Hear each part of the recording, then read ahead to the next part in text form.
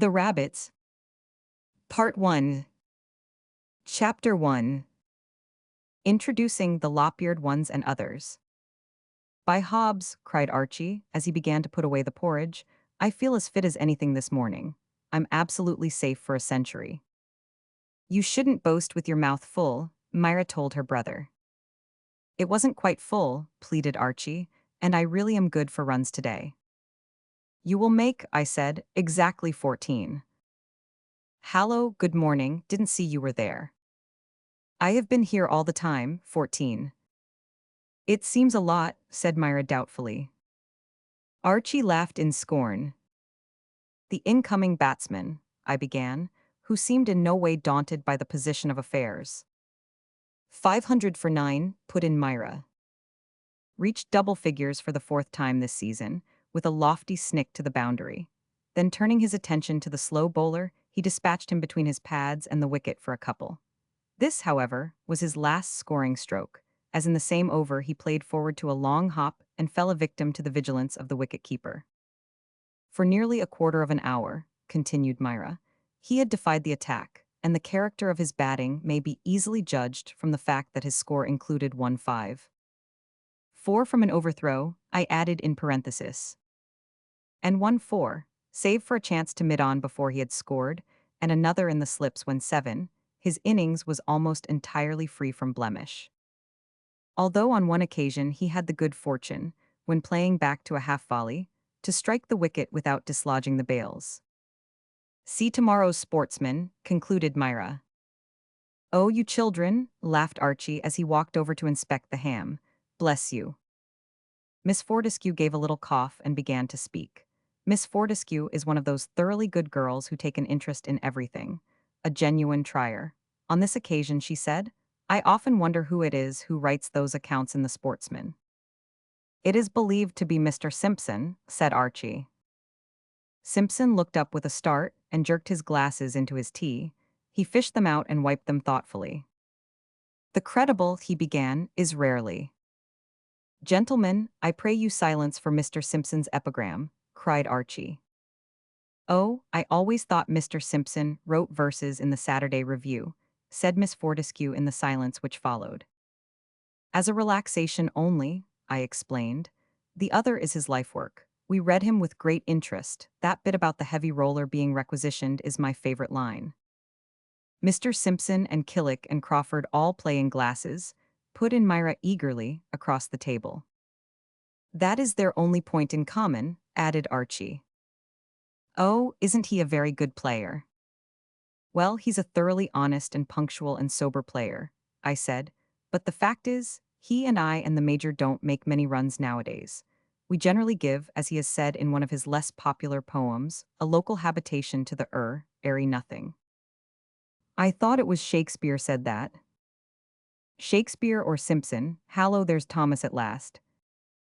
Thomas is in the Admiralty, which is why he is always late. It is a great pity that he was christened Thomas. He can never rise to the top of his profession with a name like that. You couldn't imagine a Thomas McKenna, or even a Thomas Nelson, but he doesn't seem to mind somehow. Morning, everybody, said Thomas. Isn't it a beastly day? We'll hoist the south cone for you, said Archie, and he balanced a mushroom upside down on the end of his fork. What's the matter with the day? Asked our host, the Major, still intent on his paper. It's so early. When I was a boy. My father, Major Mannering, said Archie, will now relate an anecdote of Waterloo. But the Major was deep in his paper. Suddenly there is only one word for it, snorted. The budget, said Myra and Archie, exchanging anxious glances. That's good, he said. That's very good. If the Chancellor of the Exchequer imagines that he can make his iniquitous budget more acceptable to a disgusted public by treating it in a spirit of airy persiflage, he is at liberty to try. But airy persiflage, when brought into contact with the determined temper of a nation.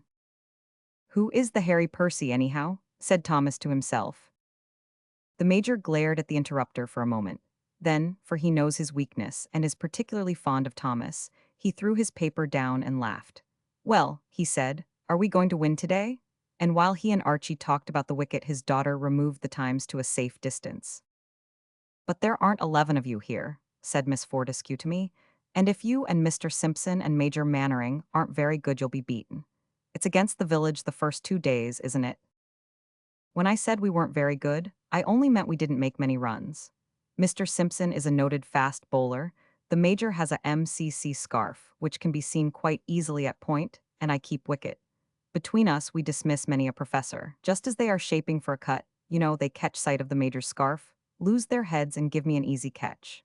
Then Archie and Thomas take centuries. One of the gardeners bends them from the off and makes them swim a bit. The vicar of his plenty is lending us 2 sons. Tony and Dahlia Blair come down this morning, and there is a chauffeur who plays for keeps. How many is that? 11, isn't it? It ought only to be 10, said Myra, who had overheard. Oh yes, I was counting, Miss Blair, said Miss Fortescue. We never play more than 10 aside, said Archie. Oh, why? So as to give the scorer an extra line or two for the buys. Myra laughed, then, catching my eye, looked preternaturally solemn. If you've quite finished breakfast, Mr. Gaukroger, she said, there'll be just time for me to beat you at croquet before the rabbits take the field. Right-o, I said. Of course, my name isn't really Gaukroger. Chapter 2. On the run. The Major has taken a great deal of trouble with his ground, and the result pleases everybody. If you are a batsman, you applaud the short boundaries. If you are a wicket-keeper, as I am, and Thomas is bowling what he is pleased to call googlies, you have leisure to study some delightful scenery. And if you are a left-handed bowler, with a delivery outside the screen, there is behind you a belt of trees which you cannot fail to admire. When Archie was born and they announced the fact to the Major, his first question was, so I understand, right or left-handed? They told him left to quiet him, and he went out and planted a small forest so that it should be ready for Archibald's action when he grew up. Unfortunately, Archie turned out to be no bowler at all, in my opinion, and right-handed at that. Nemesis, as the halfpenny papers say. Well, we all asked when Archie came back from tossing. They lost and put us in. Good man. May I have my sixpence back? I said. You haven't bent it or anything, have you? Thanks. As the whole pavilion seemed to be full of people putting on their pads in order to go in first, I wandered outside. There I met Myra. Hallo, we're in, I said. Come and sit on the roller with me and I'll tell you all about Jays. Can't for a moment. Do go and make yourself pleasant to Dahlia Blair, she's just come. Do you think she'd be interested in Jays? I mean the Leicestershire cricketer, not the disinfectant. Oh, all right then, I won't. I wandered over to the deck chairs and exchanged greetings with Miss Blair. I have been asked to make myself pleasant, I said. I suppose that means telling you all about everybody, doesn't it? Yes, please. Well, we're in, as you see. That's the vicar leading his team out. He's no player, really. One of the among others we noticed. But he's a good father, and we've borrowed 2 offsprings from him. Here comes Archie and Wilkes. Wilkes drove you from the station, I expect. He did, and very furiously. Well, he hardly drives at all when he's in. He's terribly slow, what they call nature's reaction. Archie, you will be sorry to hear, has just distinguished himself by putting me in last. He called it 9th wicket down, but I worked it out, and there doesn't seem to be anybody after me. It's simply spite. I hope Mr. Archie makes some runs, said Dahlia. I don't mind so much about Wilkes, I'm afraid he is only going to make 14 today. That's the postman going to bowl to him. He has 2 deliveries, one at 8 a.m. and one at 12:30 p.m. The second one is rather doubtful. Archie always takes guard with the bail, you observe, and then looks round to see if we're all watching. Don't be so unkind. I'm annoyed, I said, and I intensely dislike the name Archibald, 9th wicket down. The umpire having called play, Joe, the postman, bounded up to the wicket and delivered the ball. Archie played forward with the easy confidence of a school professional when nobody is bowling to him. And then the leg bail disappeared. Oh, cried Dahlia, he's out. I looked at her and I looked at Archie's disconsolate back as he made for the pavilion, and I knew what he would want. I got up. I must go now, I said. I've promised to sit on the heavy roller for a bit. Archie will be here in a moment. Will you tell him from me that we both thought he wasn't quite ready for that one, and that it never rose an inch? Thank you very much. I discovered Myra, and we sat on the roller together. Well, I've been making myself pleasant, I said. And then when Archie got out, I knew he'd want to sit next to her, so I came away. That is what they call tact in the lady. Archie is rather fond of her, said Myra. I don't know if. Yes, yes, I understand. Years ago. Let's see, are you 90 or 91? I always forget. 91 next St. Crispin's Day. I'm sorry Archie's out. The popular cricketer was unfortunate enough to meet a trimmer first ball, and the silent sympathy of the bank holiday crowd went out to him as he wended his way to the pavilion. Extract from Pavilions I Have Wended To, by Percy Benskin. Help, there goes Blair. After this, the situation became very serious. In an hour, 7 of us had got what I might call the postman's knock. Wilkes was still in, but he had only made 9. The score was 52, thanks entirely to Simpson, who had got 35 between first and second slip in 20 minutes. This stroke of his is known as the Simpson uppercut and is delivered straight from the shoulder and off the edge of the bat. This is awful, said Myra. You'll simply have to make some now. I think it's time Wilkes got on to his second speed. Why doesn't somebody tell him? Hallo, there goes John. I knew there wasn't a run there. Where are my gloves? You mustn't be nervous. Oh, do make some. The condemned man walked firmly to the wickets.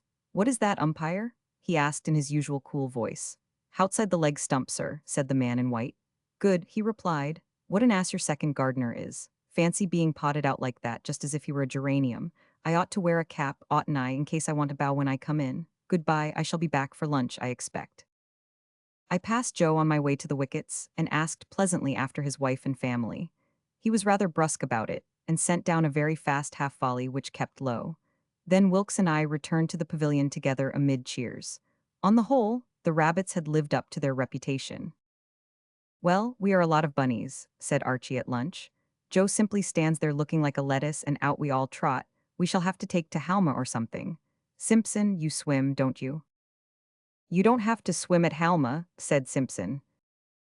Anyhow, said Blair, we can't blame the selection committee. I blame Thomas, I said. He would have 8 and he wouldn't wait. I don't blame myself because my average is now 3.5, and yesterday it was only 3.1. That is impossible if you made not today, said Simpson eagerly. Not if I divided it wrong yesterday. Averages, said the major to the vicar, catching the last sentence but 2, are the curse of modern cricket. When I was a boy.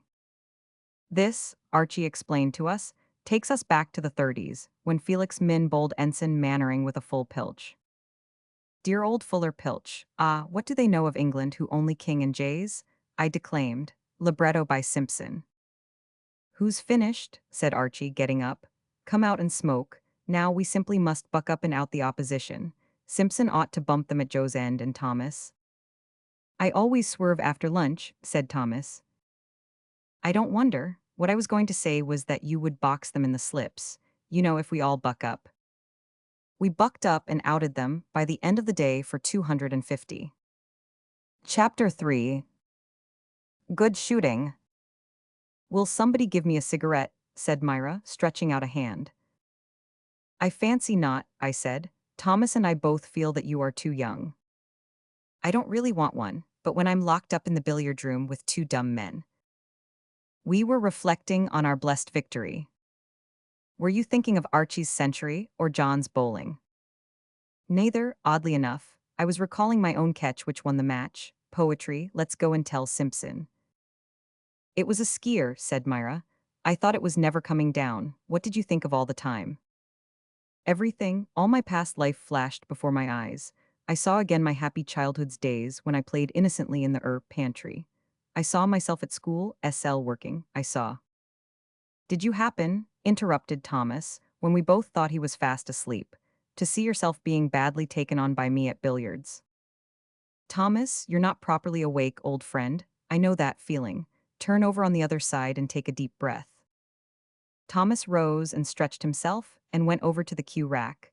You should have heard him citing about his blessed billiards this morning, he told Myra. I didn't side, I simply said that anybody could beat Thomas. Do they play billiards much at the Admiralty? I should have thought the motion. Take a cue, Myra will mark. Rather, I can mark like anything. Once upon a time, I said, There was a lad who wanted to get into the Admiralty, but his mother said, "Not until you have learnt to swim, Thomas." So he had a set of 6 private lessons for 1 guinea before he went in for the examination. He came out 38 and was offered a lucrative appointment in the post office, hence his enormous skill at billiards, thick or clear. "I will adventure half a crown upon the game," said Thomas, giving a miss. "Righto, Rothschild. Now are you ready, Marker? I'm Spot. Hadn't you better oil the board a bit? Well, as long as you can work it quickly enough."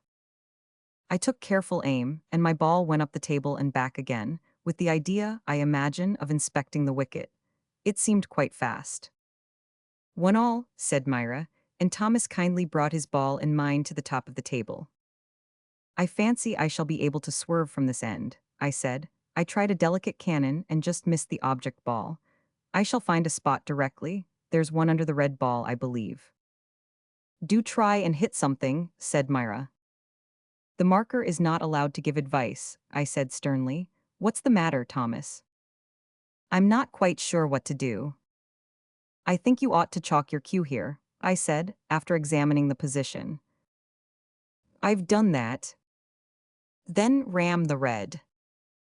Thomas rammed, and all but sank it in the left-hand pocket. "I am now," I said, "going to do a cannon off the cushion. Marker, what is my score?" "1, sir." "Then kindly get ready to put it up to 3, rotten luck." "Wrong side," said Myra judicially. "No, I meant to hit it that side." "I mean, you wanted a little running side." "This isn't Queen's Club, go on, Thomas." Thomas, who had been chalking his cue, advanced to the table. "Hallo," he said, "where's the other ball?" I looked at the table, and there were only 2 balls on it. "That's an extraordinary thing," I said in amazement. "I'm almost certain we started with 3. "Did you put me down?" "Certainly not, I shouldn't dream of doing such a thing. I don't say I mayn't have slipped down myself when nobody was looking. Myra, did you notice which pocket I was trying for that time?" We felt in all of them, and at last found my ball in one of the bottom ones. It must have gone there very quietly. "Score, Marker?" I asked confidently as I prepared to continue my break. "Oh, you're going over the crease," cried Myra. I took my ball back an inch. "Will you tell me the score?" I said. "Stevenson in play 3, Inman 2. Inman's 2 were both wides." Barely were the words out of her mouth when Inman's score was increased by a no ball. A miscue, they call it technically. 3-all, said Myra. "This is awfully exciting. First one is ahead and then the other. By the way, how many up are we playing?" "5, aren't you?" said Myra. This roused Thomas. He had played himself in and now proceeded to make a pretty break of 17. I followed. There was a collision off the middle pocket between Spot and Red, and both went down. Then plane was unintentionally sunk as the result of a cannon shot, and Spot and Red sailed into harbor. With Thomas's miss, I scored 11. Unfortunately, off my next stroke, Thomas again went down. "Billiards," he said. "You don't think I want to put the rotten thing down, do you? It's such a blessed rabbit. Directly it sees a hole anywhere it makes for it. Hallo, 6 more. I shall now give what they call a miss in bulk." "Oh, good miss," cried Myra, as Spot rested over the middle pocket. "That was a googly. You both thought it would break the other way." The game went on slowly. When Thomas was 90 and I was 99, there was a confused noise without, and Archie and Miss Blair burst into the room. At least only Archie actually burst. Miss Blair entered sedately. "Who's winning?" cried Archie. "What an absurd question," I said, "as if we should tell you." "All right, doll, Miss Blair, have you ever seen billiards played really well?" "Never." "Then now's your chance. 90-99, they've only just begun. This is Thomas's first break, I expect. There, he's got a clear board. You get 5 extra for that, and the other man is Rubicond. 99 all. Now it is only a question of who misses first." I put down my cue. "Thomas," I began, "we have said some hard things about each other tonight, but when I listen to Archie, I feel very friendly towards you." "Archibald," said Thomas, "is a beastly name." So I told Miss Blair.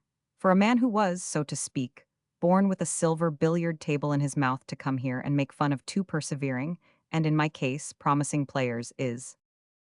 "You'll never finish that sentence," said Myra. Try some more billiards. It was almost impossible to say what I wanted to say grammatically. I answered, and I hit my ball very hard up the table at the white. It's working across, said Archie after the second bounce.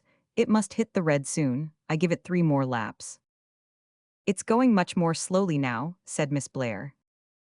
Probably it's keeping a bit of a sprint for the finish. Wait till it gets its second wind. No, I'm afraid it's no good. It ought to have started sooner. Hallo, yes, it's got him. It hasn't finished yet, I said calmly. Look there. Jove, said Archie, shaking my hand, that's the longest loser I've ever seen. My dear old man, what a performer. The practice you must have had. The years you must have devoted to the game. I wonder, could you possibly spare an hour or two tomorrow to play cricket for us? Chapter 4. A few wires. 180 for none. The umpire waved his lily hand, and the scorer entered one more 4 in his book. Seeing that the ball had gone right through a bicycle which was leaning up against the pavilion, many people, the owner of the bicycle anyhow, must have felt that the actual signaling of a boundary was unnecessary, but our umpire is a stickler for the etiquette of the game. Once when? But no, on second thoughts, I shan't tell you that story. You would say it was a lie, as indeed it is. Rotten, said Archie to me as we crossed over. A good captain always confides in his wicket-keeper. Don't take Simpson off, I said. I like watching him. I shall go on again myself soon. Oh, it's not so bad as that, don't lose heart. The score was 200 when we met again. I once read a book by a lady, I said, in which the hero started the over with his right hand and finished it with his left. I suppose Simpson couldn't do that. He's a darned rotten bowler anyway. His direction is all right, but his meter is so irregular. At the end of the next over, what shall I do? Asked Archie in despair. Put the wicket-keeper on, I said at once. The idea was quite a new one to him. He considered it for a moment. Can you bowl? He said at last. No. Then what on earth's? Look here, you've tried him with people who can bowl, and they've made 220 in an hour and a half. Somebody who can't bowl will be a little change for them. That's one reason. The second is that we shall all have a bit of a rest while I'm taking my things off. The third is that I bet Myra a shilling. Archie knelt down and began to unbuckle my pads. I'll keep myself, he said. Are you fast or slow? I haven't the faintest idea. Just as it occurs to me at the moment, I expect. Well, you're quite right, you can't be worse than some of us. Will you have a few balls down first? No, thanks, I should like to come as a surprise to them. Well, pitch 'em up anyhow. I shall probably vary my length, if possible without any alteration of action. I am now approaching the incredible. The gentle reader, however, must not be nasty about it. He should at least pretend to believe, and his best way of doing this is to listen very silently to what follows. When he has heard my explanation, I shall assume that he understands. Bowling is entirely a question of when you let go of the ball. If you let go too soon, the result is a wide over the batsman's head. If too late, a nasty crack on your own foot. Obviously, there are spaces in between. By the law of averages, one must let go at the right moment at least once. Why not then at the first ball? And in the case of a person like myself, who has a very high action and a good mouth, I mean who has a very high delivery, such a ball, after a week of Simpsons and Archies, would be almost unplayable. Very well then, I did let go at the right moment, but, unfortunately, I took off from the wrong crease. The umpire's cry of "no ball" and the shattering of the quidnunk's wicket occurred simultaneously. Good ball, said Archie. Oh, bad luck. I tried to look as though, on the whole, I preferred it that way, as being ultimately more likely to inspire terror in the batsman at my end. Certainly, it gave me confidence. Made me overconfident, in fact, so that I held on to the next ball much too long, and it started bouncing almost at once. The quidnunc, who was convinced by this that he had been merely having a go at the previous ball, shouldered his bat and sneered at it. He was still sneering when it came in very quickly, and took the bottom of the leg stump. Finger spin, chiefly. Archie walked up slowly and gazed at me. Well, I said jauntily. No, don't speak, I just want to look and look and look. It's wonderful, no elastic up the sleeve or anything. This is where it first pitched, said the major, as he examined the ground. Did you think of letting in a brass tablet? I inquired shortly.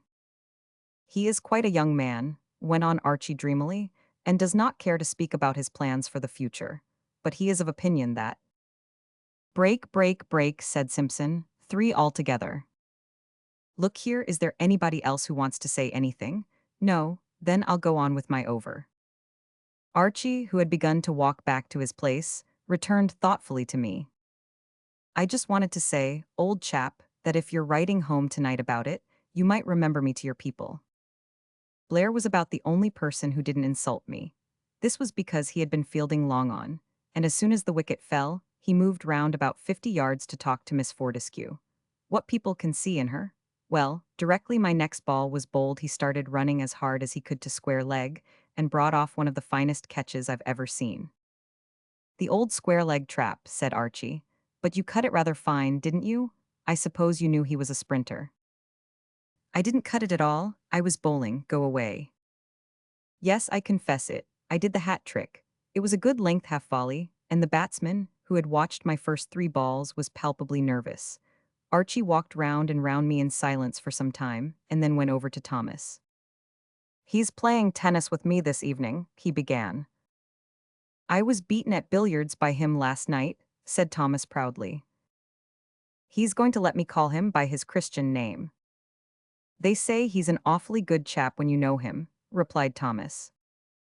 I got another wicket with the last ball of the over, and then we had lunch. Myra was smiling all over her face when we came in, but beyond a well-bowled Walter, which I believed to be Brearley's name, would have nothing to do with me. Instead, she seized Archie and talked long and eagerly to him, and they both laughed a good deal. Arkwright, I heard Archie say at the end, he's sure to be there and would do it like a shot. Like a wise captain, Archie did not put me on after lunch, and Simpson soon began to have the tail in difficulties. Just after the eighth wicket fell, a telegram came out. Archie took it and handed it to me. From McLaren, I expect, he said with a grin. You funny ass, I happen to know it's from Dick. I asked him for a wire about the Kent match. Oh, did Kent win? Said Archie, looking over my shoulder. As I opened it, the others came up and I read. Please be in attendance for next test match. Okay. I got three more that afternoon. One from Fry, one from Leveson-Gower, and one from McLaren. They all came from Lord's, and I've half a mind to take my telegrams with me and go. Then Myra would probably get 6 months in the second division. But I shouldn't mind that, said Myra. You could easily bail me out. A silly joke, I call it. Chapter 5. At play. I selected a handkerchief, gave a last look at the weather, which was beastly, and went down, very late, to breakfast. As I opened the door, there was a sudden hush. Everybody looked eagerly at me. Then Miss Fortescue tittered. Well, you know how one feels when that happens. I put my hand quickly to my tie, it was still there. I squinted down my nose, but there was no smut. To make quite sure, I went over to the glass. Then Simpson exploded. Yet nobody spoke. They all sat there watching me, and at last I began to get nervous. I opened my mouth to say good morning, but before I got it out, Miss Blair gave a little shriek of excitement. That upset me altogether. I walked up to the teapot and, pouring myself out a cup, said, with exaggerated carelessness, "Rotten day, isn't it?" And then came the laughter, shout after shout. I held out my hand to Myra. "Goodbye," I said. "I'm going home. Thank you for a very jolly time, but I'm not going to be bullied." "Oh, you dear," she gurgled. "I am rather sweet before breakfast," I admitted, "but how?"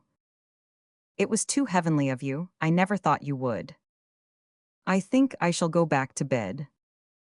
"It was rather rough luck," said Archie, "but of course the later you are the worse it is for you. And the higher the fewer, quite so. If this is from breakfast table topics in the Daily Mirror, I haven't seen them today, but I'll do my best." Archie, explain. Archie took up a piece of paper from the table and explained. "It's like this," he said. "I came down first and looked at the weather and said, 'Anyone would,' I put in quickly. Well, then Blair came in and said, 'Beastly day,' and then Simpson. Well, I thought I'd write down everybody's first remark to see if anybody let the weather alone. Here they are."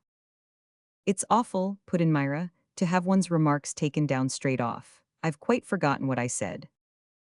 This was the list. Archie, bother, so he says. Blair, what a beastly day. Simpson, what a jolly day. The Major, well, not much cricket today, hey. Myra, oh dear, what a day. Miss Blair, what a terrible day. Miss Fortescue, oh you poor men, what a day. Thomas, rotten day, isn't it? Me, rotten day, isn't it? I don't think much of Thomas's remark, I said. Later on in the morning we met, all except the Major. That is, in the room which Myra calls hers and Archie calls the nursery, and tried to think of something to do. I'm not going to play bridge all day for anyone, said Archie. The host should lay himself out to amuse his guests, said Myra. Otherwise his guests will lay him out, I warned him, to amuse themselves. Well, what do you all want to do? I should like to look at a photograph album, said Thomas. Stump cricket. What about hide and seek? No, I've got it, cried Archie. We'll be Boy Scouts. Hooray, cried everybody else. Archie was already on his hands and knees. Ha, he said, is that the spoor of the white ant that I see before me? Spoorly not. I have but been winded by the water beetle. Sound, sound the trumpet, beat the drum. To all the scouting world proclaim. One crowded stalk upon the turn is worth an age without a name. Archie, shrieked Myra in horror. It is too late, she added, all the ladies have swooned. We arranged sides, Myra and I and Simpson and Thomas against the others. They were to start first. This isn't simply hide and seek, said Archie as they went off. You've got to track us fairly. We shall probably blaze doorposts. When you hear the bleat of a tinned sardine, that means we're ready. Keep your eyes skinned, my hearties, and heaven defend the right. We ought to have bare knees, really, said Myra when they'd gone. Boy Scouts always do, so that when they go through a bed of nettles, they know they've been. I shall stalk the stairs to begin with, I said. Simpson, you go down the back way and look as much like a vacuum cleaner as possible. Then they won't notice you. Thomas and Myra? Hush, listen. Was that the bleat of a fresh sardine or the tinned variety? Tinned, said Myra. Let's go.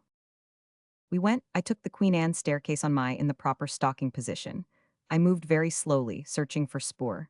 Halfway down the stairs, my back fin slipped and I shot over the old oak at a tremendous pace, landing in the hall like a channel swimmer.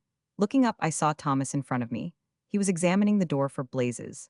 Myra was next to him, her ear to the ground, listening for the gallop of horses' hoofs. I got up and went over to them. Hast seen aught of a comely wench in parlous case, hight Mistress Dahlia? I asked Thomas. Boy Scouts don't talk like that, he said gruffly. I beg your pardon. I was thinking that I was a cavalier and you were a roundhead. Now I perceive that you are just an ordinary fathead. Why, said Myra at the foot of the stairs, what does this button mean? Have I found a clue? I examined it, and then I looked at my own coat. You have, I said. Somebody has been down those stairs quite recently, for the button is still warm. Where is Scout Simpson? At that moment, he appeared breathless with excitement. I have had an adventure, he said hurriedly, without saluting. I was on the back stairs looking like a vacuum cleaner when suddenly Archie and Miss Blair appeared. They looked right at me, but didn't seem to penetrate my disguise. Archie, in fact, leant against me and said to Miss Blair, I will now tell you of my secret mission. I carry caviar, I mean dispatches, to the general. Breathe but a word of this to the enemy, and I miss the half-holiday on Saturday. Come, let us be going, but first to burn the secret code. And then he struck a match on me and burned it. Myra gurgled and hastily looked solemn again. Proceed, Scout Simpson, she said, for the night approaches apace. Well, then they started down the stairs, and I went after them on my scouting, you know. I made rather a noise at one corner, and Archie looked round at me and said to Miss Blair, The tadpoles are out full early. See yonder where one lies basking. And he came back and put his foot on me and said, Nay, 'tis but a shadow. Let us return right hastily. Yet tarry a moment, what time I lay a false trail. So they tarried, and he wrote a note and dropped it on me, and afterwards I got up and here it is. The secret dispatch, cried Myra. It's addressed to the scoutmistress, and it says outside, Private, not to be opened till Christmas Day. Myra opened it and read, Your blessed scouts are everywhere. Let me just have 5 minutes with her in the nursery, there's a dear. I'd do as much for you. but she didn't read it aloud, and I didn't see it till some time afterwards. She simply put it away and smiled and announced that the scouts would now adjourn to the billiard room for pemmican and other refreshments, which they did. The engagement was announced that evening. In Chapter 6. In and Out. Well, said Thomas, how are we going to celebrate the joyful event? We were sitting on the lawn, watching Blair and Miss Fortescue play croquet. Archie and Dahlia were not with us. They had, I suppose, private matters to discuss. Our match did not begin for another hour, happily for the lovers, happily also for the croquet players, who had about 56 more hoops, posts, flags, and whatnot to negotiate. It's awfully difficult to realize it, said Myra. My own brother, just fancy, I can hardly believe it. I don't think there can be any doubt, I said. Something's happened to him anyhow, he's promised to put me in first today. Let's have a dance tomorrow night, continued Thomas, relentlessly pursuing his original idea, and we'll all dance with Miss Blair. Yes, Archie would like that. I remember some years ago when I was in Spain, said Simpson. This, I murmured appreciatively, is how all the best stories begin. And I settled myself more comfortably in my chair. No, said Simpson, I'm wrong there, it was in Hampstead. And he returned to his meditations. Tell you what, said Thomas, you ought to write him an ode, Simpson. There's nothing that rhymes with the lady. There's hair, I said quite unintentionally. I meant with Dahlia. My dear man, there are heaps, why there's azalea. That's only one. Well, there are lots of different kinds of azalea. Any rhymes for Archie and Mannering? Said Simpson scornfully. Certainly, and Simpson, you might end with him. Forgive the way the meter limps on. It's always like that with Samuel Simpson. You get the idea. Hush, said Myra, Miss Fortescue has passed under a hoop. But it is time that we got on to my innings. Archie managed to win the toss and, as he had promised, took me in with him. It was the proudest and most nervous moment of my life. I've never been in first before, I said, as we walked to the wickets. Is there any little etiquette to observe? Oh, rather, especially if you're going to take first ball. Oh, there's no doubt about my taking the first ball. In that case, the thing to remember is that when the umpire calls play, the side refusing to play loses the match. Then it all rests on me. Your confidence in me must be immense. I think I shall probably consent to play. I obtained guard and took my stand at the wicket. Most cricketers nowadays, I am told, adopt the two-eyed stance, but for myself I still stick to the good old two-legged one. It seems to me to be less wearing. My style, I should observe, blends happily the dash of a Joseph Vine with the patience of a Kenneth Hutchings, and after a long innings I find a glass of, I've forgotten the name of it now, but I know I find it very refreshing. Being the hero, you will admit that, after my hat trick of this true story, I feel I must describe my innings carefully. Though it only totaled 17, there was this to be said for it. It is the only innings of less than 100 ever made by a hero. It began with a cut to square leg, for which we ran a forced single, and followed on with a brace of ones in the direction of fine slip. After that, I stopped the bowler in the middle of his run-up, and signaled to a spectator to move away from the screen. This was a put-up job with Myra, and I rather hoped they would give me something for it, but apparently they didn't. At the end of the over, I went up and talked to Archie. In first-class cricket, the batsmen often do this, and it impresses the spectators immensely. I said, I bet you a shilling I'm out next over. He said, I won't take you. I said, then I huff you, and went back to my crease. My next scoring stroke was a two-eyed hook over Point's head, and then Archie hit 3 fours running. I had another short conversation with him, in the course of which I recited 2 lines from Shakespeare and asked him a small but pointed conundrum, and afterwards I placed the ball cleverly to mid-off, the agility of the fieldsman, however, preventing any increment, unearned or otherwise. Finally, I gave my cap to the umpire, made some more ones, changed my bat, and was caught at the wicket. I hit it, I said, as I walked away. I said it to nobody in particular, but the umpire refused to alter his decision. I congratulate you, said Miss Blair, when I was sitting down again. I was just going to do that to you, I said. Oh, but you were kind enough to do that last night. Ah, this is extra. I've just been batting out there with your young man. perhaps you noticed.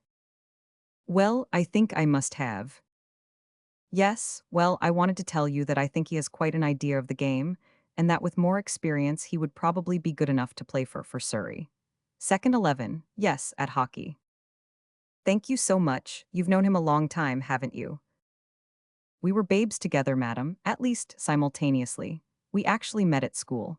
He had blue eyes and curly hair and fought the captain on the very first day.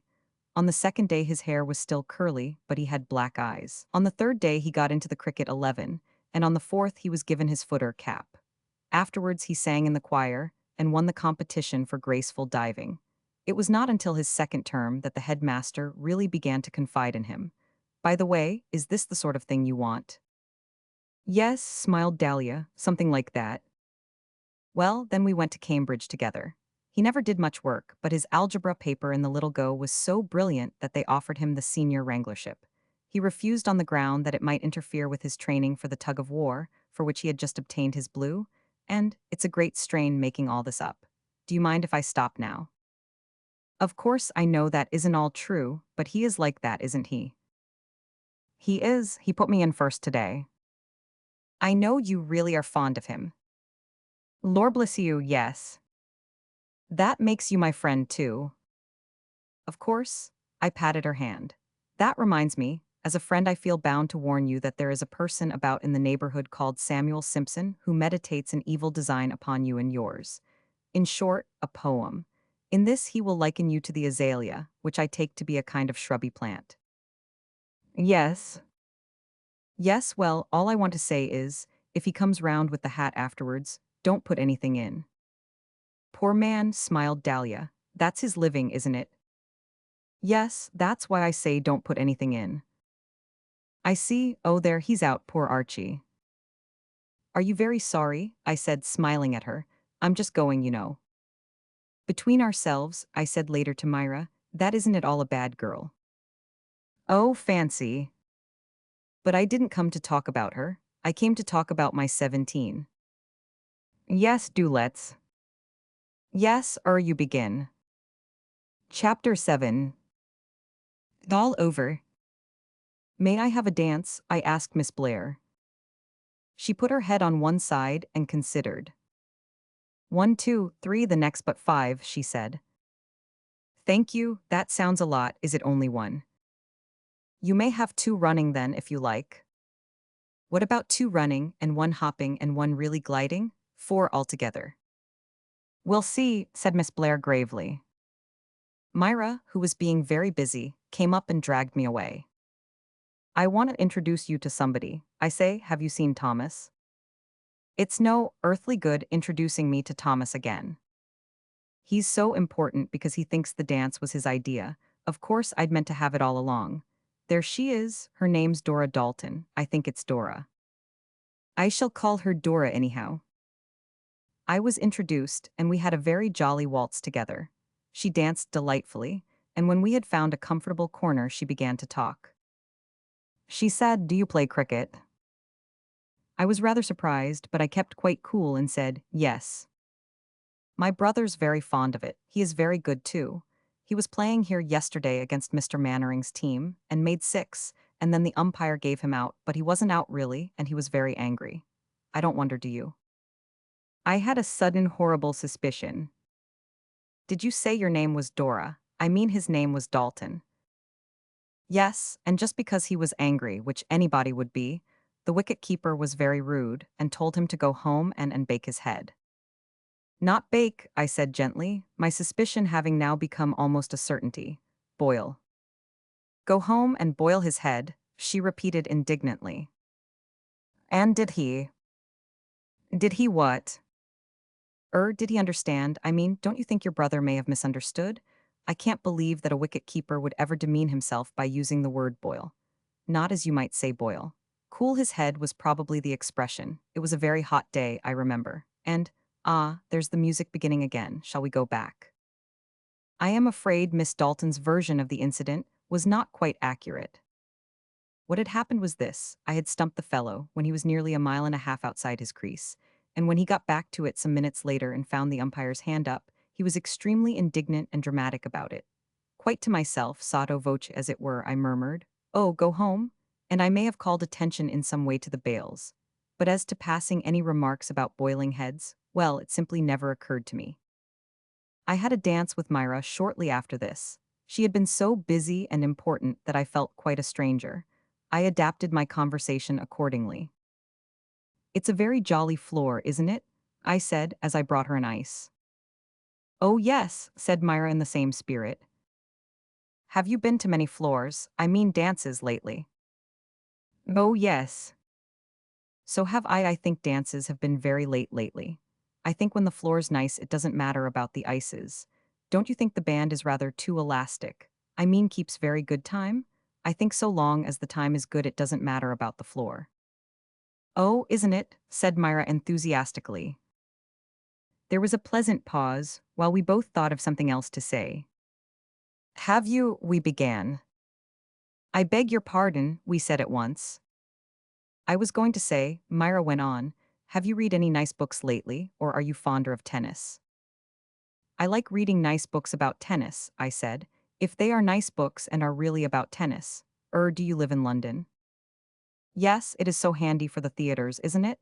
There is no place exactly like London, is there? I mean, it's so different."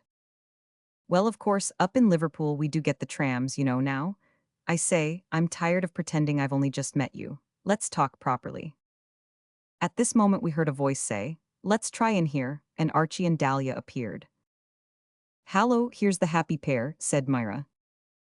They came in and looked at us diffidently. I leant back and gazed at the ceiling. "Were you just going?" said Archie. "We were not," I said. "Then we'll stay and talk to you." We were in the middle of an important conversation. "Oh, don't mind us." "Thank you, it's really for your benefit, so you'd better listen. Let me see, where were we? Oh yes, 1 pound of beef, 9 pence, 3 pounds of potatoes, 4 pence, 1 piece of emery paper for the blancmange, 2 pence, 1 pound of India rubber." "Dahlia, darling," interrupted Myra, in a fair imitation of Archie's voice, "how often have I told you that we can't afford India rubber in the cake? Just a few raisins and a cherry is really all you want. You mustn't be so extravagant." "Dearest, I do try, and after all, love, it wasn't I who fell into the cocoa last night." "I didn't fall in, I simply dropped my pipe in, and it was you insisted on pouring it away afterwards. And then, look at this, 1 yard of lace, 4s, 6D. That's for the cutlets, I suppose. For people in our circumstances, paper frillings are quite sufficient." Archie and Dahlia listened to us with open mouths. Then they looked at each other, and then at us again. "Is there any more?" asked Archie. "There's lots more, but we've forgotten it." "You aren't ill or anything?" "We are both perfectly well." "How's Miss Dalton?" "Dora," I said, "is also well. So is Miss Fortescue and so is Thomas. We are all well." "I thought perhaps—" "No, there you are wrong." "I expect it's just the heat and the excitement," said Dahlia with a smile. "It takes some people like that." "I'm afraid you miss our little parable," said Myra. "We do, come on, Dahlia." "You'll pardon me, Archibald, but Miss Blair is dancing this with me." Archie objected strongly, but I left him with Myra and took Miss Blair away. We sat on the stairs and thought. "It has been a lovely week," said Dahlia. "It has," I agreed. "Perhaps more lovely for me than for you." "That's just where I don't agree with you. You know, we think it's greatly overrated. Falling in love, I mean." "Who's a we?" "Myra and we've been talking it over. That's why we rather dwelt upon the sordid side of it just now. I suppose we didn't move you at all." "No," said Dahlia, "we're settled." "That's exactly it," I said. "I should hate to be settled, it's so much more fun like this." Myra quite agrees with me. Dahlia smiled to herself, but perhaps someday, she began. "I don't know, I never look more than a week ahead. It has been great fun this week, and it will probably be great fun next week. That's my motto." "Well, ye ease," said Miss Blair doubtfully. Part 2. Chapter 1. One of the players. "Do I know everybody?" I asked Myra towards the end of the dinner, looking round the table. "I think so," said Myra. If there's anybody you don't see in the window, ask for him. I can see most of them. Who's that tall, handsome fellow grinning at me now? Me, said Archie, smiling across at us. Go away, said Myra. Gentlemen shouldn't eavesdrop. This is a perfectly private conversation. You've got a lady on each side of you, I said heatedly. Why don't you talk to them? It's simply scandalous that Myra and I can't get a moment to ourselves. They're both busy, they won't have anything to say to me. Then pull a cracker with yourself. Surely you can think of something, my lad. He has a very jealous disposition, said Myra, and whenever Dahlia, bother, he's not listening. I looked round the table again to see if I could spy a stranger. There's a man over there, who's he, where this orange is pointing? Oranges don't point, waggle your knife round. Oh, him? Yes, he's a friend of Archie's, Mr. Derry. Who is he? Does he do anything exciting?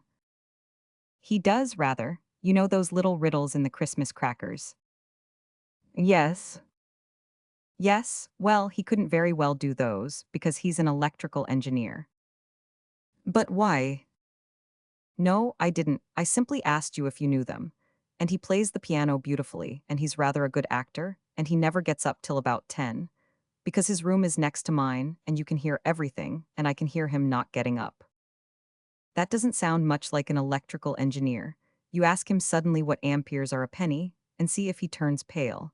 I expect he makes up the riddles after all. Simpson only does the mottos, I know. Now talk to Thomas for a bit while I drink my orange. 5 minutes elapsed or transpired, whichever it is, before I was ready to talk again. Generally, after an orange, I want to have a bath and go straight off to bed, but this particular one had not been so all-over-ish as usual. Now then, I said, as I examined the crystallized fruit, I'm with you in 1 minute. Myra turned round and looked absently at me. I don't know how to begin, she said to herself.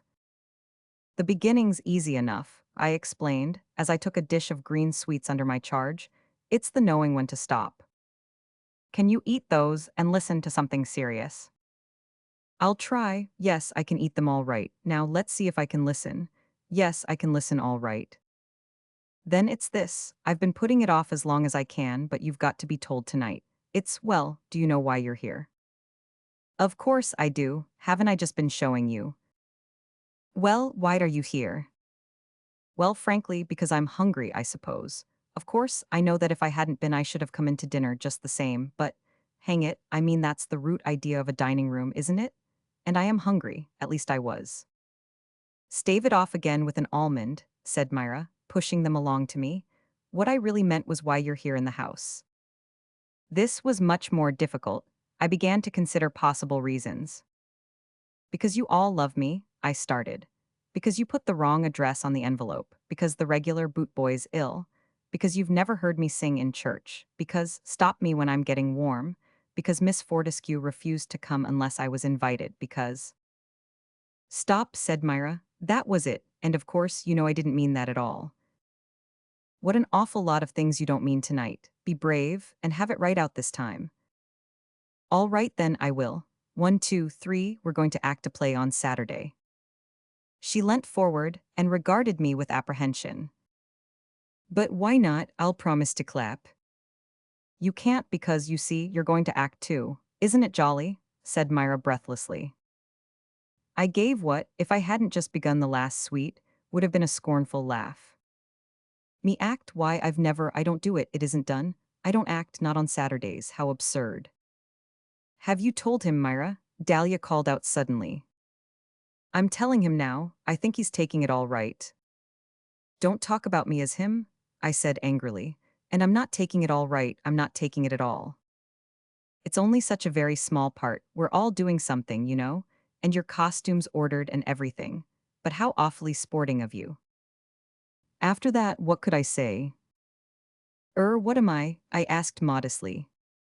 You're a small rat catcher, said Myra cheerfully. I beg your pardon. The rat catcher. You said a small one. Does that mean that I'm of diminutive size, or that I'm in a small way of business, or that my special line is young ones? It means that you haven't much to say. I see, and would you call it a tragic or a pathetic part?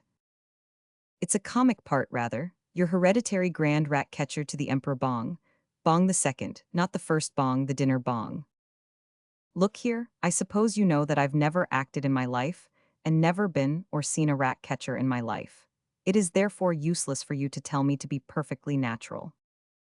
You have so little to do, it will be quite easy. Your great scene is where you approach the Emperor very nervously. I shall do the nervous part all right, and beg him to spare the life of his mother-in-law. Why, I mean, who is she? Miss Fortescue.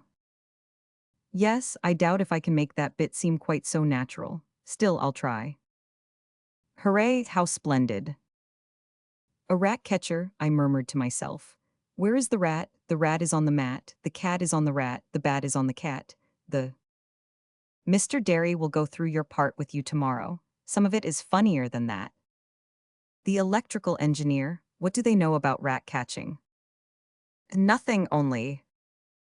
Aha, now I see who your mysterious Mr. Derry is. He is going to coach us. He is, you've found it out at last, how bright green sweets make you. They have to be really bright green sweets. Poor man, what a job he'll have with us all. Yes, said Myra, as she prepared to leave me. Now you know why he doesn't get up till 10.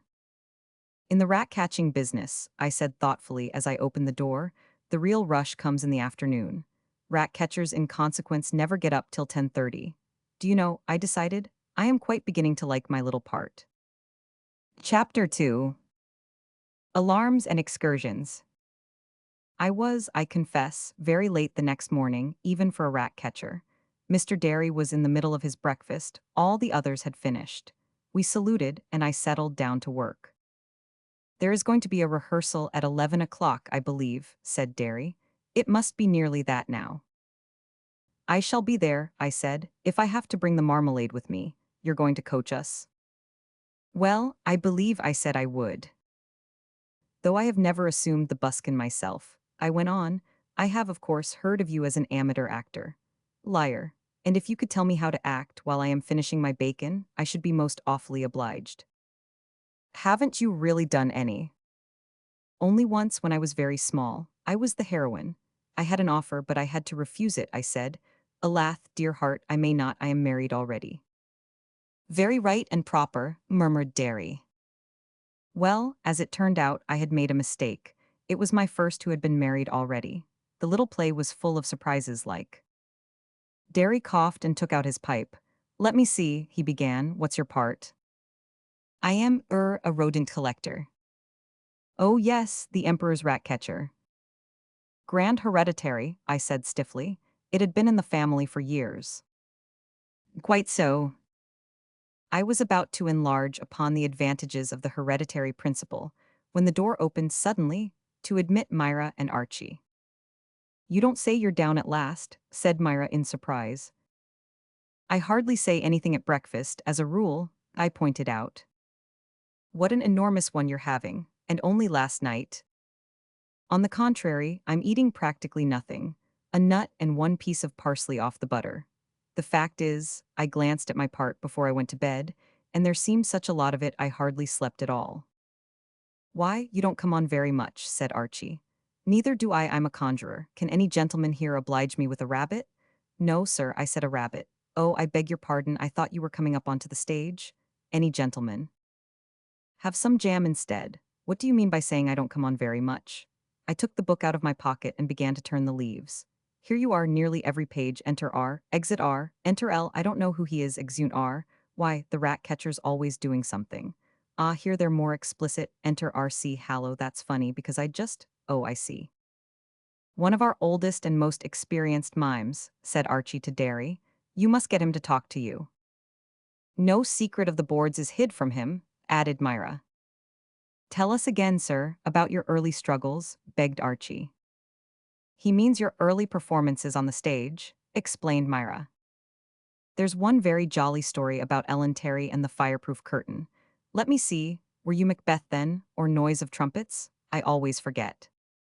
I drank my last cup of tea and rose with dignity. It is a humorous family, I apologized to Derry. Their grandfather was just the same, he would have his little joke about the first steam engine. Outside in the hall, there was a large crowd of unemployed, all talking at once. I caught the words ridiculous and rehearsal, and the connection between the two seemed obvious and frequent. I singled out Thomas, abstracted his pouch, and began to fill up. What is all this acting business? I asked. Some idea about a little play, what? Let's toddle off and have a game of billiards. They've let me in for a bally part, said Thomas, and you needn't think you're going to get out of it. They've got you down, all right. Thomas, I will be frank with you. I'm no less a person than the Emperor Bong's hereditary. It had been in the family for years, grand rat catcher. The real rush, however, comes in the afternoon. My speciality is young ones. I'm his executioner. And he has a conjurer too. What a staff. Hallo, good morning, Simpson. Are you anything lofty? Oh, I am the Emperor Bong, said Simpson gaily. I am beautiful, clever, and strong. Question, said Thomas. Tease my daily delight to carouse and to fight, and at moments I burst into song. I looked at him in amazement. Well, just at present, I said, all I want is a match. A Lucifer emp, a pine vesta madge, thanks. Now tell me, does anybody beside yourself burst into song during the play? Any bursting by Thomas or myself, for instance? Nobody sings at all. My little poem is recitative. If you mean it's very bad, I agree with you, said Thomas. I made it up myself. It was thought that my part should be livened up a little. Well, why hasn't it been? If you will give me 2 minutes, Simpson, I said, I will liven up my own part better than that. What rhymes with rat catcher? Cat catcher. Wait a bit, yes, that's got it. Oh, I'm on the Emperor's staff. I'm a rodent collector, don't laugh. My record in braces of rats and their races is 1,008.5. May we have that again? Said Myra, appearing suddenly. So I'm on. No, said Thomas. So I'm on. No, said Simpson. There is no real demand, I'm afraid. Well, I did just hear it before, said Myra. I wish you'd make up one for me. I think we might all announce ourselves like that, and then the audience will have no difficulty in recognizing us. They'll recognize Thomas if he comes on with an axe. They won't think he's just trotted round with the milk. But what are you, Myra? The Emperor's wife's maid. Another member of the highly trained staff. Well, go on, Simpson. Oh, I am Her Majesty's maid, declared Simpson. We all begin with O, to express surprise at finding ourselves on the stage at all. Oh, I am Her Majesty's maid, I'm a sad little flirt, I'm afraid. I'm respectable, steady and staid, corrected Myra. No, I said, I have it. Oh, I am Her Majesty's maid. And her charms are beginning to fade. I can sit in the sun and look just 21, while she's 36 in the shade. Myra made a graceful curtsy. Thank you, sir. You'll have to pay me a lot more of those before the play is over. Will I really? Well, seeing as the grand hereditary one is supposed to be making up to Her Majesty's confidential attendant. Miss Fortescue came pushing up to us. It is too ridiculous, she complained. None of us know our parts yet, and if we have a rehearsal now, what do you think about it? I looked at Myra and smiled to myself. I'm all for a rehearsal at once, I said. Chapter 3. A rehearsal. Now this is a very simple trick, said Archie from the center of the stage. For this little trick all I want is a hippopotamus and a couple of rubies. I take the hippopotamus in one hand, so, and cover it with the handkerchief. Then, having carefully peeled the rubies, Thomas put the last strip of silver paper onto his axe and surveyed the result proudly. But how splendid, said Myra as she hurried past. Only you want some blood. And she jumped over the footlights and disappeared. Good idea, Archie, where do you keep the blood? Hey presto, it's gone. And now, sir, if you will feel in your waistcoat pockets, you will find the hippopotamus in the right-hand side and the red ink in the left. No, dear, the hippopotamus must have been a bad one. Be an artist, Thomas, I said, and open a vein or two. Do the thing properly, Beerbohm, but soft, a winsome maid in sooth, I will approach her.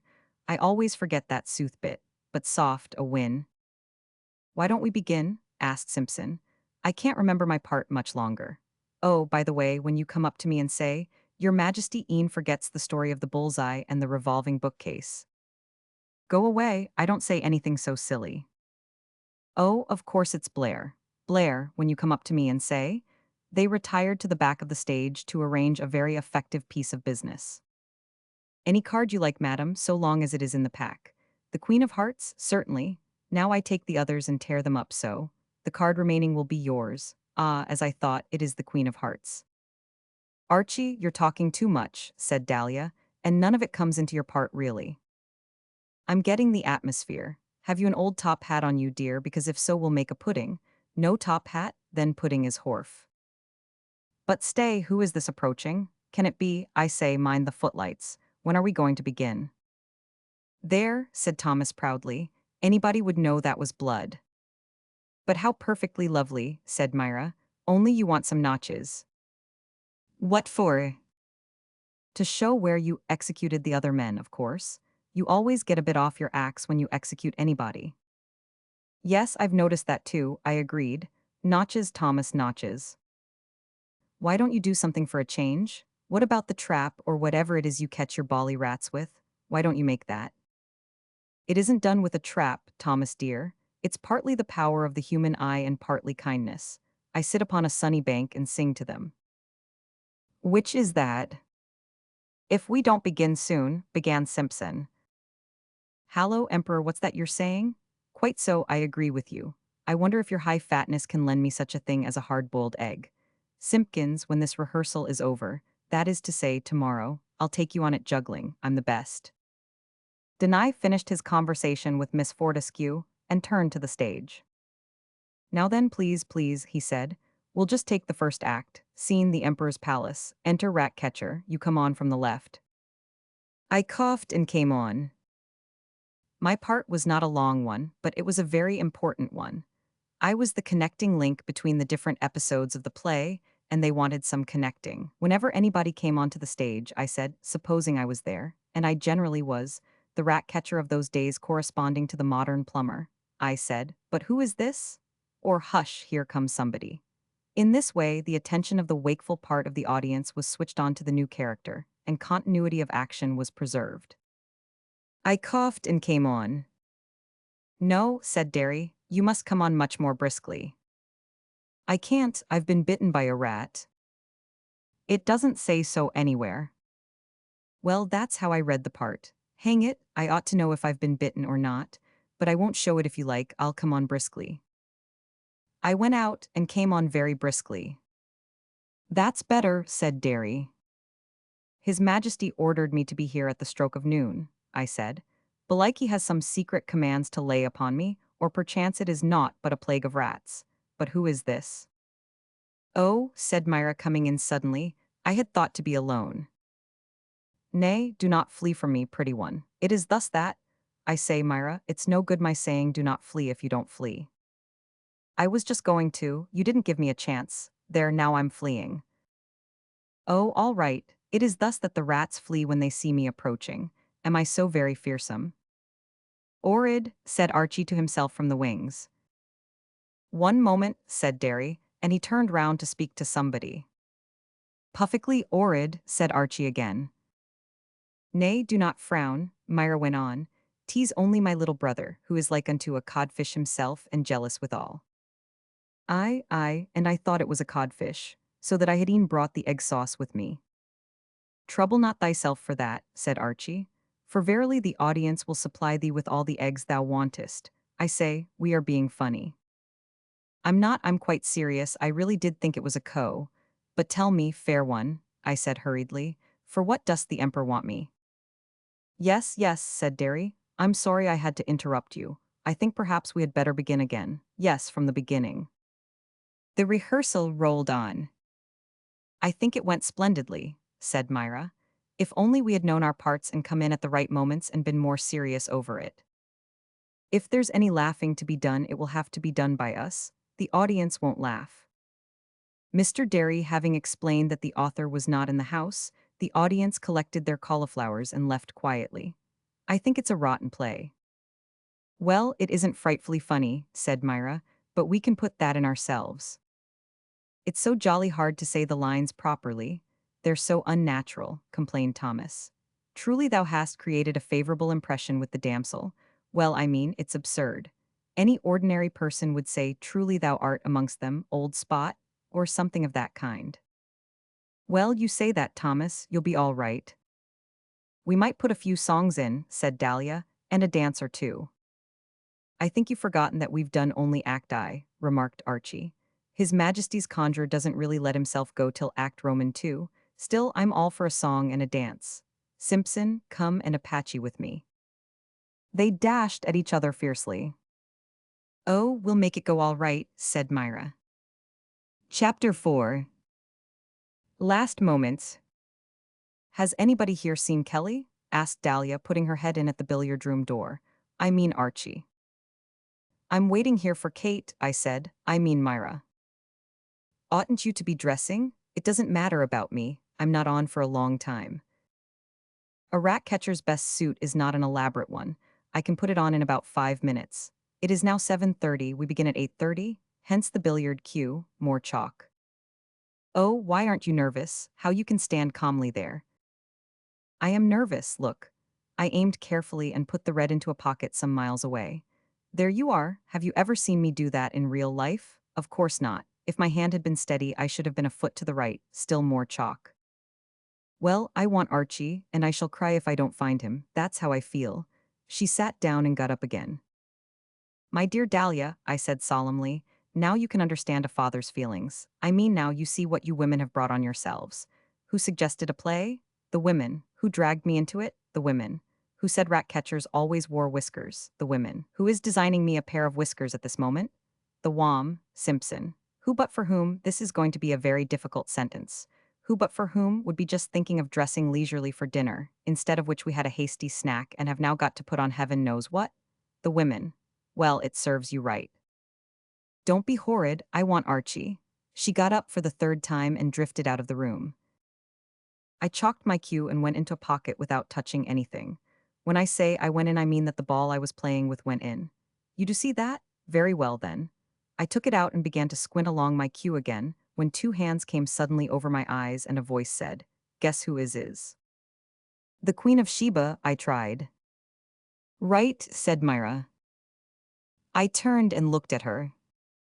Golly, you really do, I said at last. Did they always dress like that in the Bong era? Short skirts, long pigtail, bare arms, lovely.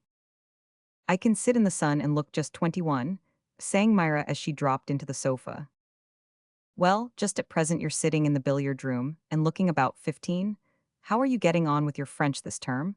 I had a very bad report in the holidays from your governess. The extra 9 pence a week seems to have been simply thrown away. Aren't you excited? Said Myra, looking at me with sparkling eyes. As for calisthenics, well, what I say is, my daughter is Church of England, and if you don't like it, she can come away. I'm not going to have her stuffed up with all that nonsense. Myra jumped up. Aren't you excited? She insisted. Feel my tongue, I mean my pulse, it's quite normal. And why? Because I've forgotten my part and I'm going to bed. It's a great responsibility, our beginning the play. It is. Have you ever thought that, if we refused to begin, the play couldn't continue, and then the audience would be able to go home? My idea was to tackle the people as they arrive and come to terms with them. I'm sure there's money in it. You aren't bothering, are you? Of course I am. I'd give £100 to be out of it. No, I wouldn't. I'd give £100 if you'd always wear that frock and do your hair like that. Will you? And you shall go on with your French, child. Myra curtsied prettily. And I'll go on with my whiskers. You haven't seen me in those yet, have you? There was a loud noise without. Here they are coming in. It was not the whiskers, however, but Archie and Thomas in full costume, Archie in green and Thomas in black. Hallo, said Archie, I feel just like a conjurer.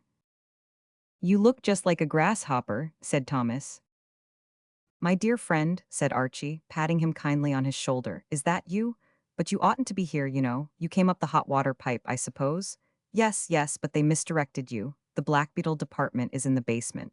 Well, well, it will be easier going down. Archie, Dahlia's looking for you. It's all right, she found me. She was nearly in tears. She said, "Is that my Archibald or an onion?" I said, "Fear not, fair one, 'tis but the early crocus." Myra, don't you think they've overdone the green rather? To be quite frank, I don't see why a conjurer should be dressed in green at all. To distinguish him from the rat catcher in brown, the executioner in black, and the master of the gold fish in red. I had thought that perhaps a certain aptitude for legerdemain might so distinguish him, but I perceive that I am wrong. Hallo, why aren't you in brown then? I'm coming on like this, I explained. I was going to have changed, but now I've seen you too, I don't think I will. With my ordinary clothes, one whisker, probably the starboard one, and a little insouciance, I shall be a great success. What annoys me, said Thomas, is that in the early Bong age they had no bally pockets. I've simply got nowhere to keep a handkerchief. Keep it behind the scenes. And then, if you blow your nose immediately before the execution, and again immediately after it, you ought to be all right. It isn't for that, it's in case I want to cry. It's all right for me, said Archie. I've simply got to say, now can anybody in the audience oblige me with a handkerchief? And I shall get dozens. Then I shall probably touch you for one. Great Irvings, is this really Simpson? The Emperor Bong was making a splendid entry, looking, except for his spectacles, exactly like an emperor. Rise, rise, he said. Stop groveling. Oh, look here, you fellows, when I say on the stomach. Then you must? Oh, I beg your pardon, Miss Mannering, I didn't see you were there. Where are my whiskers? I asked sternly. My dear old chap, I couldn't do them, there wasn't enough to go round. I made two nice little eyebrows instead. You'll find them on your dressing table. Oh, I am the Emperor Bong. I am beautiful, clever, and strong. I am beauty? Do you think I ought to wear my spectacles or not? There was a loud shout of no. Oh, all right, but I shall probably fall over the sunset or something. Thomas, if you see me wandering into a new moon, tap me on the head with your axe. Why isn't my rat catcher dressed? He was waiting for his whiskers. That's perfectly absurd. You could have grown a pair in the time. Go and dress at once. I refuse to do anything till 8:15, I said. If I get into my things now, all the atmosphere will have worn off by the time we begin. It's worn off me a long time ago, said Thomas dismally. And me, said Myra with a shiver. Well, we're all very miserable, said Archie. Let's have a bottle of something. What? Oh, hush, Simpson, just ring the bell and I'll show you a little conjuring trick. There's nothing on the table at present, is there? No. Well, now you watch. Chapter 5. The night. The play was a great success. I know, because many of the audience told me so afterwards. Had they but guessed what was going on behind the scenes, the congratulations would have been even more enthusiastic. For as near as a touch we had to drop the egg-proof curtain and hand the money back.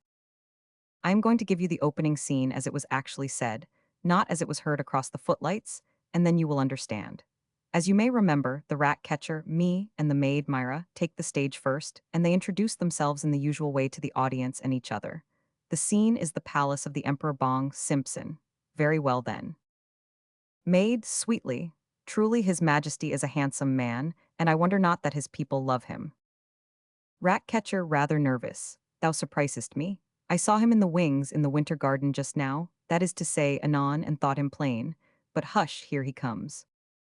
They salaam, or whatever you call it, and stay there. Rat catcher, still salaaming. What's the silly ass waiting for? I can't stick this much longer. The blood's all going to my head like anything. Maid in a similar position. He must have forgotten his cue. Can't you say, hush, here he comes again? Rat catcher, I can't say anything out loud in this position. Do you think I might come up for a breath? Maid loudly, His Majesty tarries. Rat catcher, sotto voce, he does, you've got it. Maid, whatever shall we do? Do think of something. Rat catcher, well, I'm going to rise to the surface. I'm tired of being a submarine. They both stand up. Maid, brilliantly. Perchance it was a rat we heard and not His Majesty. Rat catcher with equal brilliance. Fear not, fair damsel. Behold, I will investigate. Proceeds to back of stage. Archie from wings, come off, you idiot. Rat catcher, always the gentleman to maid. Tarry a while, my heart, what time I seek assistance. Exit. Maid confidentially to audience to keep the thing going. Truly he is a noble youth, though he follows a lowly profession. 'Tis not the apparel that proclaims the man, methinks. Me annoyed, who's an idiot? Archie, didn't you see me wink? That ass Simpson's banged his nose against a doorpost and is bleeding like a pig. Says it's because he hadn't got his spectacles. Me still annoyed, more likely the champagne. Archie, they're dropping keys down his back as hard as they can. Will you and Myra gag a bit till he's ready? Me excitedly, my good fool, how on earth? Myra coming to back of stage, but behold he returns, frowns imperiously. Ratcatcher coming on again very unwillingly. Ah, fair maid, tease thee, I bring thee good tidings. I met one in the anteroom, a long-legged, scurvy fellow, who did tell me that his majesty was delayed on some business. Maid, that must have been his conjurer, I know him well. Aside, what's happened? Ratcatcher, let us then rest a while, and it please thee. Seizing her by the arm, over here, that ass Simpson's hurt himself. We've got to amuse the audience till he's finished bleeding. Maid sitting down with her back to audience. I say, is it really serious? Ratcatcher, not for him, it is for us. Now then, talk away. Maid, coyly, wilt not tell me of thy early life, noble sir, how thou didst become a catcher of rats? Ratcatcher disgusted, you coward, aloud, nay, rather let me hear of thine own life. Aside, scored. Maid, that's not fair, I asked you first. Modestly, but I am such a little thing, and you are so noble a youth. Ratcatcher, true, having a dash at it.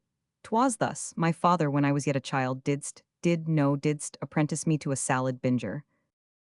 Maid with interest, how dost one bing salads? Ratcatcher curtly, ballad singer, and I would frequent the marketplace at noon, singing catches and glees and receiving from the entranced populace divers coins, curses, bricks, and other ornaments. One morn, as I was embarked upon a lovely ballad, place me amidst the young gazelles, I was seized right suddenly from behind. Bored to death. I'm sick of this, we're supposed to be amusing the audience. Maid, oh go on, I'm getting awfully amused. Emperor audibly from green room, confound it, it's begun again. Executioner, bitterly, and to think that I spent hours putting red ink on my axe. Maid with great presence of mind, what's that? Surely that was a rat. Ratcatcher greatly relieved, it was, getting up, let's have Archie on and see if he can amuse them a bit more. Aloud, I must finish my tale anon, stay here, sweet child, what time I fetch my trusty terrier. Exit. Maid, 'tis a strange story he tells, how different from my own simple life, born of proud but morbid parents. Archie, what's up, stick to it. Me, have you got such a thing as a trusty terrier on you? Archie feeling up his sleeve, no. Me, well, the audience will be extremely disappointed if I don't bring one back. I practically promised them I would. Look here, why don't you come on and help? Everybody is getting horribly bored with us. Archie delightedly, oh, all right. Enter Ratcatcher and Conjurer. Maid, but behold he returns again. Ratcatcher excitedly. Great news, fair lady, which this long-legged, scurvy fellow I told you of will impart to us. Maid, why, 'tis the conjurer, have you news for us, sir? Conjurer with no illusions about the oriental style. Absolutely stop press. What is it you want to know? Racing? The bong-selling plate was won by Proboscis McSimpup. Immense enthusiasm. Bank rate unchanged, quite right this cold weather. Excuse me a moment, sir, your mustache is coming off. No, the left wing, allow me to lend you a postage stamp. Do you prefer red or green? Maid, biting her lip, will you not give us news of the Emperor? Conjurer, I will. His Majesty has met with a severe accident whilst out hunting this morning, being bitten by a buffalo. Maid, alas, what will my mistress say? Conjurer, she has already said everything that was necessary. Her actual words were, just like bong. Ratcatcher seizing the opportunity. His Majesty ordered me to meet him here at noon. Methinks I had better withdraw and return anon. Makes off hurriedly. Conjurer seizing him, not so, he bade me command you to stay and sing to us. Sensation. Ratcatcher huskily, alas, I have forgotten my voice, that is, I have left my music at home, I will go and fetch it, has another dash. Conjurer stay, listen, they all listen. Simpson in wings. Thanks, that will be all right now. Oh no, quite thanks. Oh, is this your key? Thanks, thanks. No, it doesn't matter about the other ones, they don't feel at all uncomfortable, thanks. Yes, I think it really did stop it, thanks. Conjurer, I'm off. Aloud, His Majesty has regained consciousness. Exit. Simpson, apologetically. Oh, Archie, I've got the billiard room key in my. Ratcatcher very loudly to maid. Hushed, here he comes, they salaam. Enter the Emperor Bong. Chapter 6. The curtain goes down. Ladies and gentlemen, said Simpson at the supper table, glass in hand, it is my pleasant duty. Bother, murmured Myra. Drinking healths always makes me feel funny. Silence for McSimp, shouted Archie. Now then, pass along there, please. There's no need to push, you'll all be able to hear. Gentlemen, the O'Sump is addressing us impromptu, not to say unasked. It is my pleasant duty, continued Simpson, as your late emperor half an hour late. How's the probosk? To propose the health of the rabbits' dramatic company. Hooray, great as we are on the cricket field, wide. Great, I say, as we are on the cricket field, pitch 'em up, Simpson. We are, I think, still greater in the halls of Thespis. Don't know the lady. Gentlemen, I knew Irving. Liar, I have heard tell of Garrick Good, ever heard of Shakespeare? But tonight has been a new experience for me. I will give you the key eyes of, ladies and gentlemen, I propose our very good healths, coupled with the name of our hostess, Miss Mannering. Loud cheers. That's me, said Myra. I single out Miss Mannering, added Simpson, because I'm sure we should all like to hear her make a speech. Oh, Samuel, said Myra, shaking her head at him, and I thought it was because you loved me. The rabbits, Myra, we cried. Miss Mannering will now address you, announced Archie. She will be glad to answer any questions afterwards, but anyone who interrupts will be hurled out. I appeal to you, as Englishmen, to give her a fair hearing.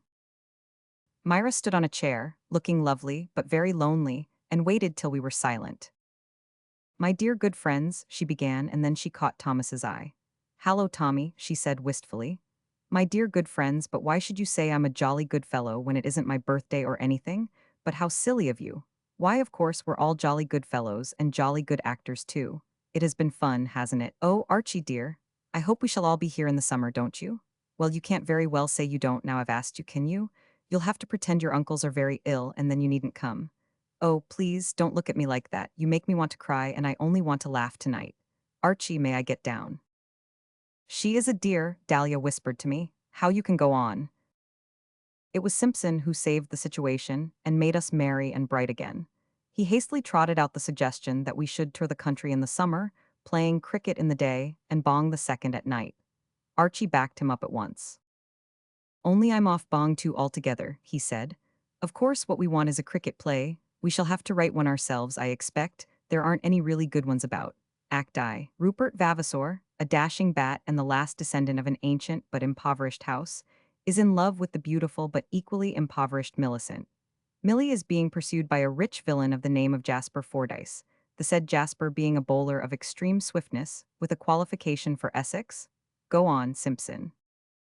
In order to restore the fallen fortunes of the house, Rupert plays for Kent as a professional, binks, and secures talent money in 6 successive matches. Jasper hears of it, and Act Roman 2. Assassinates the scorer, bribing a hireling of his own to take the deceased's place. In the next match, Rupert only scores 49.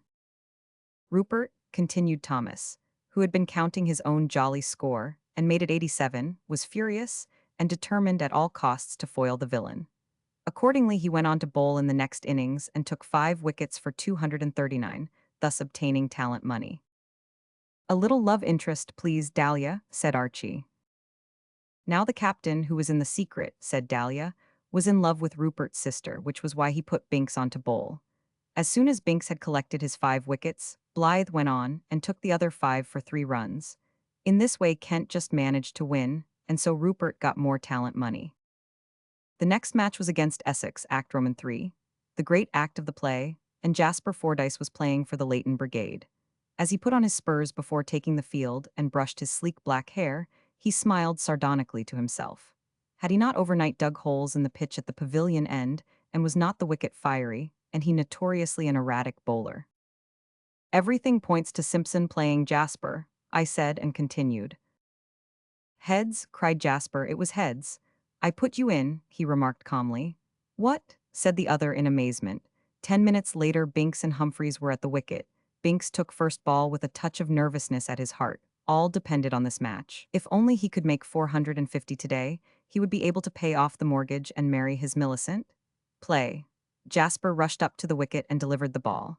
Then, before anybody could see how it happened, Rupert was stretched full length upon the sward. "I had rather thought of playing Rupert myself," said Archie, "but I'm not so sure now." 5 for 239, I reminded him. "The part was written for you." "But what of Millicent?" said Myra. Fearing lest some evil should overtake her lover, she had attended the match clad in a long ulster, and now she flung this off, revealing the fact that she was in flannels. With her hair tucked up beneath her county cap, she looked a slim and handsome boy. To rush on to the field and take the injured one's place was the work of a moment. "Who is this?" said the umpires in amazement. "Fear not," whispered Millicent to Humphreys. "I have a birth qualification for the county, and the gardener coached me for an hour last night." Once more Jasper rushed up to the crease, and the spectators held their breath. "I'm going to be a spectator," I said, with a breath-holding part. "Sorry, go on, Blair." Then Millicent's bat flashed, and behold, the ball was on the boundary. A torrent of cheers rent the air. Again he bowled, again the bat flashed. Jasper ground his teeth. The curtain goes down here to represent the passing of an hour. When it rises again, Millicent's score is 423. There was dead silence for a moment. Then Millicent swung her bat, and at that the cheers broke out, such cheering as had never been heard before. McLaren's record score was beaten at last. "Now surely he will knock his wickets down," said the spectators. Little did they know that until 450 was upon the tins the mortgage could not be paid off. 430, 440, 449, a sharply run single, 450. From the pavilion Rupert heard the cheers and fainted again.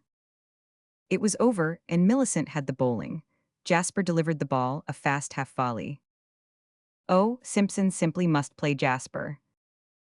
And Millicent drove it back hard and true.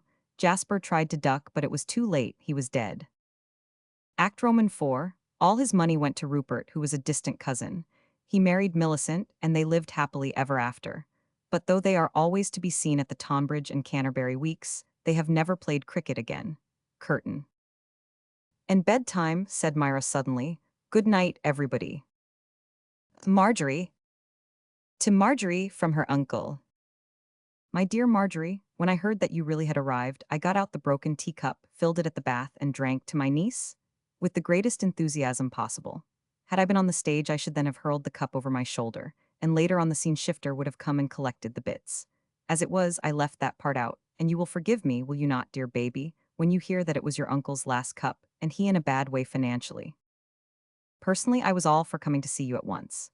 But you wrote that you would prefer me to postpone my visit for a week, at the end of which time you would have settled down, and I should be more in a position to do you justice, the critic rather than the mere reporter. I don't know if those were quite your words, but that at any rate was the idea. So, baby, here I am, a week later, and just returned from seeing you. What, you wish to know, were my impressions? It is like your cool way, asking me what I think of you. It was you who were to have been interviewed by me. You were a stranger, one short week on our shores, and I wanted to ask you what you thought of the English ladies, what were your views on our climate, and above all, what was your opinion of the English press? My editor had heard of your landing, and those were the things he wished to know. Well, I shall say that your views were undecided. 2 kicks, a cry, and something very like a sneeze. You haven't quite got the hang of our language yet. You know, Marjorie, there was at one time some talk of your being a boy, and in that case, your father and I had decided that you were to play for Kent. I was to have bowled to you every evening, and he would have stood by and said, "You should have come forward to that one, sir." At the public schools, they call this coaching.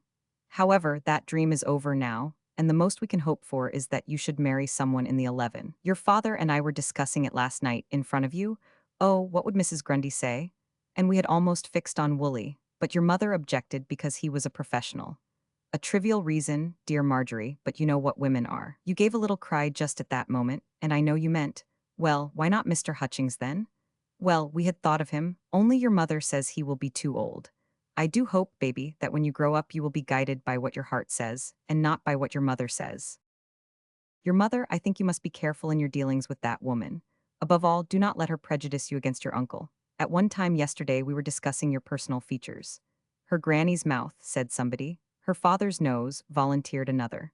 Look at the darling's eyes, just like her loving mummy's, was that shameless person's own contribution. Then I in haste, but I say, what about her uncle? Marjorie, your mother looked at you thoughtfully. She looked at you every way. And then suddenly, in triumph, she cried, why, nurse, of course, her uncle's hair. They tell me, Marjorie, that as a matter of fact your name is Marjorie, and they say that the other reminds them too much of margarine. That just shows how ignorant they are. I looked up margarine in the dictionary, and it is called so because of its pearly luster. If that isn't good enough for them, they must be a very proud couple. Anyhow, you are Marjorie to me. I hope I have a mind above your commonplace Marjories. There are many things that I have to say to you, but I feel quite sure that your mother reads your letters. So perhaps I had better wait till I can see you alone. I want you always to insist on wearing shoes as a little girl, and not those ghastly 39-button boots. Also on going to one of the very big schools if you go to a boarding school at all. And but I must talk to your father about it. I like to think he is still my ally. Time was when he too knew all about the bringing up of children, and though he has handicapped himself by marrying, yet now and then, when we are alone together, he is almost sensible on the subject. Goodbye, give my love to your mother. Perhaps we can trust her more than we thought, after all. Ever your loving uncle. To her uncle from Marjorie. My dear uncle, thank you for your letter. I was just as glad when they told me about you. And I said to myself, I must be very nice to him, because mother and I have been here for years and years simply, and he's quite new. And it's unkind of you to say I kicked, I was only stretching, and one must stretch or one will never grow. I heard nurse tell mother that, and you know you'd like to have a tall niece. I think I shall like you, if you're sure you won't mind my being only a girl. I don't think father minds, although he looks very sad about something every now and then. He came back late from the office the other day, and mother told me he'd done such a lot of work, and was so tired, and I cried all night about it. I was so sorry for him. Mother is a funny person. This morning I did my trick of opening one eye and keeping the other shut, and she got fearfully excited, and called out, nurse, nurse, what's the matter with baby? She can't open one of her eyes. And then I simply had to open it, so as I could wink at nurse to show her what a silly mother we had. But I have given up my other joke of pretending to be dead. I used to do it every night, and she would creep out of bed, and come and listen at my cradle, and, well, I'm only a girl, and I shall never go to a public school, but still I know when a joke ceases to be a joke and becomes bad form, so I have given it up. Oh, talking of bad form, some chemists who had read about me in the papers sent me a sample of tooth powder. In rather doubtful taste, I thought. I want you to come and see me have my bath. Mother asks all her friends, so why shouldn't I ask mine? Of course, I would rather keep it private, but if mother is going to make a show of it, we may as well have the right people there. Do you know, uncle, they actually do it in a basin, although there's a proper bath just next door. I know I'm small, but is it quite fair always to be harping on the fact? Twice a day, if you will believe me. Of course, mother and nurse are only women, and they wouldn't understand this. But I am sure you, uncle, would be more careful of people's feelings. I am sorry, dear, but I don't think I shall be able to marry either Mr. Hutchings or Mr. Woolley. You see they are rather old for me, aren't they? Mother told me yesterday that there is a dear little boy of 4 or 5 playing about somewhere, who will come for me one day and take me right away from her and father. Fancy, what fun. About my name? Well, I'm afraid it will have to be Marjorie after all. Of course, I should prefer it to be Marjorie, but mother assures me that the owner of the name is never consulted, so I can't say anything. But I will always be Marjorie to you, and we won't say anything more about it to the others. Do you see, dear? And now I must say goodbye, as mother says I want to go to sleep. She is writing this for me, and some of the things she didn't want to say at all, but I threatened her with my joke, and then she did. But we both send our love. Your affectionate niece, Marjorie. PS1, I was weighed yesterday. I weigh quite a lot of pounds. PS2, come tomorrow at 4 and I will show you my toes. Marjorie's sock. Chapter 1. When Marjorie was 3 months old, I wrote a letter to her mother. Dear Madam, if you have a copy in class 500 at once, 10D, net, I shall be glad to hear from you. I am the baby's uncle. On Tuesday, I got an answer by the morning post. Dear Sir, in reply to yours, how dare you insult my child?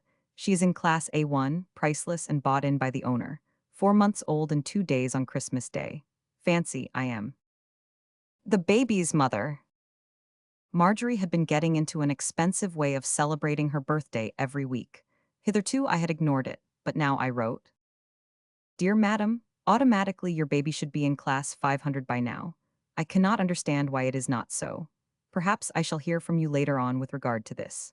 Meanwhile, I think that the extraordinary coincidence, all but 2 days of the baby's birthday with Christmas Day calls for some recognition on my part. What would Marjorie like? You, who are in constant communication with her, should be able to tell me.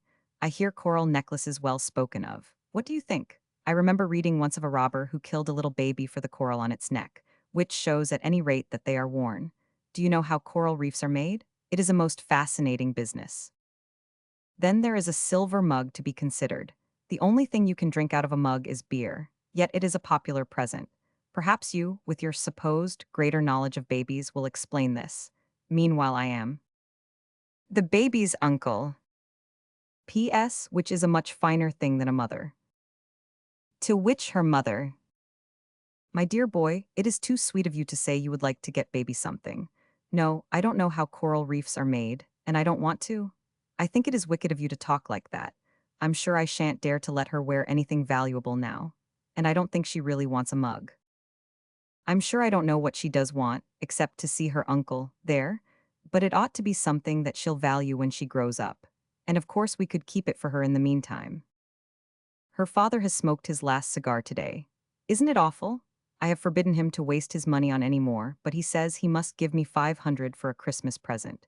If he does, I shall give him that sideboard that I want so badly, and then we shall both go to prison together. You will look after baby, won't you? I am the baby's mother. P.S., which she isn't proud, but does think it's a little bit classier than an uncle. And so, finally, dear child, I've thought of the very thing. I am the baby's uncle. That ends chapter I. Here we go on to Chapter 2. Chapter 2 finds me in the toy department of the stores. I want, I said, a present for a child. Yes, sir, about how old? It must be quite new, I said sternly. Don't be silly, oh, I see. Well, the child is only a baby. Ah, yes, now here, if it's at all fond of animals. I say you mustn't call it it. I get in an awful row if I do. Of course, I suppose it's all right for you only, well, be careful, won't you? The attendant promised, and asked whether the child was a boy or a girl. And had you thought of anything for the little girl? Well, yes, I had rather thought of a sideboard. I beg your pardon. A sideboard. The sideboard department is upstairs. Was there anything else for the little girl? Well, a box of cigars, rather full, and if you have any. The cigar department is on the ground floor. But your Lord Chamberlain told me I was to come here if I wanted a present for a child. If you require anything in the toy line. Yes, but what good are toys to a baby of 4 months? Do be reasonable. What was it you suggested? A sideboard and a cigar. That was my idea. It may not be the best possible, but at least it is better than perfectly useless toys. You can always blow smoke in its face or bump its head against the sideboard. Experto creed if you have the Latin. Whereupon, with great dignity, I made my way to the lift. In the sideboard department, I said, I want a sideboard for a little girl of 4 months, and please don't call her it. I nearly had a row with one of your downstairs staff about that. I will try to be careful, sir, he replied. What sort of a one? Blue eyes and not much hair and really rather a sweet smile. Was that what you wanted to know? Thank you, sir, but I meant what sort of a sideboard. I took him confidentially by the arm. Look here, I said, you know how, when one is carrying a baby about, one bumps its head on all the corners? Well, not too much of that. The mothers don't really like it, you know. They smile at the time, but, well, not too many corners. Yes, I like that very much. No, I won't take it with me. The attendant wrote out the bill. Number, sir. She's the first, that's why I'm so nervous. I've never bought a sideboard for a child before. Your store's number, I mean, sir. I haven't got one, is it necessary? Must have a number, sir. Then I'll think of a nice one for you. Let's see, 12,345, now does that strike you? And the name. Oh, I can't tell you that. You must look that up for yourself. Good day. Downstairs I bought some cigars. For a little girl of 4 months, I said, and she likes them rather full. Please don't argue with me, all your men chatter so. I must, said the attendant. It's like this. If she is only 4 months, she is obviously little. Your observation is therefore tautological. As a matter of fact, I said hotly, she is rather big for 4 months. Then it was a lie. Look here, you give me those cigars, and don't talk so much. I've already had words with your master of the sideboards and your undersecretary for the toy department. Thank you, if you would kindly send them. Chapter 3. So there it is. I have given the spirit, rather than the actual letter, of what happened at the stores. But that the things have been ordered, there is no doubt. And when Marjorie wakes up on Christmas Day to find a sideboard and a box of cigars in her sock, I hope she will remember that she has chiefly her mother to thank for it. How to play the pianola. Forward, Marjorie wishes me to publish the following correspondence, which has recently passed between us. It occurs to me that the name under which I appear in it may perhaps need explanation. I hate explanations, but here it is. When Marjorie was 8 months old, she was taught to call me uncle. I must suppose that at this time I was always giving her things she really wanted, such as bootlaces, the best china, evening papers, and so on, which had been withheld by those in authority. Later on, these persons came round to my way of thinking, and gave her, if not the best china, at any rate cake and bread and butter. Naturally, their offerings, being appreciated at last, were greeted with the familiar cry of uncle. No, dear, not uncle. Thank you, came the correction. 1. Dear Thank you, I've some wonderful news for you. Guess what it is, but no, you never will. Well, I'll tell you, I can walk, really and really. It is most awfully interesting. You put one foot out to the right, and then you bring the left after it. That's one walk, and I have done 7 altogether. You have to keep your hands out in front of you so as to balance properly. That's all the rules, the rest is just knack. I got it quite suddenly yesterday. It is such fun. I wake up about 5 every morning now thinking of it. Of course, I fall down now and then. You see, I'm only beginning. When I fall, mother comes and picks me up. That reminds me. I don't want you to call me baby anymore, now I can walk. Babies can't walk, they just get carried about and put in perambulators. I was given a lot of names a long time ago, but I forget what they were. I think one was something rather silly, like Marjorie, but I have never had it used lately. Mother always calls me OD now. Goodbye, write directly you get this. Your loving OD. Chapter 2. My dear OD, I was so glad to get your letter because I was just going to write to you. What do you think? No, you'll never guess. Shall I tell you? No, yes, no, well, I've bought a pianola. It's really rather difficult to play it properly. I know people like Paderewski, and I can only think of Paderewski for the moment. I know that sort of person doesn't think much of the pianola artist, but they are quite wrong about it all. The mechanical agility with the fingers is nothing. The soul is everything. Now you can get the soul, the con molto expression feeling, just as well in the pianola as in the piano. Of course, you have to keep a sharp eye on the music. Some people roll it off just like a barrel organ, but when I see allegro or andante or anything of that kind on the score, I'm on it like a bird. No time for more now, as I've just got a new lot of music in. Your loving Thanko. P.S. When are you coming to hear me play? I did mumbling most just now with one hand and lots of soul. Signed, Paderewski. P.P.S. I am glad you can walk. Chapter 3. Dear Thank I am rather upset about my walking. You remember I told you I had done 7 in my last? Well, this morning I couldn't do a single one. Well, I did do one, as a matter of fact, but I suppose some people would say it didn't count, because I fell down directly after, though I don't see that that matters. Do you, Thank? But even with that one it was only one, and yet I know I did 7 the day before. I wonder why it is. I do it the right way, I'm sure, and I keep my hands out so as to balance, so perhaps it's the shoes that are wrong.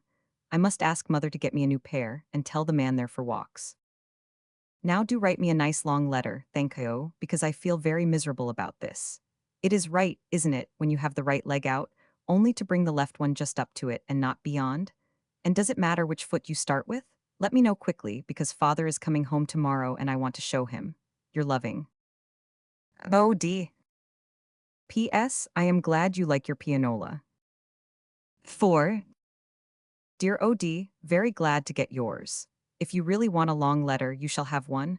Only I warn you that, if once I begin, nothing less than an earthquake can stop me. Well, first then, I played the Merry Widow Waltz yesterday to Mrs. Polacca, who is a great authority on music, and in with all the Queen's Hall set, and she said that my touch reminded her of— I've forgotten the man's name now. which is rather sickening because it spoils the story a bit, but he was one of the real tip-toppers, who make hundreds a week and, well, that was the sort of man I reminded her of. If I can do that with a waltz, it stands to reason that with something classic there'd be no holding me. I think I shall give a recital. Tickets tens, 6D, no free seats, no emergency exit. It is a great mistake to have an emergency exit at a recital. 3 pages omitted. Really, OD, you must hear me doing the double F in the Boston Cake Walk to get me at my best. You've heard Kubelik on the violin? Well, it's not a bit like that, and yet there's just that something which links great artists together, no matter what their medium of expression. You're loving. Thank you. P.S. Glad you're getting on so well with your walking. 5. Dearest, thank you. Hooray, hooray, hooray. I did 25 walks today, Father counted. He says my style reminds him of Cancer vulgaris rather. How many times can he do it? Not 25 on the third day, I'm sure. Isn't it splendid of me? I see now where I was wrong yesterday. I got the knack again suddenly this morning, and I'm all right now. Tomorrow I shall walk round the table. It is a longish way, and there are 4 turns which I am not sure about. How do you turn? I suppose you put the right hand out? You're very loving, OD. Chapter 6. Dear OD, I am rather hurt by your letters. I have written several times to tell you all about my new pianola, and you don't seem to take any interest at all. I was going to have told you this time that the man in the flat below has sent me a note, just as if it had been a real piano. He says he doesn't mind my playing all day, so long as I don't start before 8 in the morning, as he is in his bath then, and in listening to the music quite forgets to come out sometimes, which, I can see, might be very awkward. Write to yours affectionately, thank you. Chapter 7. Darling, thank you. I am so sorry, dear, and I will come and hear your pianola tomorrow, and I think it lovely, and you must be clever to play so well. But you mustn't be angry with me because I am so taken up with my walking. You see, it is all so new to me. I feel as though I want everybody to know all about it. Your pianola must be lovely, thank you. Dear thank you, could you, do you think, put all the letters we wrote to each other about my walking in some book, so that other people would know how to do it the way I do? You might call it Letters on Walking, or How to Walk, or, but you could get a better title than I could. Do, your very loving OD. P.S. I'm so glad about the pianola. And do you mind if I just tell you that I did walk round the table, corners and all? Chapter 8. Dearest OD, right you are. I will think of a good title, your loving Thanko. The Knight of the Chimney Piece. We don't know his real name, but we have decided to call him Arthur. Sir Arthur, I suppose he would be. He stands in bronze upon the chimney-piece, and in his right hand is a javelin. This makes him a very dangerous person. Opposite him, but behind the clock, coward, stands the other fellow, similarly armed. Most people imagine that the two are fighting for the hand of the lady on the clock, and they aver that they can hear her heart beating with the excitement of it. But to let you into the secret, the other fellow doesn't come into the story at all. Only Marjorie and I know the true story. I think I told it to her one night when she wouldn't go to sleep, or perhaps she told it to me. The best of this tale, I say it as the possible author, is that it is modern. It were easy to have invented something more in keeping with the knight's armor, but we had to remember that this was the 20th century, and that here in this 20th century was Sir Arthur on the chimney-piece, with his javelin drawn back. For whom is he waiting? It all began, I said, a year ago, when Sir Arthur became a member of the South African Chartered Incorporated Cooperative Stores Society Limited. 10% at par, men only. He wasn't exactly a real member, having been elected under Rule 2 for meritorious performances, Rule 1 being that this club shall be called what I said just now. But for nearly a year, he enjoyed all the privileges of membership, including those of paying a large entrance fee and a still larger subscription. At the end of a year, however, a dreadful thing happened. They made a third rule, to wit, that no member should go to sleep on the billiard table. Of course, Sir Arthur, having only got in under Rule 2, had to resign. He had already paid his large entrance fee, and, as it happened, his second year's subscription in advance. Naturally, he was annoyed. And that, in fact, is why he stands on the chimney-piece with his javelin drawn back. He is waiting for the secretary. Sir Arthur is considered to be a good shot, and the secretary wants all the flowers to be white. At this point, Marjorie said her best word, Gorky, which means, 1,000 thanks for the verisimilitude of your charming and interesting story, but is not the love element a trifle weak? Marjorie is a true woman. We must leave something to the imagination, I pleaded. The secretary no doubt had a delightful niece, and Sir Arthur's hopeless passion for her, after he had hit her uncle in a vital spot, would be the basis of a most powerful situation. Marjorie said Gorky, again, which, as I have explained, means, are such distressing situations within the province of the highest art. When Marjorie says Gorky twice in one night, it is useless to argue. I gave in at once. Butter, I said, placed upon the haft of the javelin would make it slip and put him off his shot. He would miss the secretary and marry the niece.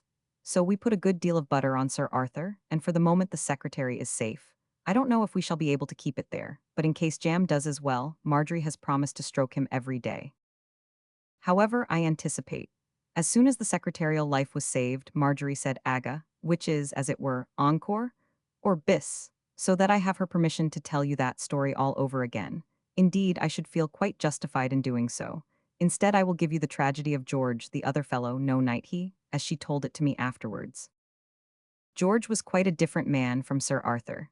So far from being elected to anything under Rule 2, he got blackballed for the St. John's Wood Toilet Club. Opinions differed as to why this happened. Some said it was his personal unpopularity. He had previously been up without success for membership of the local Ratepayers Association. Others, among them the proprietor, that his hair grew too quickly. Anyhow, it was a great shock to George, and they had to have a man in to break it to him. It's always the way when you have a man in. George was stricken to the heart. This last blow was too much for what had always been a proud nature. He decided to emigrate. Accordingly, he left home and moved to Kilburn. Whether he is still there or not I cannot say, but a card with that postmark reached his niece only this week. It was unsigned and bore on the space reserved for inland communications these words: the old wish, a Merry Christmas and a Happy New Year. But what about the javelin? I asked Marjorie. This fellow had a javelin too, you remember. Gorky, said Marjorie, for the third time, which means. Well, upon my word, I don't know what it means, but it would explain it all. Meanwhile, Sir Arthur, he was in my story, is still waiting for the secretary. In case the butter gives out, have I mentioned that the secretary wants all the flowers to be white? The art of conversation. In conversation, said somebody, I think it was my grandfather, there should always be a give and take, the ball must be kept rolling. If he had ever had a niece 2 years old, I don't think he would have bothered. What's that? Said Marjorie, pointing suddenly. That, I said, stroking it, is dear uncle's nose. What's that? Take your finger away. Ah, yes, that is dear uncle's eye, the left one. Dear uncle's left one, said Marjorie thoughtfully. What's it doing? Thinking. What's thinking? What dear uncle does every afternoon after lunch. What's lunch? Eggs, sardines, macaroons, everything. With a great effort, Marjorie resisted the temptation to ask what everything was, a difficult question, or what everything was doing, a still more difficult one, and made a statement of her own. Santa Claus bring Margie a balloon from Daddy, she announced. A balloon, how jolly, I said with interest. What sort are you having? One of those semi-detached ones with the gas laid on, or the pink ones with a velvet collar? Down chimney, said Marjorie. Oh, that kind, do you think, isn't it rather? Tell Margie a story about a balloon. Bother, I murmured. What's bother? Bother is what you say when relations ask you to tell them a story about a balloon. It means, but for the fact that we both have the Montmorency blood in our veins, I should be compelled to decline your kind invitation. All the stories I know about balloons being stiff uns. It also means, instead of talking about balloons, won't you sing me a little song? Nope, said Marjorie. Bother, she's forgotten her music. What did you say, uncle dear, what did you say? I sighed and began. Once upon a time there was a balloon, a dear little toy balloon, and. What's that? Asked Marjorie, making a dab at my chest. What's at, uncle dear? That, I said, is a button. More particularly a red waistcoat button. More particularly still, my top red waistcoat button. What's that? She asked, going down one. That is a button. Description: second, red waistcoat. Parents living, both. Injections, diseases, scarlet fever slightly once. What's that? That's yes, a button. The third, A good little chap, but not so chubby as his brothers. He couldn't go down to Margate with them last year, and so, of course, well, as I was saying, there was once a balloon and— What's a at? Said Marjorie, bending forward suddenly and kissing it. Look here, you've jolly well got to enclose a stamped, addressed envelope with the next question. As a matter of fact, though you won't believe me, that again is a button. What's that? Asked Marjorie, digging at the fifth button. Owing to extreme pressure on space, I began. Thank you, that also is a button. Its responsibility is greater than that of its brethren. The crash may come at any moment. Luckily, it has booked its passage to the— Where was I? Oh yes, well, this balloon. What's that? Said Marjorie, pointing to the last one. I must have written notice of that question. I can't tell you offhand. What's at, uncle dear? Well, I don't know, Margie. It looks something like a collar stud, only somehow you wouldn't expect to find a collar stud there. Of course, it may have slipped. Or could it be one of those red beads, do you think? And no, it isn't a bead. And it isn't a raspberry, because this is the wrong week for raspberries. Of course, it might be a— By Jove, I've got it, it's a button.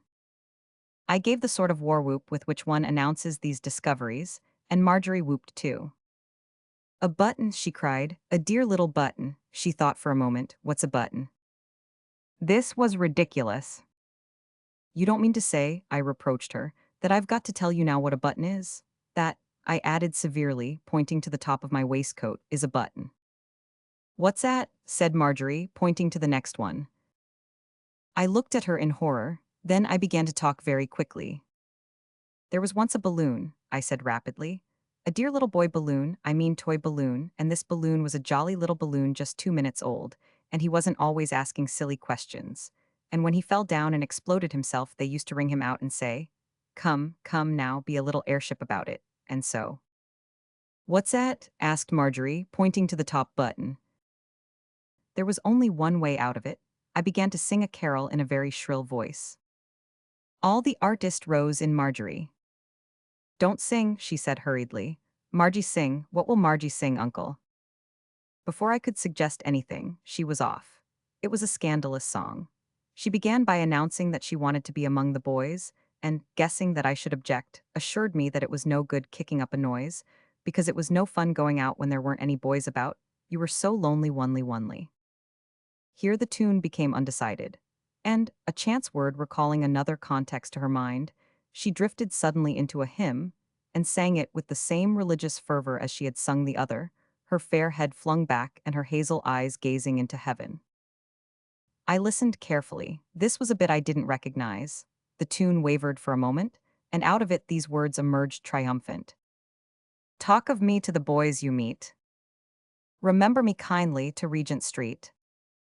And give them my love in the— What's at, uncle?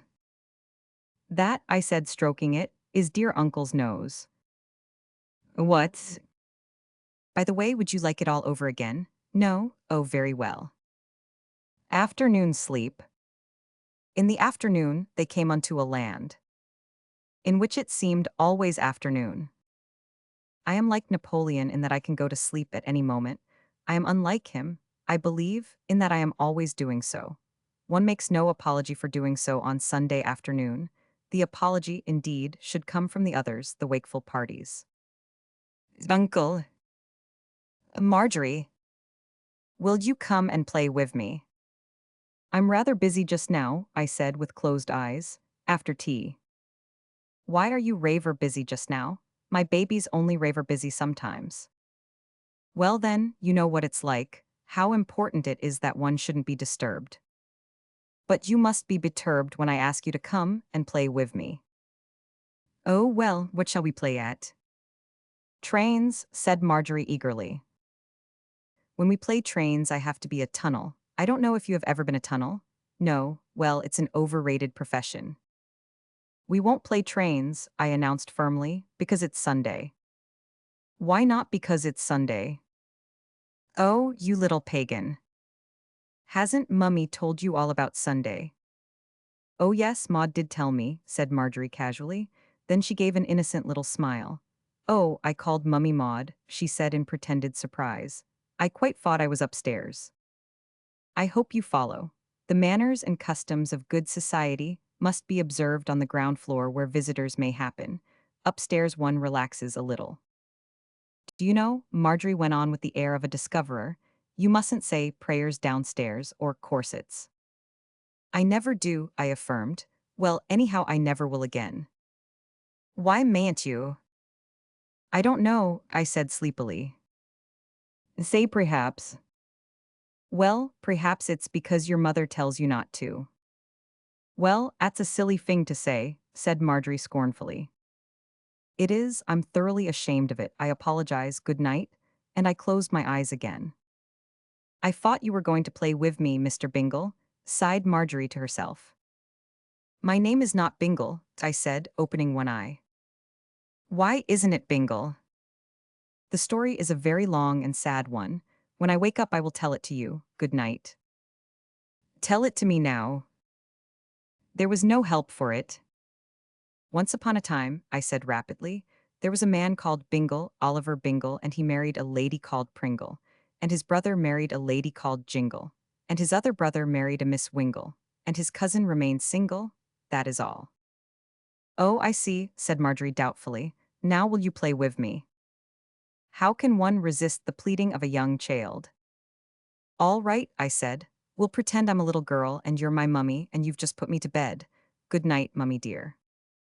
Oh, but I must cover you up. She fetched a tablecloth and a pram cover and the Times and a handkerchief and the cat and a doll's what I mustn't say downstairs and a cushion, and she covered me up and tucked me in. Now go to sleep, my darling, she said and kissed me lovingly. Oh, Margie, you dear, I whispered. You called me Margie, she cried in horror. I meant mummy, good night.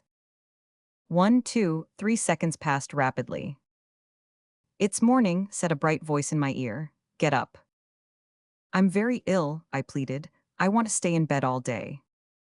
But your dear uncle, said Marjorie, inventing hastily, came last night after you were in bed and stayed night. Do you see? And he wants you to sit on his chest in bed and talk to him. Where is he? Show me the bounder. He is, said Marjorie, pointing at me. But look here, I can't sit on my own chest and talk to myself. I'll take the two parts if you insist, Sir Herbert, but I can't play them simultaneously. Not even Irving. Why can't you play them simultaneously? Well, I can't. Margie, will you let me go to sleep? Nope, said Marjorie, shaking her head. You should say, no, thank you, revered and highly respected uncle. No, thank you, Mr. Can. I have already informed you that my name is not Bingle, and I have now to add that neither is it Can. Why neither is it Can? That isn't grammar, you should say, why can it not either? Why? I don't know. Say perhaps. No, I can't even say perhaps. Well, say I shall understand when I'm a big girl. You'll understand when you're a big girl, Marjorie, I said solemnly. Oh, I see. That's right, now then, what about going to sleep? She was silent for a moment and I thought I was safe. Then, Uncle, just tell me, why was it little boy crying this morning? Which little boy? V1 in E Road. Oh, that one. Well, he was crying because his uncle hadn't had any sleep all night, and when he tried to go to sleep in the afternoon. Say perhaps again. My first rejected contribution, I sighed and had another shot. Well then, I said gallantly, it must have been because he hadn't got a sweet little girl of 3 to play with him. Yes, said Marjorie, nodding her head thoughtfully, that was it. To Jock. On choosing a profession. When Jock, I saw you, debonair and bland. Shin perilously up the cottage grand. Piano with the bread knife in your hand. When I observed your friendly little stare. Your guileless baby face, your general air. Of golly, how on earth did I get there? When I remarked how cheerfully you crashed. Down on the tea things, not the least abashed. To see the same, my wedding present smashed. Then as we wondered, having wiped the tea. From off this waistcoat, what's he going to be? I knew at once why father thought the sea. There are who sit and languidly dictate.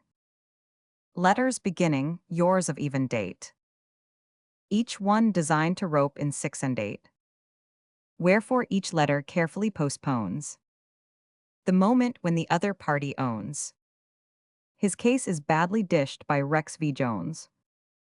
There are who daily in the safe retreat of some department gather round and bleat scandal and art until it's time to eat. Return at 3 and having written, dear Sir, your communication of last year, duly received and noted, disappear. There are who do not hesitate to shove their views of babes and budgets, life and love on paper as it might be up above. Who, fearless fellows, are not found to flinch when some proprietor essays to pinch their holiest thoughts at 8 pence for the inch.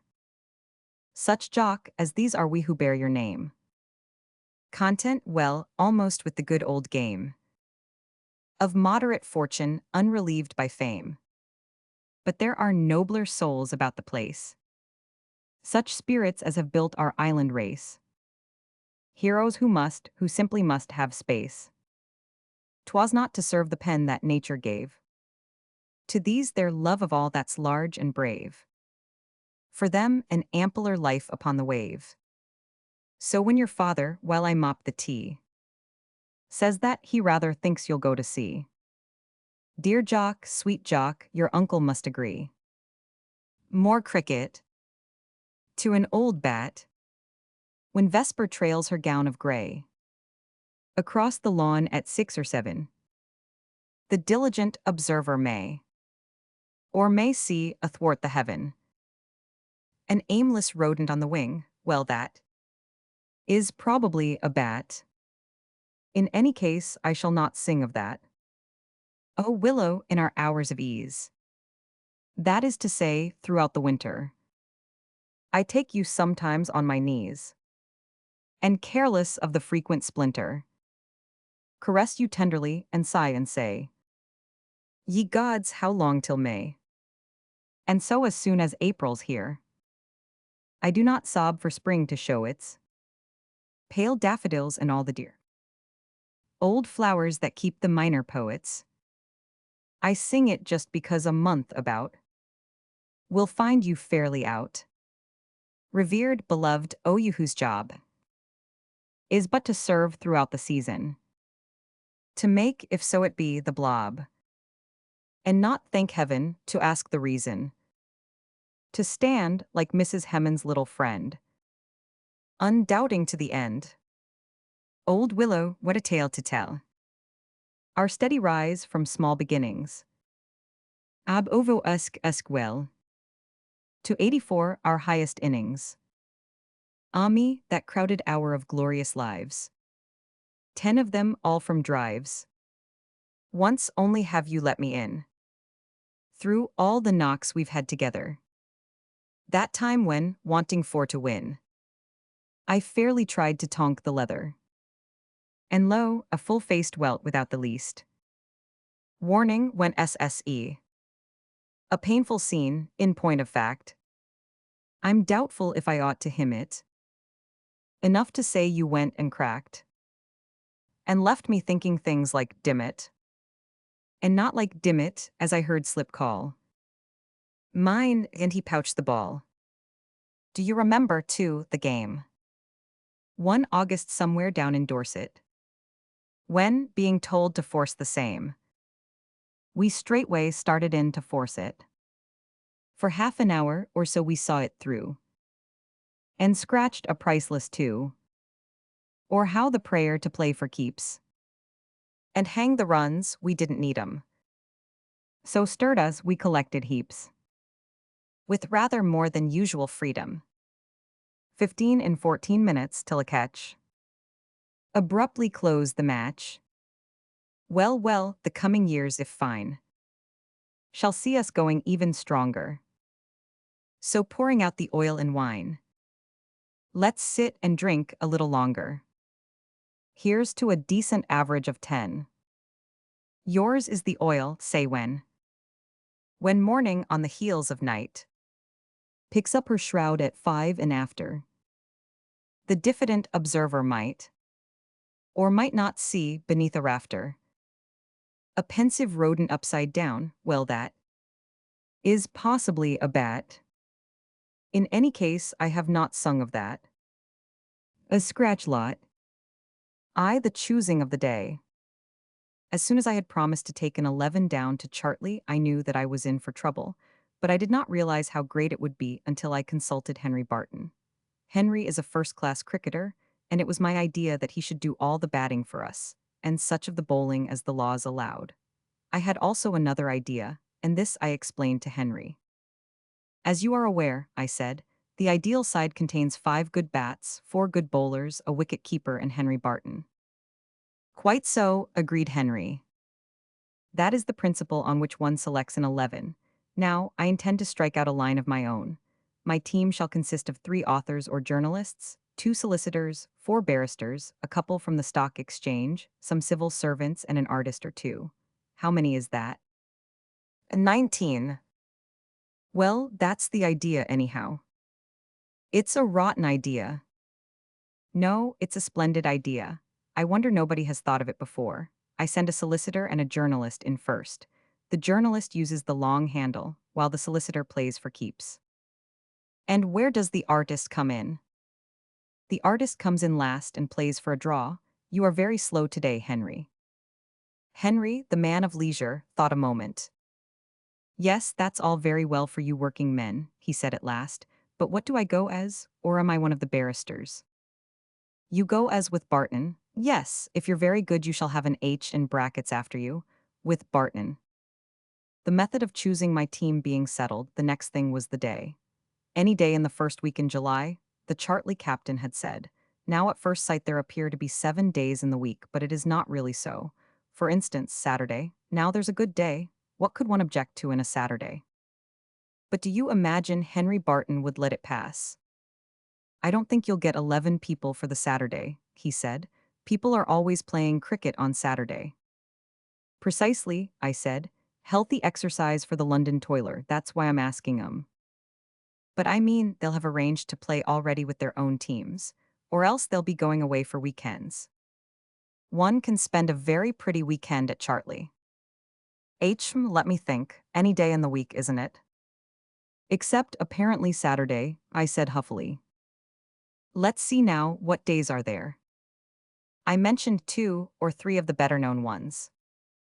Yes, of course some of those are impossible, though. We'd better go through the week and see which is best. I don't know who Barton is, that he should take it upon himself to make invidious distinctions between the days of the week. Very well then, I said, Sunday. Yes. That seemed to settle Sunday, so we passed on to Monday. You won't get your stockbroker on Monday, said Henry. It's Contanger Day or something with them every Monday. Stock-taking, don't you mean? I dare say, anyhow, no one in the house can get away on a Monday. I must have my stockbrokers Tuesday. Tuesday, it seemed, was hopeless. I was a fool to have thought of Tuesday. Why, everybody knew that Tuesday was an impossible day for. I forget what spoilt Tuesday's chance. I fancy it was a busy day for civil servants. No one in the home civil can get away on a Tuesday. I know that sounds absurd, but Henry was being absurd just then. Or was it barristers? Briefs get given out on a Tuesday, I was made to understand. That brought us to Wednesday. I hoped much from Wednesday. Yes, said Henry. Wednesday might do. Of course most of the weeklies go to press on Wednesday. Rather an awkward day for journalists. What about Thursday? I began to get annoyed. Thursday my flannel trousers go to the press, I said. That is to say, they come back from the wash then. Look here, why try to be funny? Hang it, who started it? Talking about contanger days. Contanger, it sounds like a new kind of guano. Well, if you don't believe me. Henry, I do, Thursday be it then. Yes, I suppose that's all right, said Henry doubtfully. Why not? Don't say it's sending in day with artists, I implored. Not every Thursday. No, only there's Friday and... Friday is my busy day, I pleaded. My one you lamb, do not rob me of it. It's a very good day, Friday. I think you'd find that most people could get off then. But why throw over Thursday like this? A good, honest day, Henry. Many people get born on a Thursday, Henry. And it's a marrying day, Henry. A nice, clean, sober day, and you. The fact is, said Henry, I've suddenly remembered I'm engaged myself on Thursday. This was too much. Henry, I said coldly, you forget yourself strangely, my lad. Just because I was weak enough to promise you an H after your name, you seem to have forgotten that the H was to be in brackets. Yes, but I'm afraid I really am engaged. Are you really? Look here, I'll leave out the with, and you shall be one of us. There, baby, see the pretty gentleman. Henry smiled and shook his head. Oh well, I said, we must have you, so if you say Friday, Friday it is. You're quite sure Friday is all right for solicitors? Very well then. So the day was settled for Friday. It was rather a pity because, as I said, in the ordinary way Friday is the day I put aside for work. Chapter 2, The Selection Committee. The committee consisted of Henry and myself. Originally it was myself alone, but as soon as I had selected Henry, I proceeded to co-opt him, reserving to myself, however, the right of a casting vote in case of any difference of opinion. One arose almost immediately over Higgins. Henry said, A. That Higgins had once made 97. B. That he had been asked to play for his county. C. That he was an artist, and we had arranged to have an artist in the team. In reply, I pointed out, A. That 97 was an extremely unlikely number for anyone to have made. B. That if he had been asked, he evidently hadn't accepted, which showed the sort of man he was. Besides which, what was his county? C. That, assuming for the moment he had made 97, was it likely he would consent to go in last and play for a draw, which was why we wanted the artist? And that, anyhow, he was a jolly bad artist. D. That hadn't we better put it to the vote? This was accordingly done, and an exciting division ended in a tie. Those in favor of Higgins won. Those against Higgins won. The speaker gave his casting vote against Higgins. Prior to this, however, I had laid before the House the letter of invitation. It was as follows, and, I flatter myself, combined tact with a certain dignity. Dear, I am taking a team into the country on Friday week to play against the Village 11. The ground and the lunch are good. Do you think you could manage to come down? I know you are very busy just now with contangers, briefs, clients, your Christmas number, varnishing day. Strike out all but one of these. But a day in the country would do you good. I hear from all sides that you are in great form this season. I will give you all particulars about trains later on. Goodbye. Remember me too? How is, ever yours? P.S. Old Henry is playing for us. He has strained himself a little and probably won't bowl much, so I expect we shall all have a turn with the ball. Or, I don't think you have ever met Henry Barton, the cricketer. He is very keen on meeting you. Apparently he has seen you play somewhere. He will be turning out for us on Friday. P.P.S. We might manage to have some bridge in the train. That, I said to Henry, is what I call a clever letter. What makes you think that? It is all clever, I said modestly. But the cleverest part is a sentence at the end. I will give you all particulars about trains later on. You see, I have been looking them up, and we leave Victoria at 7:30 a.m. and get back to London Bridge at 11:45 p.m. The answers began to come in the next day. One of the first was from Bolton, the solicitor, and it upset us altogether. For, after accepting the invitation, he went on, I am afraid I don't play bridge. As you may remember, I used to play chess at Cambridge, and I still keep it up. Chess, said Henry. That's where white plays and mates in 2 moves, and there's a black too, he does something. We shall have to get a black, this is awful. Perhaps Bolton would like to do problems by himself all the time. That would be rather bad luck on him. No, look here, here's Carey, glad to come but doesn't bridge, he's the man. Accordingly we wired to Carey, do you play chess? Reply at once. He answered no, why? Carey will have to play that game with glass balls. Solitaire, yes, we must remember to bring a board with us. But what about the chess gentleman? Asked Henry. I must go and find one, we've had one refusal. There is an editor I know slightly, so I called upon him at his office. I found him writing verses. Be brief, he said, I'm frightfully busy. I have just 3 questions to ask you, I replied.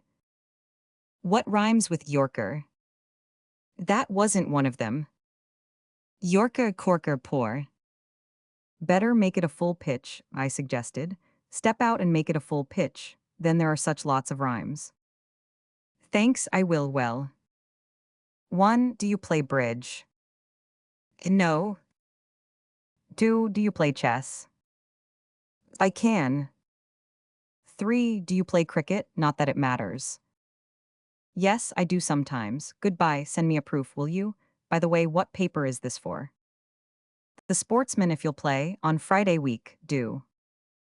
Anything if you'll go. May I have that in writing? He handed me a rejection form. There you are, and I'll do anything you like on Friday. I went back to Henry and told him the good news. I wonder if he'll mind being black, said Henry. That's the chap that always gets mated so quickly. I expect they'll arrange it among themselves. Anyhow, we've done our best for them. It's an awful business, getting up a team, said Henry thoughtfully. Well, we shall have 2 decent sets of bridge anyway, but you ought to have arranged for 12 aside, and then we could have left out the chess professors and had 3 sets. It's all the fault of the rules. Someday somebody will realize that 4 doesn't go into 11, and then we shall have a new rule. No, I don't think so, said Henry. I don't fancy Wanderer would allow it. Chapter 3, In the Train. If there is one thing I cannot stand, it is ingratitude. Take the case of Carey. Carey, you may remember, professed himself unable to play either bridge or chess, and as we had a 3-hour journey before us, it did not look as though he were going to have much of a time. However, Henry and I, thinking entirely of Carey's personal comfort, went to the trouble of buying him a solitaire board, with glass balls complete. The balls were all in different colors. I laid this before Carey as soon as we settled in the train. Whatever's that? The new game, I said. It's all the rage now, the man tells me. The smart set play it every Sunday. Young girls are inveigled into lonely country houses and robbed of incredible sums. Carey laughed scornfully. So it is alleged, I added. The inventor claims for it that in some respects it has advantages which even cricket cannot claim. As, for instance, it can be played in any weather, nay, even upon the sick bed. And how exactly is it played? Thus, you take one away and all the rest jump over each other. At each jump you remove the jumpy, and the object is to clear the board. Hence the name solitaire. I see, it seems a pretty rotten game. That made me angry. All right, then don't play. Have a game of marbles on the rack instead. Meanwhile, Henry was introducing Bolton and the editor to each other. 2 such famous people, he began. Everyone, said Bolton with a bow, knows the editor of. Oh yes, there's that, but I meant 2 such famous chess players. Bolton, he explained to the editor, was 12th man against Oxford some years ago. Something went wrong with his heart or he'd have got in. On his day, and if the board was at all sticky, he used to turn a good deal from QB4. Do you really play? Asked Bolton eagerly. I have a board here. Does he play? Do you mean to say you have never heard of the Trocadero defense? The Sicilian defense. The Trocadero defense. It's where you palm the other man's queen when he's not looking. Most effective opening. They both seemed keen on beginning, so Henry got out the cards for the rest of us. I drew the younger journalist against Henry and the senior stockbroker. Out of compliment to the journalist, we arranged to play half a crown 100, that being about the price they pay him. I dealt, and a problem arose immediately. Here it is. A deals and leaves it to his partner B, who goes no trumps. Y leads a small heart. B's hand consists of king and 3 small diamonds, king and 1 other heart, king and 3 small clubs and 3 small spades. A plays the king from dummy and Z puts on the ace. What should I do? Answer, ring communication cord and ask guard to remove B. Very well, I said to dummy. One thing's pretty clear, you don't bowl today. Long leg both ends is about your mark, somewhere where there's plenty of throwing to do. Later on, when I was dummy, I strolled over to the chess players. What's the ground like? Said the editor as he finessed a knight. Sporting, distinctly sporting. Long grass all round, I suppose. Oh Lord, no, the cows eat up all that. Do you mean to say the cows are allowed on the pitch? Well, they don't put it that way quite. The pitch is allowed on the cows' pasture land. I suppose if we make 100 we shall do well, asked somebody. If we make 50 we shall declare, I said. By Jove, Bolton, that's a pretty smart move. I may not know all the technical terms, but I do understand the idea of chess. The editor was a pawn up and 3 to play, and had just advanced his queen against Bolton's king, putting on a lot of check side as it seemed to me. Of course, I expected Bolton would have to retire his king, but not he. He laid a stymie with his bishop, and it was the editor's queen that had to withdraw. Yet Bolton was only spare man at Cambridge. I am not at all sure, I said, that chess is not a finer game even than solitaire. It's a finer game than cricket, said Bolton, putting his bishop back in the slips again. No, said the editor, cricket is the finest game in the world, for why, I will tell you. Thanks to the glorious uncertainty of our national pastime, began the journalist from his next Monday's article. No, thanks to the fact that it is a game in which one can produce the maximum of effect with the minimum of skill. Take my own case. I'm not a batsman, I shall never make 10 runs in an innings, yet how few people realize that. I go in first wicket down, wearing my MCC cap. Having taken guard with the help of a bail, I adopt Palert's stance at the wicket. Then the bowler delivers, either to the off, to leg, or straight. If it is to the off, I shoulder my bat and sneer at it. If it is to leg, I swing at it. I have a beautiful swing, which is alone worth the money. Probably I miss, but the bowler fully understands that it is because I have not yet got the pace of the wicket. Sooner or later he sends down a straight one, whereupon I proceed to glide it to leg. You will see the stroke in Beldam's book. Of course, I miss the ball, and am given out LBW, then the look of astonishment that passes over my face, the bewildered inquiry of the wicket-keeper, and finally the shrug of good-humored resignation as I walk from the crease. 9 times out of 10 square leg asks the umpire what county I play for. That is cricket. Quite so, I said when he had finished.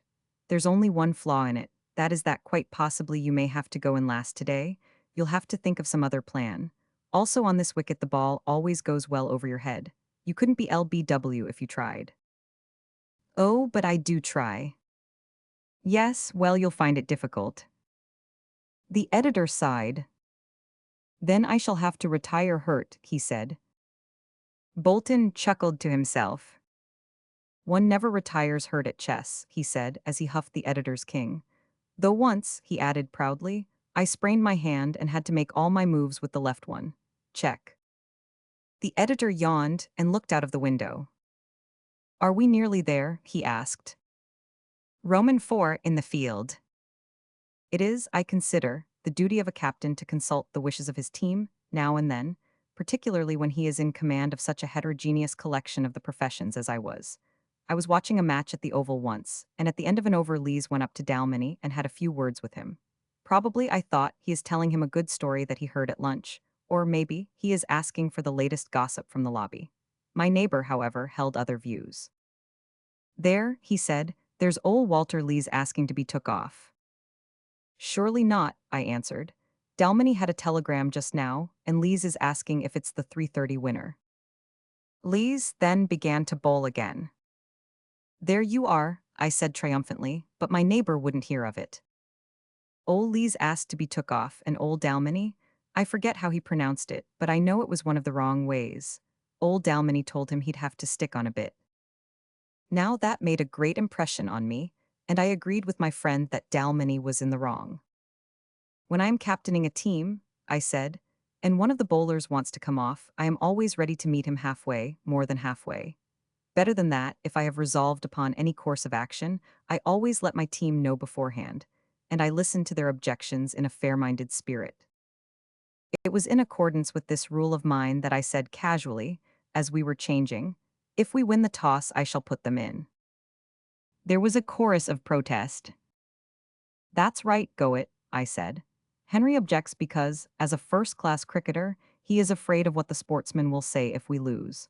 The editor naturally objects. It ruins his chance of being mistaken for a county player if he has to field first. Bolton objects because heavy exercise on a hot day spoils his lunch. Thompson objects because that's the way he earns his living at the bar. His objection is merely technical and is reserved as a point of law for the Court of Crown cases reserved. Markham is a socialist and objects to authority. Also, he knows he's got to field Longleg both ends. Gerald. But why? Said Henry. Because I want you all to see the wicket first, then you can't say you weren't warned. Whereupon I went out and lost the toss. As we walked into the field, the editor told me a very funny story. I cannot repeat it here for various reasons. First, it has nothing to do with cricket, and secondly, it is, I understand, coming out in his next number, and I should probably get into trouble. Also, it is highly technical, and depends largely for its success upon adequate facial expression. But it amused me a good deal. Just as he got to the exciting part, Thompson came up. "Do you mind if I go cover?" he asked. "Do," I said abstractedly. "And what did the vicar say?" The editor chuckled. "Well, you see, the vicar knowing, of course, that." "Cover, I suppose," said Gerald as he caught us up. "What? Oh, yes, please. The vicar did know, did he?" "Oh, the vicar knew. That's really the whole point." I shouted with laughter. "Good, isn't it?" said the editor. "Well, then. Have you got a cover?" came Markham's voice from behind us. I turned round. "Oh, Markham," I said, "I shall want you cover if you don't mind. Sorry, I must tell these men where to go. Well, then, you were saying." The editor continued the story. We were interrupted once or twice, but he finished it just as their first two men came out. I particularly liked that bit about the Jove, I said suddenly. We haven't got a wicket-keeper. That's always the way. Can you keep? I asked the editor. Isn't there anyone else? I'm afraid they're all fielding cover, I said, remembering suddenly. But look here, it's the chance of a lifetime for you. You can tell 'em all that. But he was trotting off to the pavilion. Can anybody lend me some gloves? He asked. They want me to keep wicket, thing I've never done in my life. Of course, I always field cover in the ordinary way. Thanks awfully. Sure you don't mind? Don't suppose I shall stop a ball, though. Henry, I called, you're starting that end. Arrange the field, will you? I'll go cover, you're sure to want one. Their first batsman was an old weather-beaten villager called George. We knew his name was George because the second ball struck him in the stomach, and his partner said, "Stay there, George," which seemed to be George's idea too. We learned at lunch that once, in the 80s or so, he had gone in first with Lord Hawke, which put him on a level with that player, and that he had taken first ball, which put him just above the Yorkshireman. There the story ended, so far as George was concerned, and indeed it was enough. Why seek to inquire if George took any other balls besides the first? In our match, however, he took the second in the place that I mentioned, the third on the back of the neck, the fourth on the elbow, and the fifth in the original place, while the sixth, being off the wicket, was left there. Nearly every batsman had some pet stroke, and we soon saw that George's stroke was the leg by. His bat was the second line of defense and was kept well in the block. If the ball escaped the earthwork in front, there was always a chance that it would be brought up by the bat. Once, indeed, a splendid ball of Henry's, which came with his arm and missed George's legs, snicked the bat and went straight into the wicket-keeper's hands. The editor, however, presented his compliments and regretted that he was unable to accept the enclosed, which he accordingly returned with many thanks. There was an unwritten law that George could not be LBW. I cannot say how it arose. Possibly from a natural coyness on George's part about the exact significance of the L. Henry, after appealing for the best part of 3 overs, gave it up, and bowled what he called googlies at him. This looked more hopeful, because a googly seems in no way to be restricted as to the number of its bounces, and at each bounce it had a chance of doing something. Unfortunately, it never did George. Lunch came and the score was 37, George having compiled in 2 hours a masterly 19, 18 off the person, but none the less directly due to him. We must think of a plan of campaign at lunch, said Henry. It's hopeless to go on like this. Does George drink? I asked anxiously. It seemed the only chance. But George didn't, and the score was 37 for 5, which is a good score for the wicket. V at the wickets. At lunch, I said, I have just had a wire from the Surrey committee to say that I may put myself on to bowl. That is good hearing, said Henry. Did they hear? Asked Gerald anxiously, looking over at the Chartley team. You may think you're very funny, but I'll bet you anything you like that I get George out. All right, said Gerald. I'll play you for second wicket down, the loser to go in last. Done, I said, and what about passing the salad now? After lunch, the editor took me on one side and said, I don't like it, I don't like it at all.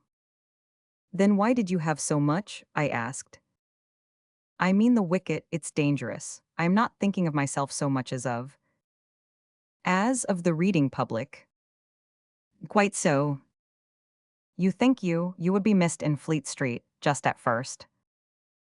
You are not putting the facts too strongly. I was about to suggest that I should be a did not bat. Oh, I see. Perhaps I ought to tell you that I was talking just now to the sister of their captain. The editor looked interested. About the pad of the gardener, he said. About you, she said. I give you her own words. Who is the tall, handsome man keeping wicket in a MCC cap? So I said you were a well-known county player, as she would see when you went into bat. The editor shook my hand impressively. Thank you very much, he said. I shall not fail her. What county did you say? Part of Flint, you know the little bit that's got into the wrong county by mistake? That part. She had never heard of it, but I assured her it had a little bit of yellow all to itself on the map. Have you a pretty good 11? The editor swore twice, once for me and once for Flint. Then we went out into the field. My first ball did for George. I followed the tactics of William the First at the Battle of Hastings, 1066. You remember how he ordered his archers to shoot into the air, and how one arrow fell and pierced the eye of Harold, whereupon confusion and disaster arose. So with George. I hurled one perpendicularly into the sky, and it dropped, after a long time, straight upon the batsman. George followed it with a slightly contemptuous eye, all the way. All the way, of course, I was sorry. We were all much distressed. They told us afterwards he had never been hit in the eye before. One gets new experiences. George retired hurt, not so much hurt as piqued, I fancy. He told the umpire it wasn't bowling, possibly. Neither was it batting, it was just superior tactics. The inning soon closed, and we had 61 to win, and what seemed more likely, 59 and various other numbers to lose. 61 is a very unlucky number with me. Oddly enough, I have never yet made 61, like W.G. Grace, who had never made 93. My average this season is 5, which is a respectable number. As Bolton pointed out, if we each got 5 today, and there were 6 extras, we should win. I suppose if one plays chess a good deal, one thinks of these things. Harold, I mean George, refused to field, so I nobly put myself in last and substituted for him. This was owing to an argument as to the exact wording of my bet with Gerald. You said you'd get him out, said Gerald. I mean out of the way, out of the field, out of. I meant out according to the laws of cricket. There are 9 ways. Which was yours, I should like to know.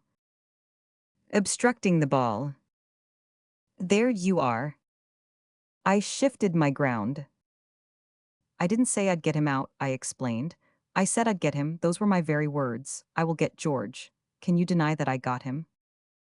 Even if you said that, which you didn't, the common construction that one puts upon the phrase is. If you are going to use long words like that, I said, I must refer you to my solicitor Bolton. Whereupon Bolton took counsel's opinion and reported that he could not advise me to proceed in the matter. So Gerald took second wicket and I fielded. However, one advantage of fielding was that I saw the editor's innings from start to finish at the closest quarters. He came in at the end of the first over and took guard for left hand round the wicket. Would you give it me? He said to Bolton. These country umpires, thanks, and what's that over the wicket, thanks? He marked 2 places with the bail. How about having it from here? I suggested at mid-on. It's quite a good place and we're in a straight line with the church. The editor returned the bail and held up his bat again. That one leg, all right, thanks. He was proceeding to look round the field when a gentle voice from behind him said, If you wouldn't mind moving a bit, sir, I could bowl. Oh, is it over? Said the editor airily, trying to hide his confusion. I beg your pardon, I beg your pardon. Still, he had certainly impressed the sister of their captain, and it was dreadful to think of the disillusionment that might follow at any moment. However, as it happened, he had yet another trick up his sleeve. Bolton hit a ball to cover, and the editor, in the words of the local paper, most sportingly sacrificed his wicket when he saw that his partner had not time to get back. It was a question, however, whether there was ever a run possible. Which shows that the reporter did not know of the existence of their captain's sister. When I came in, the score was 51 for 9, and Henry was still in. I had only one ball to play, so I feel that I should describe it in full. I have four good scoring strokes: the cut, the drive, the hook, and the glance.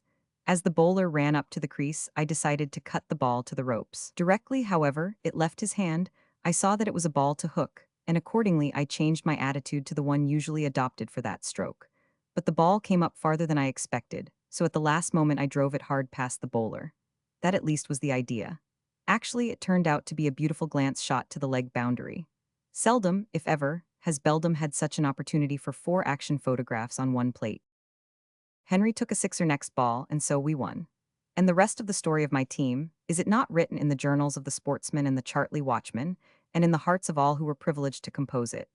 But how the editor took two jokes I told him in the train, and put them in his paper as his own, and how Carey challenged the engine driver to an 18-hole solitaire match, and how? These things indeed shall never be divulged. Ex nihilo fit multum. I should like to explain just what happened to the ball. In the first place, it was of an irreproachable length, and broke very sharply and cleverly from the leg. The bowler, I am sure, will bear me out in this. Also, it rose with great suddenness, and before I had time to perfect any adequate system of defense, took me on the knee, and from there rolled on to the off stump. There was a considerable amount of applause on the part of the field, due, no doubt, to the feeling that a dangerous batsman had been dismissed without scoring. I need hardly add that I did not resent this appreciation. What I really wished to say to the wicket-keeper was 1. That it was the first fast wicket I had played on this summer, 2. That it was my first knot this season, and hang it, even Fry made knots sometimes, and 3. That personally I always felt that it didn't matter what one made oneself so long as one's side was victorious. What I actually said was shorter, but I expect the wicket-keeper understood just as well. He seemed an intelligent fellow. After that, I walked 9 miles back to the pavilion. The next man was brushing his hair in the dressing room. "What's happened?" he asked. "Nothing," I said truthfully. "But you're out, aren't you?" "I mean that nothing has eventuated, accrued, as it were." "Blob, bad luck is my parting straight. It curls a bit from leg up at the top, but it will do. Mind you make some. I always feel that so long as one side is victorious." But he was gone. I brushed my own hair very carefully, lit a cigarette, and went outside to the others. I always think that a knot itself is nothing. The way one carries it off is everything. A disaster, not only to himself but also to his side, should not make a man indifferent to his personal appearance. "Bad luck," said somebody. "Did it come back?" "Very quickly, we both did." "He wasn't breaking much when I was in," said some tactless idiot. "Then why did you get out?" I retorted. "Sell BW." I moved quickly away from him, and sat next to a man who had yet to go in. "Bad luck," he said. "Second ball, wasn't it? I expect I shall do the same." I thought for a moment. "What makes you think you will have a second?" I asked. "To judge from the easy way in which those two are knocking the bowling about, I shan't even have a first," he smiled. I moved on again. "Hallo," said a voice. "I saw you get out. How many did you make?" "None," I said wearily. "How many?" I went and sat down next to him. "Guess," I said. "Oh, I can't." "Well, think of a number." "Yes."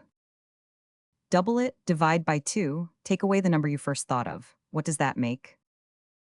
100. "You must have done it wrong," I said suspiciously. "No, I am sure I didn't. No, it still comes to 100. "Well then, I must have made 100, I said excitedly. "Are you sure you haven't made a mistake?" Quite." "Then I'd better go and tell the scorer. He put me down a blob, silly ass." "He's a bad scorer, I know." "By the way," I said as I got up, "what number did you think of?" "Well, it's like this. When you asked me to guess what you had made, I instinctively thought of blob, only I didn't like to say so. Then when you began that number game, I started with 100. It's such an easy number. Double 200, divided by 2, 100. Take away the number you first thought of, that's blob, and you have 100 left. Wasn't that right?" "You idiot," I said angrily. "Of course it wasn't." Well, don't get sick about it, we all make mistakes. Sick, I'm not sick, only just for the moment. I really thought, well, I shall never be so near a century again. At lunch, I sat next to one of their side. How many did you make? He asked. Not very many, I said. How many? Oh, hardly any, none at all practically. How many actually? And actually, I said, fool. After lunch, a strange man happened to be talking to me. And why did you get out? He asked. It was a silly question and deserved a silly answer. Besides, I was sick of it all by this time. Point's mustache put me off, I said. What was wrong with Point's mustache? It swerved the wrong way. I was fielding Point, he said. I'm very sorry, but if you had recognized me, you wouldn't have asked why I got out, and if I had recognized you, I shouldn't have told you. So let's forgive and forget. I hoped that the subject was really closed this time. Of course, I knew that kind friends and relations would ask me on the morrow how many I had made, but for that day I wanted no more of it.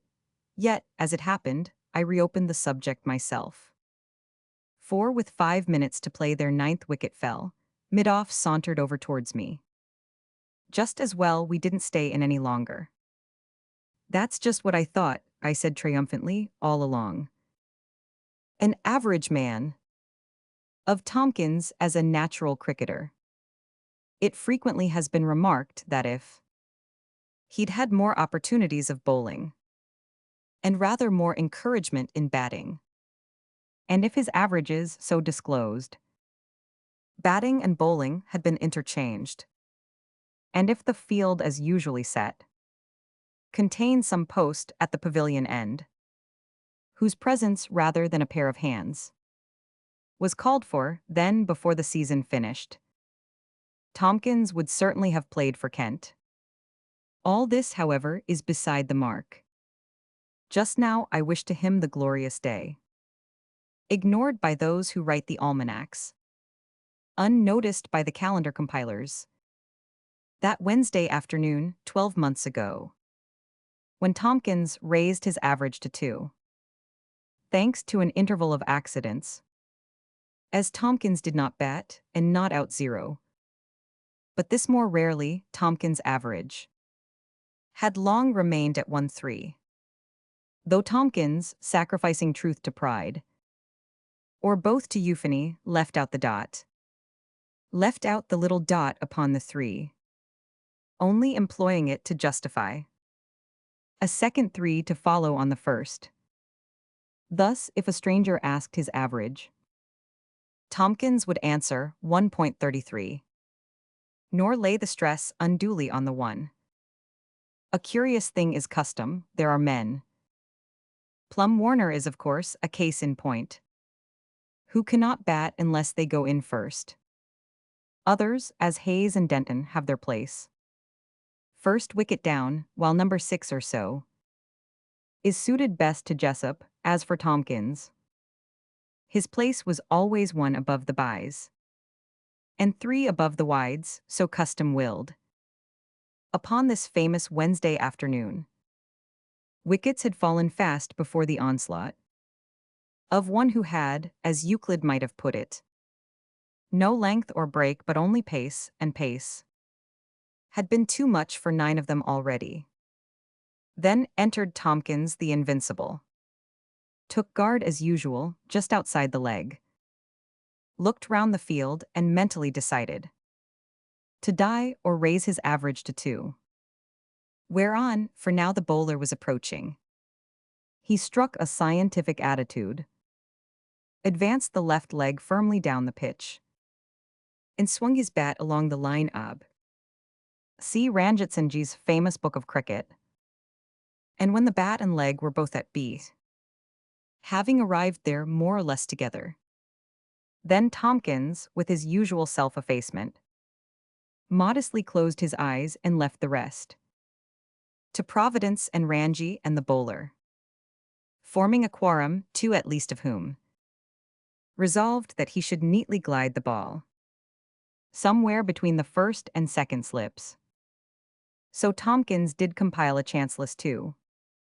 Once more the bowler rushed upon the crease, while Tompkins made a hasty calculation, necessitating use of decimals, and found his average was 1.5.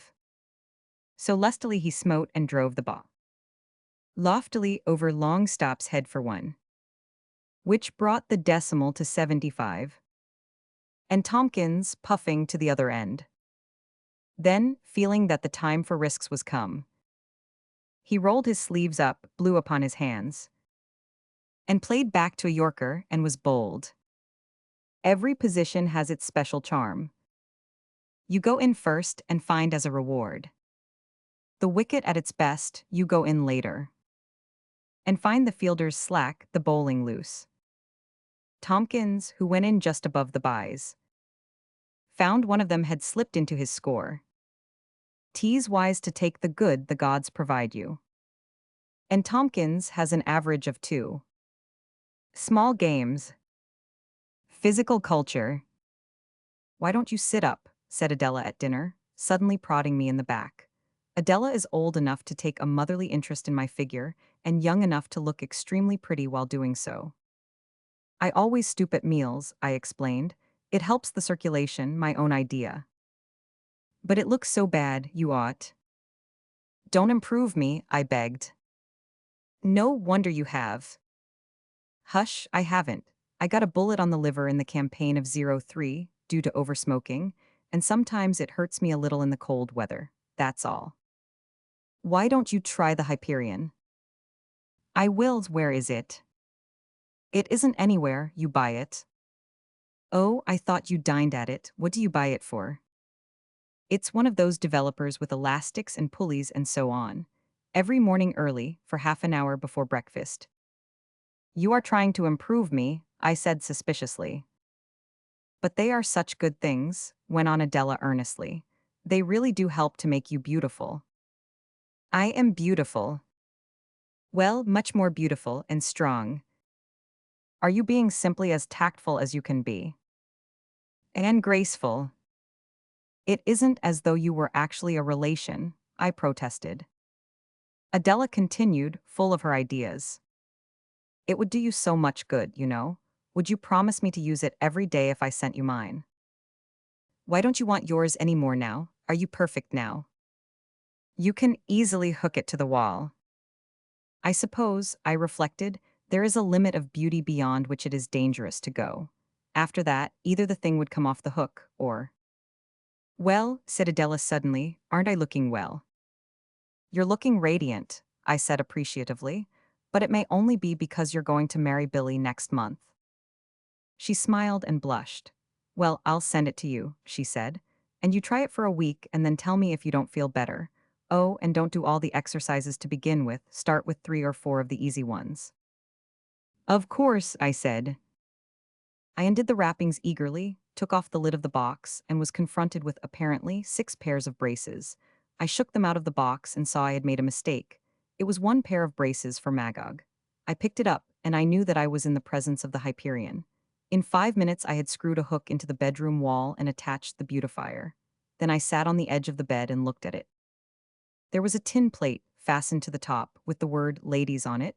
I got up, removed it with a knife, and sat down again. Everything was very dusty, and I wondered when Adela had last developed herself. By and by, I went into the other room to see if I had overlooked anything. I found on the floor a chart of exercises and returned triumphantly with it. There were 30 exercises altogether, and the chart gave. After all, I reassured myself after the first bashful glance, it is Adela who has thrust this upon me, and she must have known. So I studied it. Nose, 10, 15, and seemed the easiest. I decided to confine myself to them. For the first of these, you strap yourself in at the waist, grasp the handles, and fall slowly backwards until your head touches the floor, all the elastic cords being then at full stretch. When I had got very slowly halfway down, an extra piece of elastic which had got hitched somewhere came suddenly into play, and I did the rest of the journey without a stop, finishing up sharply against the towel horse. The chart had said, inhale going down, and I was inhaling hard at the moment that the towel horse and 2 damp towels spread themselves over my face. So much for exercise 10, I thought as I got up. I'll just get the idea tonight and then start properly tomorrow. Now for number 15. Somehow I felt instinctively that number 15 would cause trouble. For number 15, you stand on the right foot, fasten the left foot to one of the cords, and stretch it out as far as you can. What officially you do then I cannot say. Some people can stand easily upon the right foot when the left is fastened to the wall, others cannot. It is a gift. Having recovered from my spontaneous rendering of number 15, I turned to number 28. This one, I realized, was extremely important. I would do it 12 times. You begin by lying flat on the floor, roped in at the waist, and with your hands, grasping the elastic cords held straight up in the air. The tension on your waist is then extreme, but on your hands only moderate. Then, taking a deep breath, you pull your arms slowly out until they lie along the floor. The tension becomes terrific, the strain on every part of you is immense. While I lay there, taking a deep breath before relaxing, I said to myself, the strain will be too much for me. I was wrong, it was too much for the hook. The hook whizzed out, everything flew at me at once, and I remembered no more.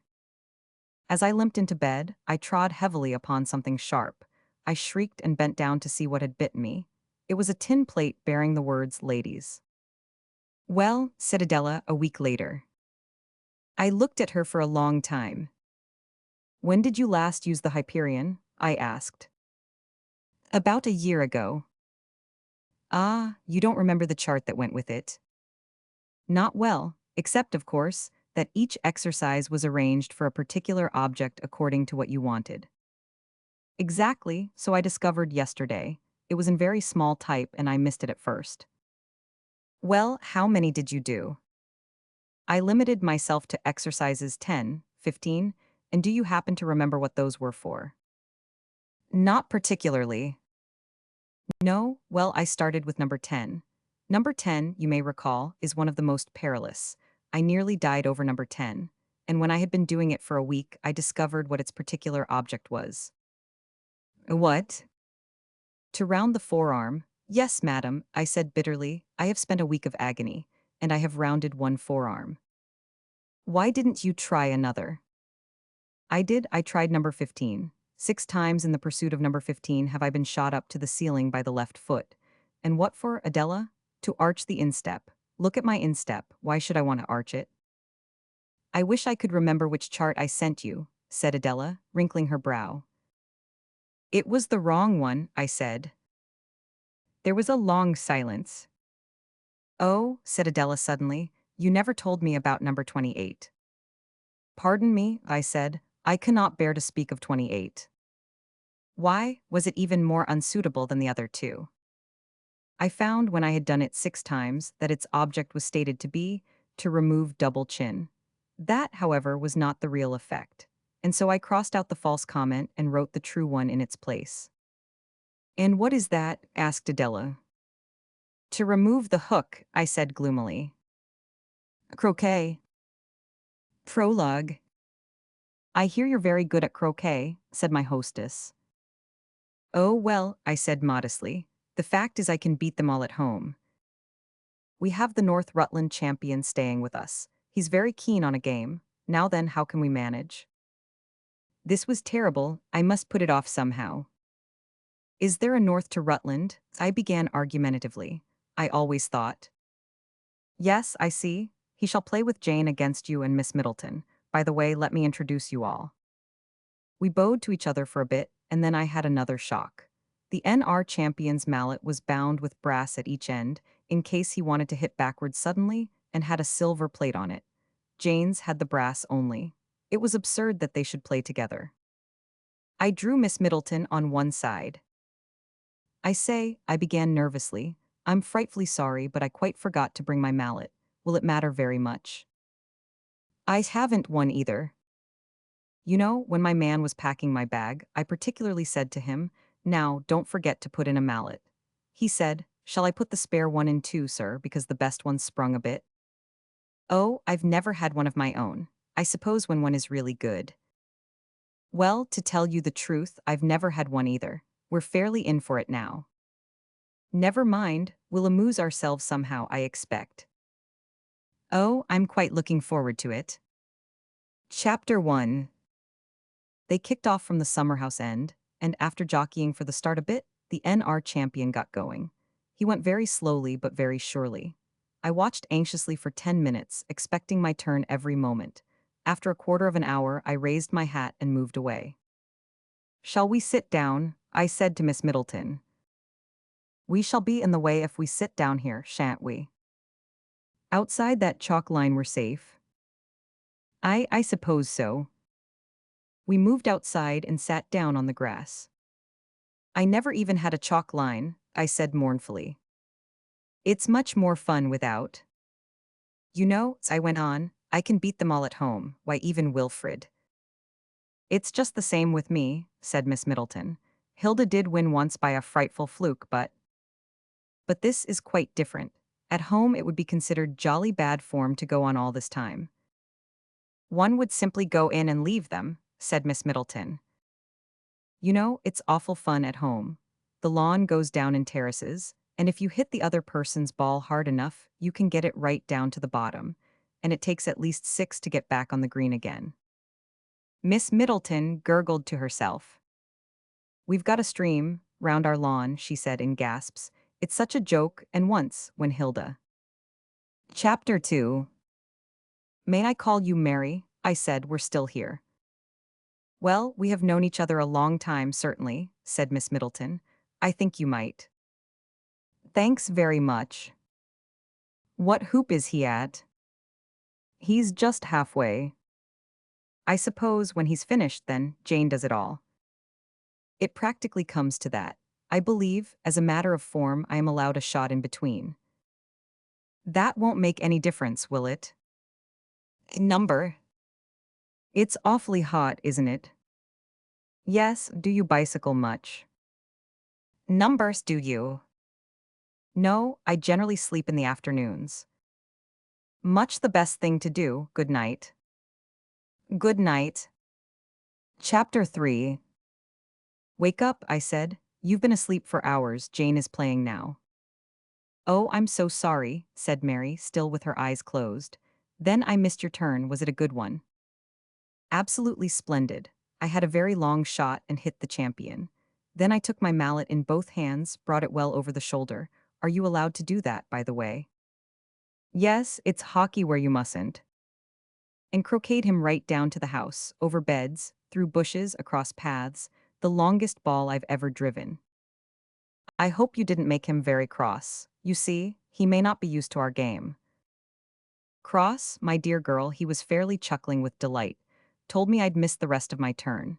It seems that if you go over 2 beds and across more than one path, you miss the rest of your turn. Did you know that?" I suppose I did really, but I'd forgotten. And here I am again. Jane will be even longer. He's lying on the grass and taking sights for her just now. Why didn't you answer my last letter? Chapter 4. "It's this passion for games," I said, waking up suddenly, "which has made us Englishmen what we are. Here we have a hot July afternoon, when all nature is at peace, and the foreigner is taking his siesta. And what do? How do we Englishmen and women spend this hot afternoon?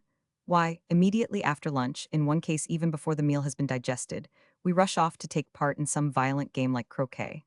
Hour after hour the play goes on relentlessly. There is no backing out on our part, no pleading for just 5 minutes in which to get our wind. No, we bear our part manfully, and, are you awake by any chance, or am I wasting all this?" "Of course I'm awake," said Mary, opening her eyes. "What years I have known you. Do you remember those days when we used to paddle together, the mixed paddling at Brighton?" "Ah, yes, and your first paint box." "And your doll." "And the pony." "And the good night." G-night. Chapter 18. "But how absurd," said Mary, "when we've only just met." "Oh, but come, it was about 2 years ago that you let me call you Mary." "True," said Mary thoughtfully. "And you can't say we aren't suited to one another. We both play without the chalk line." "So we do, yet, oh, I can't say all at once. Give me a little time. I'll give you 3 of Jane's hoops, that's about 6 months." Chapter 20. "28, said the North Rutland champion. "That's what I won the championship by, I remember." "It's a good winning score," I said. Do they play much in North Rutland? I'm afraid it's been very slow for you and Miss Middleton, said Jane. Not exactly slow, I said. We've been talking a lot of nonsense, explained Miss Middleton. Not exactly nonsense, said I. Oh, it was, said Miss Middleton. You know it was. I suppose it was, I sighed. Well, we'll try again tomorrow. Right, said the champion, but I shall use my other mallet. Gardening. There may be gardeners who can appear to be busy all the year round, doing even in the winter their little bit under glass. But for myself, I wait reverently until the 22nd of March is here. Then, spring having officially arrived, I step out onto the lawn and summon my head gardener. James, I say, the winter is over at last. What have we got in that big brown-looking bed in the middle there? Well, sir, he says, we don't seem to have anything, do we like? Perhaps there's something down below that hasn't pushed through yet. Maybe there is. I wish you knew more about it, I say angrily. I want to bed out the macaroni there. Have we got a spare bed with nothing going on underneath? I don't know, sir. Shall I dig 'em up and have a look? Yes, perhaps you'd better, I say. Between ourselves, James is a man of no initiative. He has to be told everything. However, mention of him brings me to my first rule for young gardeners. Never sow spring onions and new potatoes in the same bed. I did this by accident last year. The fact is, when the onions were given to me, I quite thought they were young daffodils, a mistake anyone might make. Of course, I don't generally keep daffodils and potatoes together, but James swore that the hard round things were tulip bulbs. It is perfectly useless to pay your head gardener half-a-crown a week if he doesn't know the difference between potatoes and tulip bulbs. Well, anyhow, there they were in the herbaceous border together, and they grew up side by side, the onions getting stronger every day and the potatoes more sensitive. At last, just when they were ripe for picking, I found that the young onions had actually brought tears to the eyes of the potatoes, to such an extent that the latter were too damp for baking or roasting, and had to be mashed. Now, as everybody knows, mashed potatoes are beastly. The rhubarb border gives me more trouble than all the rest of the garden. I started it a year ago with the idea of keeping the sun off the young carnations. It acted excellently, and the complexion of the flowers was improved tenfold. Then one day I discovered James busily engaged in pulling up the rhubarb. What are you doing? I cried. Do you want the young carnations to go all brown? I was going to send some in to the cook, he grumbled. To the cook, what do you mean? Rhubarb isn't a vegetable. No, it's a fruit. I looked at James anxiously. He had a large hat on, and the sun couldn't have got to the back of his neck. My dear James, I said, I don't pay you half-a-crown a week for being funny. Perhaps we had better make it 2 shillings in future. However, he persisted in his theory that in the spring people stewed rhubarb in tarts and ate it. Well, I have discovered since that this is actually so. People really do grow it in their gardens, not with the idea of keeping the sun off the young carnations, but under the impression that it is a fruit. Consequently, I have found it necessary to adopt a firm line with my friend's rhubarb. On arriving at any house for a visit, the first thing I say to my host is, "May I see your rhubarb bed? I have heard such a lot about it." By all means, he says, feeling rather flattered, and leads the way into the garden. What a glorious sunset, I say, pointing to the west. Isn't it? He says, turning round, and then I surreptitiously drop a pint of weed killer on the bed. Next morning, I get up early and paint the roots of the survivors with iodine. Once my host, who for some reason had got up early too, discovered me. What are you doing? He asked. Just painting the roots with iodine, I said, to prevent the rhubarb falling out. To prevent what? To keep the green fly away, I corrected myself. It's the new French intensive system. But he was suspicious, and I had to leave 2 or 3 stalks untreated. We had those for lunch that day. There was only one thing for a self-respecting man to do. I obtained a large plateful of the weed and emptied the sugar basin and the cream jug over it. Then I took a mouthful of the pastry, gave a little start, and said, "Oh, is this rhubarb? I'm sorry, I didn't know." Whereupon I pushed my plate away and started on the cheese. Asparagus. Asparagus wants watching very carefully. It requires to be tended like a child. Frequently, I wake up in the middle of the night and wonder if James has remembered to put the hot water bottle in the asparagus bed. Whenever I get up to look, I find that he has forgotten. He tells me today that he is beginning to think that the things which are coming up now are not asparagus after all, but young hyacinths. This is very annoying. I am inclined to fancy that James is not the man he was. For the sake of his reputation in the past, I hope he is not. Potting out. I have spent a busy morning potting out the nasturtiums. We have them in three qualities: mild, medium, and full. Nasturtiums are extremely peppery flowers and take offense so quickly that the utmost tact is required to pot them successfully. In a general way, all the red or reddish flowers should be potted as soon as they are old enough to stand it, but it is considered bad form among horticulturists to pot the white. James has been sowing the roses. I wanted all the pink ones in one bed, and all the yellow ones in another, and so on. But James says you never can tell for certain what color a flower is going to be until it comes up. Of course, any fool could tell then. You should go by the picture on the outside of the packet, I said. They're very misleading, said James. Anyhow, they must be all brothers in the same packet. You might have a brother with red hair, says James. I hadn't thought of that. Grafting. Grafting is when you try short approaches over the pergola in somebody else's garden and break the best tulip. You mend it with a halfpenny stamp and hope that nobody will notice, at any rate not until you have gone away on the Monday. Of course, in your own garden you never want to graft. I hope at some future time to be allowed, even encouraged, to refer to such things as the most artistic way to frame cucumbers, how to stop tomatoes blushing. The homeopathic method of putting them next to the French beans is now discredited, and spring fashions in foxgloves. But for the moment I have said enough. The great thing to remember in gardening is that flowers, fruits, and vegetables alike can only be cultivated with sympathy. Special attention should be given to backward and delicate plants.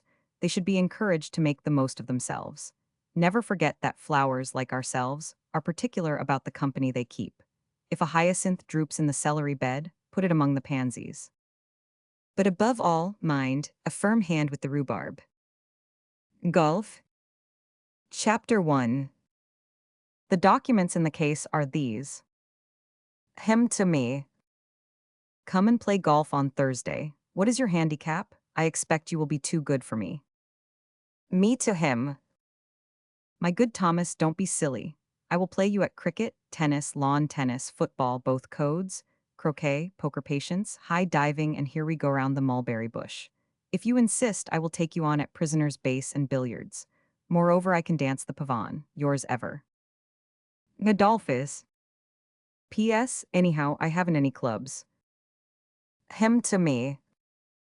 My dear ass, I gather that you aren't a golfer. Well, why not begin on Thursday? There will be nobody else playing, probably. Meet me at Victoria 11:5. My brother is away, and I will lend you his clubs. Me to him.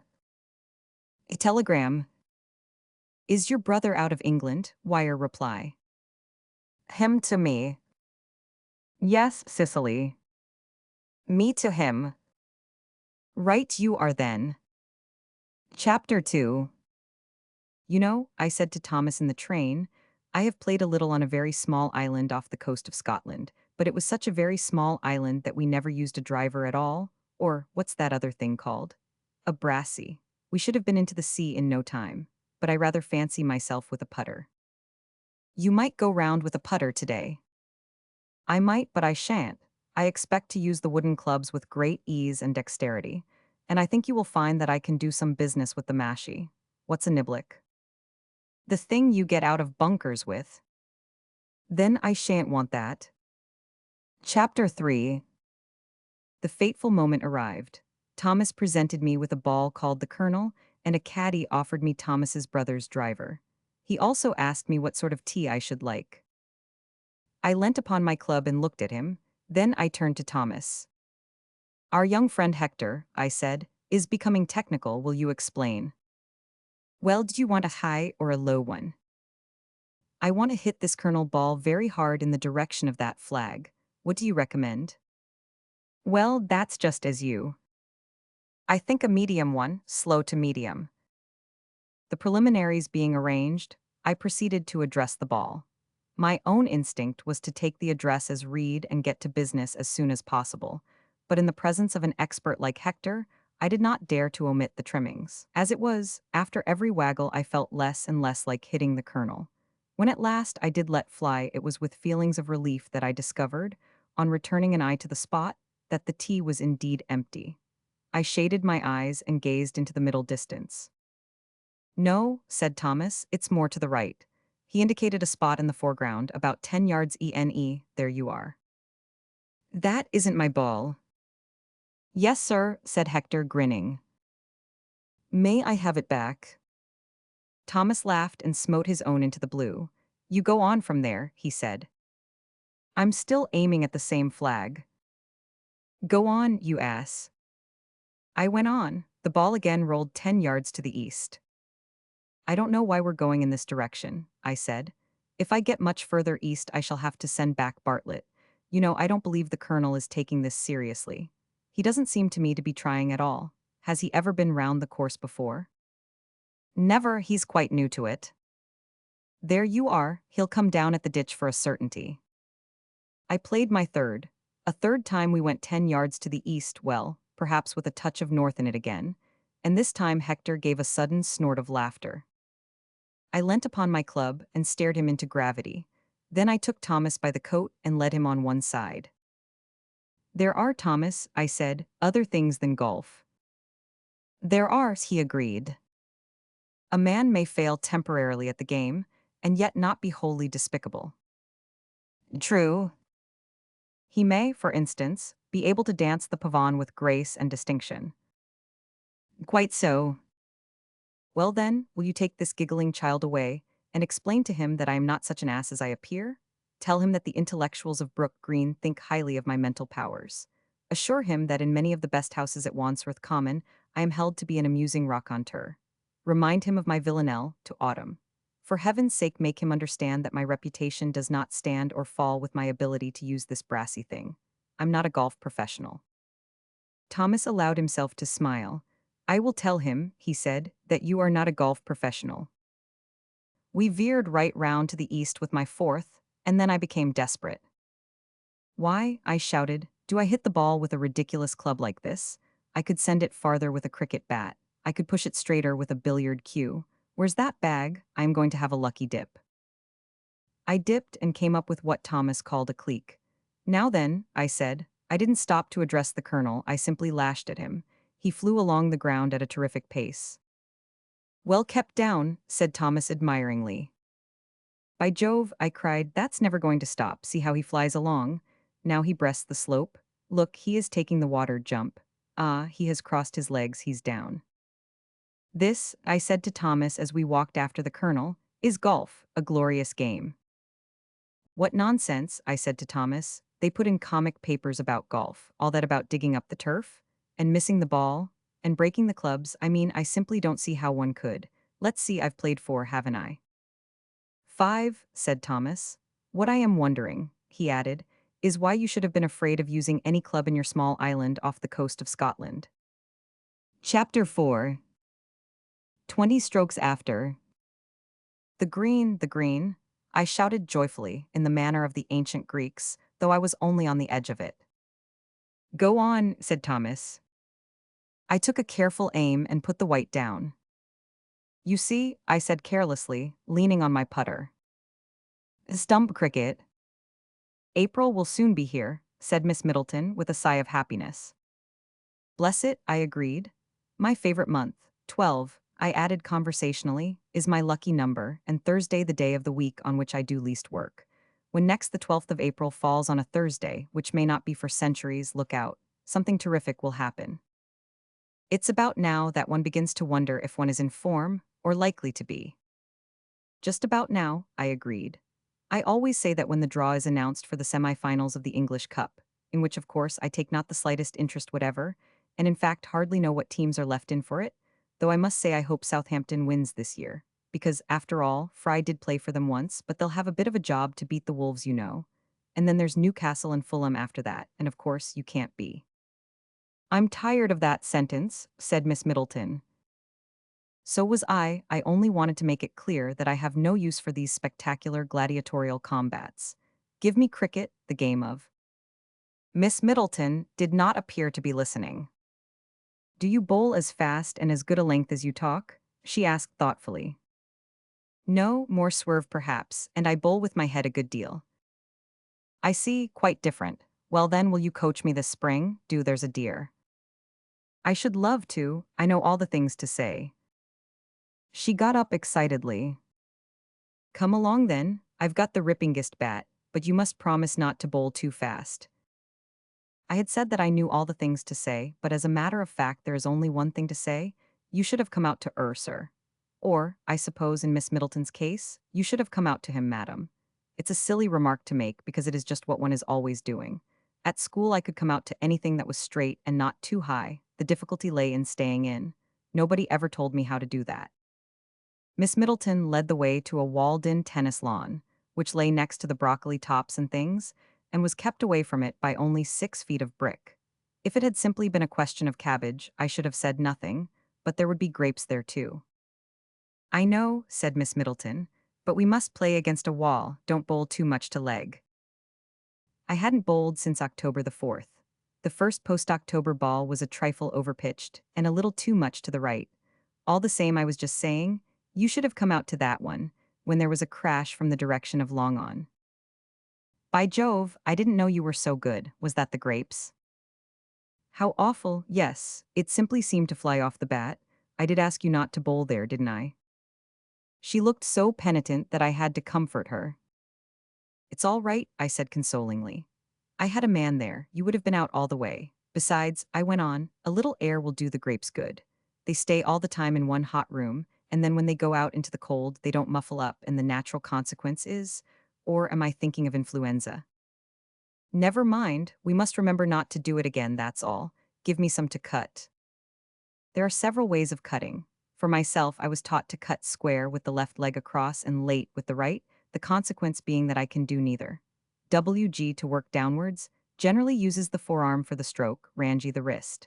Miss Middleton keeps both feet together and puts her whole body into it, and the direction in which the ball travels is towards Long On.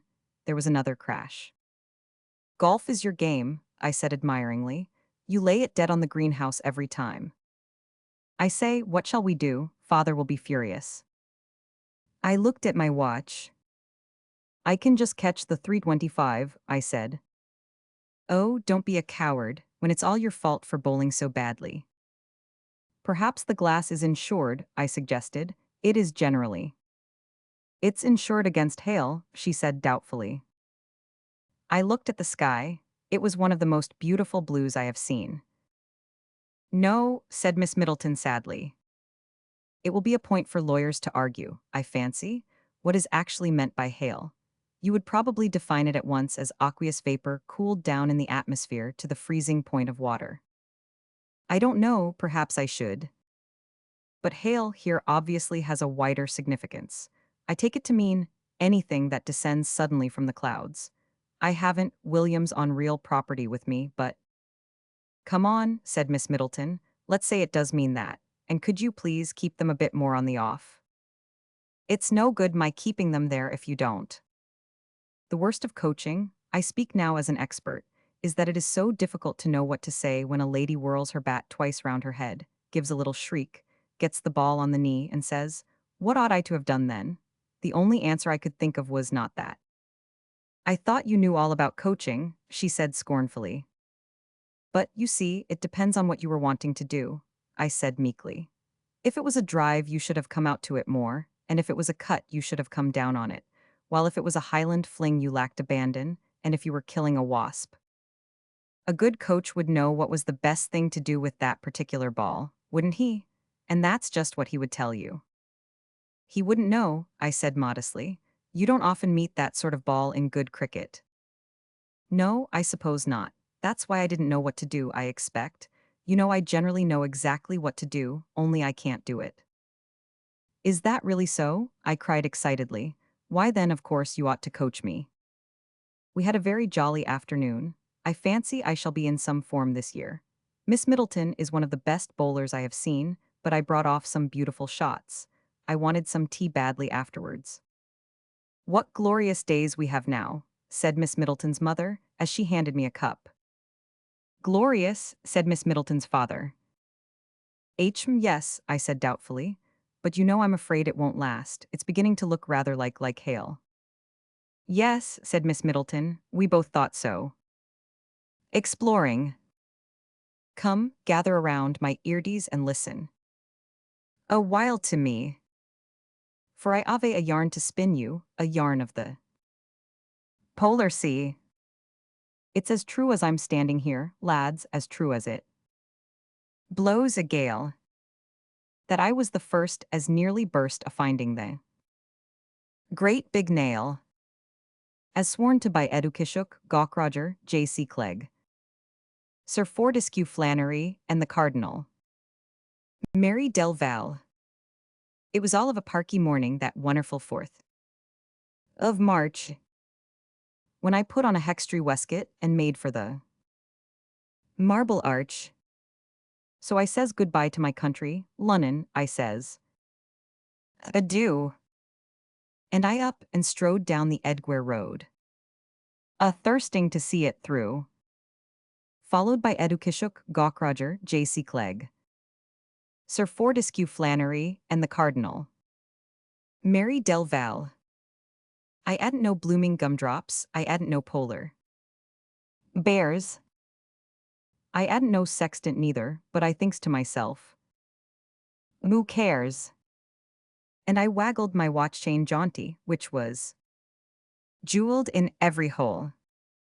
I can always steer by my compass ere it's pointing straight to the pole. So it is, said Edukishuk Gawkroger J.C. Clegg, Sir Fortescue Flannery, and the Cardinal. Mary Del Val.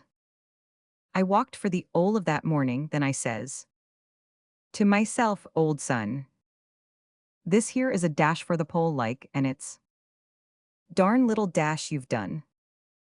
So I enters an Andy station, and I says to the man in the utch, gimme a ticket as goes to Wick, no, first return, oh much.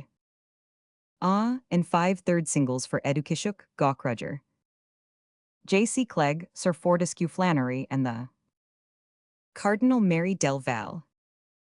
We sailed from Wick to the nor'ard for undreads of days and nights, till we came at last to the ice floes and followed the northern lights, the Horareo Boreobalis, which it turned us all horrible pale.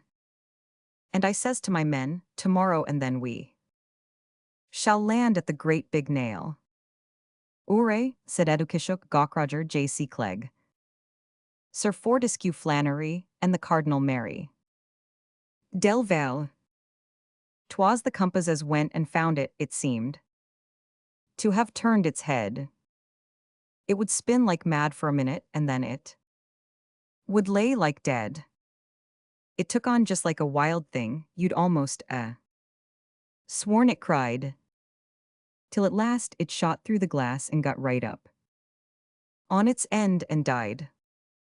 That proves it, cried Edukishuk Gawkroger, J.C. Clegg, Sir Fortescue Flannery, and the Cardinal Mary Del Val. We gave 3 cheers for Ol England, and we up with the Union Jack. And we plugged our pipes and we smoked. And we thought about getting back. But a wonderful pride so filled us as we sat on top of the ball, that innocent tears, the first for years, rolled out of the eyes of all, particularly out of those of Edukishuk Gawkroger, J.C. Clegg, Sir Fortescue Flannery, and the Cardinal Mary Del Val. Then I called for a pen and paper, and I wrote to the king, dear king, I've found the pole, and I'm tying a piece of it up with string. I'll send it round in the morning for your majesties grace to see. Just drop me a wire if you like it, sire, and I'll collar the lot, signed me. Witnesses, Edukishuk Gawkroger, J.C. Clegg, Sir Fortescue Flannery, and the Cardinal Mary Del Val. So that's how it append my eardies no matter. What others may say. Did they see the poll? They didn't that. Proves I ad took it away. It's as true as I'm standing here, lads, as true as the Daily Mail. That I was the first as nearly burst a finding the great big nail. Shopping. If you should happen to be in Regent Street tomorrow at 4, ran the assignation, just where what's the name of the street comes into it, and a lady in a very pretty new mauve coat and skirt bows to you, raise your hat and say, "Crisis," and she will let you help her with her shopping. My guess at the name of the street was successful. I raised my hat and said, "Good afternoon." But you had to say "crisis," said Miss Middleton. "That's the password." I can't, I've sworn I'll never say it again. I took a most fearful oath. Several people heard me taking it and swooned. But how do I know you're the right one if you don't say it? Well, I suppose I shall have to let you come. I've just lost mother. She went in at the silver department and out at the art fabrics, like people when they can't pay for their hansoms. Yes, that's bad. The accused, who appeared to feel her position acutely, gave a false address. What are you going to buy? Well, I thought I'd just help you get your presents first. I'm not giving any this Christmas. I gave a lot only a year ago. Oh, but haven't they paid you any wages since then? Yes, a few trifling sums, only. Quick, there's your mother. I pulled Miss Middleton hastily into the nearest shop and shut the door. What fun, she said breathlessly. Mother loves hide and seek. Mrs. Middleton hurried past, covered with parcels, and dived into another door. It's quite safe now, I said. Let's go and. What can I have the pleasure of showing you? Said a soothing voice at our backs. We turned round in alarm. We only just, let me see, what was it you wanted? Said Miss Middleton to me. I don't really want anything. I was going to help you buy one of those, you know. Yes, but I've got that. I know there was something you said you wanted very much. Probably tea. Tiaras, explained Miss Middleton hastily. Of course. Certainly, madam, said the shopwalker. If you will just sit down, he continued, leading us to a little room out of the main stream of shoppers, I will send somebody to attend you. We sat down mechanically. I leant my stick against a showcase and balanced my hat on the top of it. Now you've done it, I said. How many tiaras shall we have? I've got nearly 4 pounds. We needn't have any. We can say we don't much care about their selection. Or that we wanted one specially built for us. One goes into dozens of shops without buying anything, said Miss Middleton cheerily. I never do, I replied gloomily. Look out, here he is. An attendant advanced briskly towards us. I put my hands in my pockets and tried to count my money. Tiaras, madam, certainly, about what price? Tell him about 3 pounds 8 and 6, I whispered to Miss Middleton. 3 pounds 9, I corrected as I ran another sixpence to ground. Here is a beautiful one at 250 pounds. Too much, I prompted softly. Oh, broke in Miss Middleton brightly. I'm so sorry, such a silly mistake. We wanted neck chains, not tiaras. Barbara has a tiara already, hasn't she? She appealed to me. 2, I said quickly, if not 3. I'm so sorry, said Miss Middleton, with a dazzling smile. The first gentleman must have misunderstood. Of course we gave her a tiara last year. The man was disappointed, I saw that, but the smile melted him, and he went off in all friendliness. Tiara doesn't sound very much like neck chain, I remarked after a pause. Oh, don't you think so? It depends how you say it, like Beauchamp and Comandelli. And what is it when pronounced properly? It's a chain that hangs round your neck, and when you don't quite know what to say to anybody, you play with it carelessly. Same as men smoking cigarettes, only better for you. I see, well, here we have 100 of the best. The attendant got to business at once. This one, he said, holding up rather a jolly one, comes out at 10 guineas. Tell him, I whispered to Miss Middleton, that we've only come out with 3. That's very pretty, she said. Are those moonstones? Yes, madam, the fashionable stone this year. It's more for next year that we want it. I should say this season. I don't think you will find a prettier one than this, madam. It's very sweet, but aren't they unlucky unless you happen to have been born in the right month? She turned to me. When is Barbara's birthday? May, I said unhesitatingly. I mean March. Anyhow, said Miss Middleton, I know it's wrong for moonstones because I was thinking of giving her some 2 years ago and it had to be opals instead. We both thought of it, I said. Miss Middleton looked at me so admiringly that I began to get reckless. Besides, we don't know the size of her neck, I went on. And she never smokes, I mean she never doesn't know what to say to anybody. So I think we should be making a mistake if we gave her this. I do indeed. Now if it had been anybody else but Barbara. The man looked from one to the other of us in bewilderment. If you could show us some hat pins instead, said Miss Middleton hurriedly, before he could open his mouth. This is excellent, I said, as he retired in confusion. We're working down well. All we've got to do now is to wait till he comes back and then say that we're sorry but we meant hairpins. With hairpins you're practically there. Supposing they only had gold ones. Then we should point out that they wouldn't go with Barbara's curiously colored hair. You leave this to me. I can finish it off now on my head. At the same time I'm sorry I'm not going to spend anything.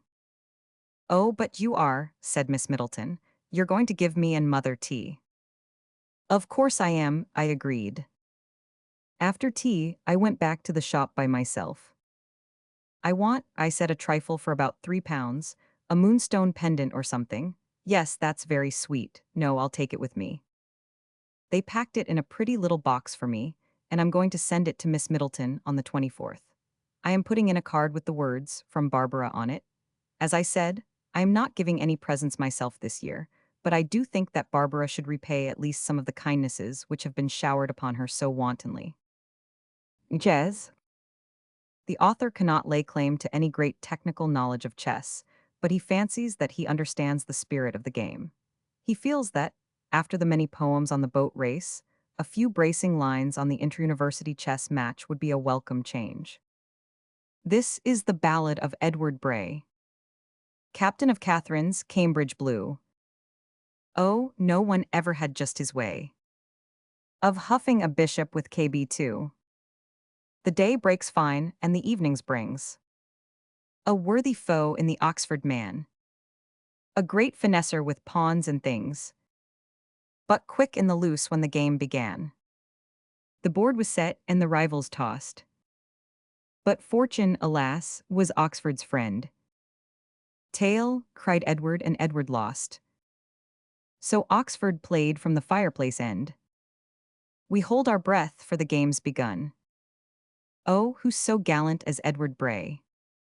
He's taken a bishop from KQ1 and roughed it just in the Cambridge way.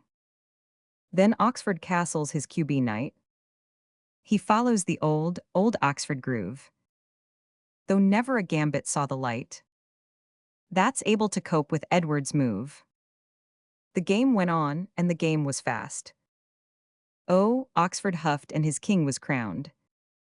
The exchange was lost, and a pawn was passed. And under the table a knight was found. Then Oxford chuckled, but Edward swore. A horrible, horrible oath swore he, and landed him one on the QB4, and followed it up with an RQ3. Time was called with an air of pride.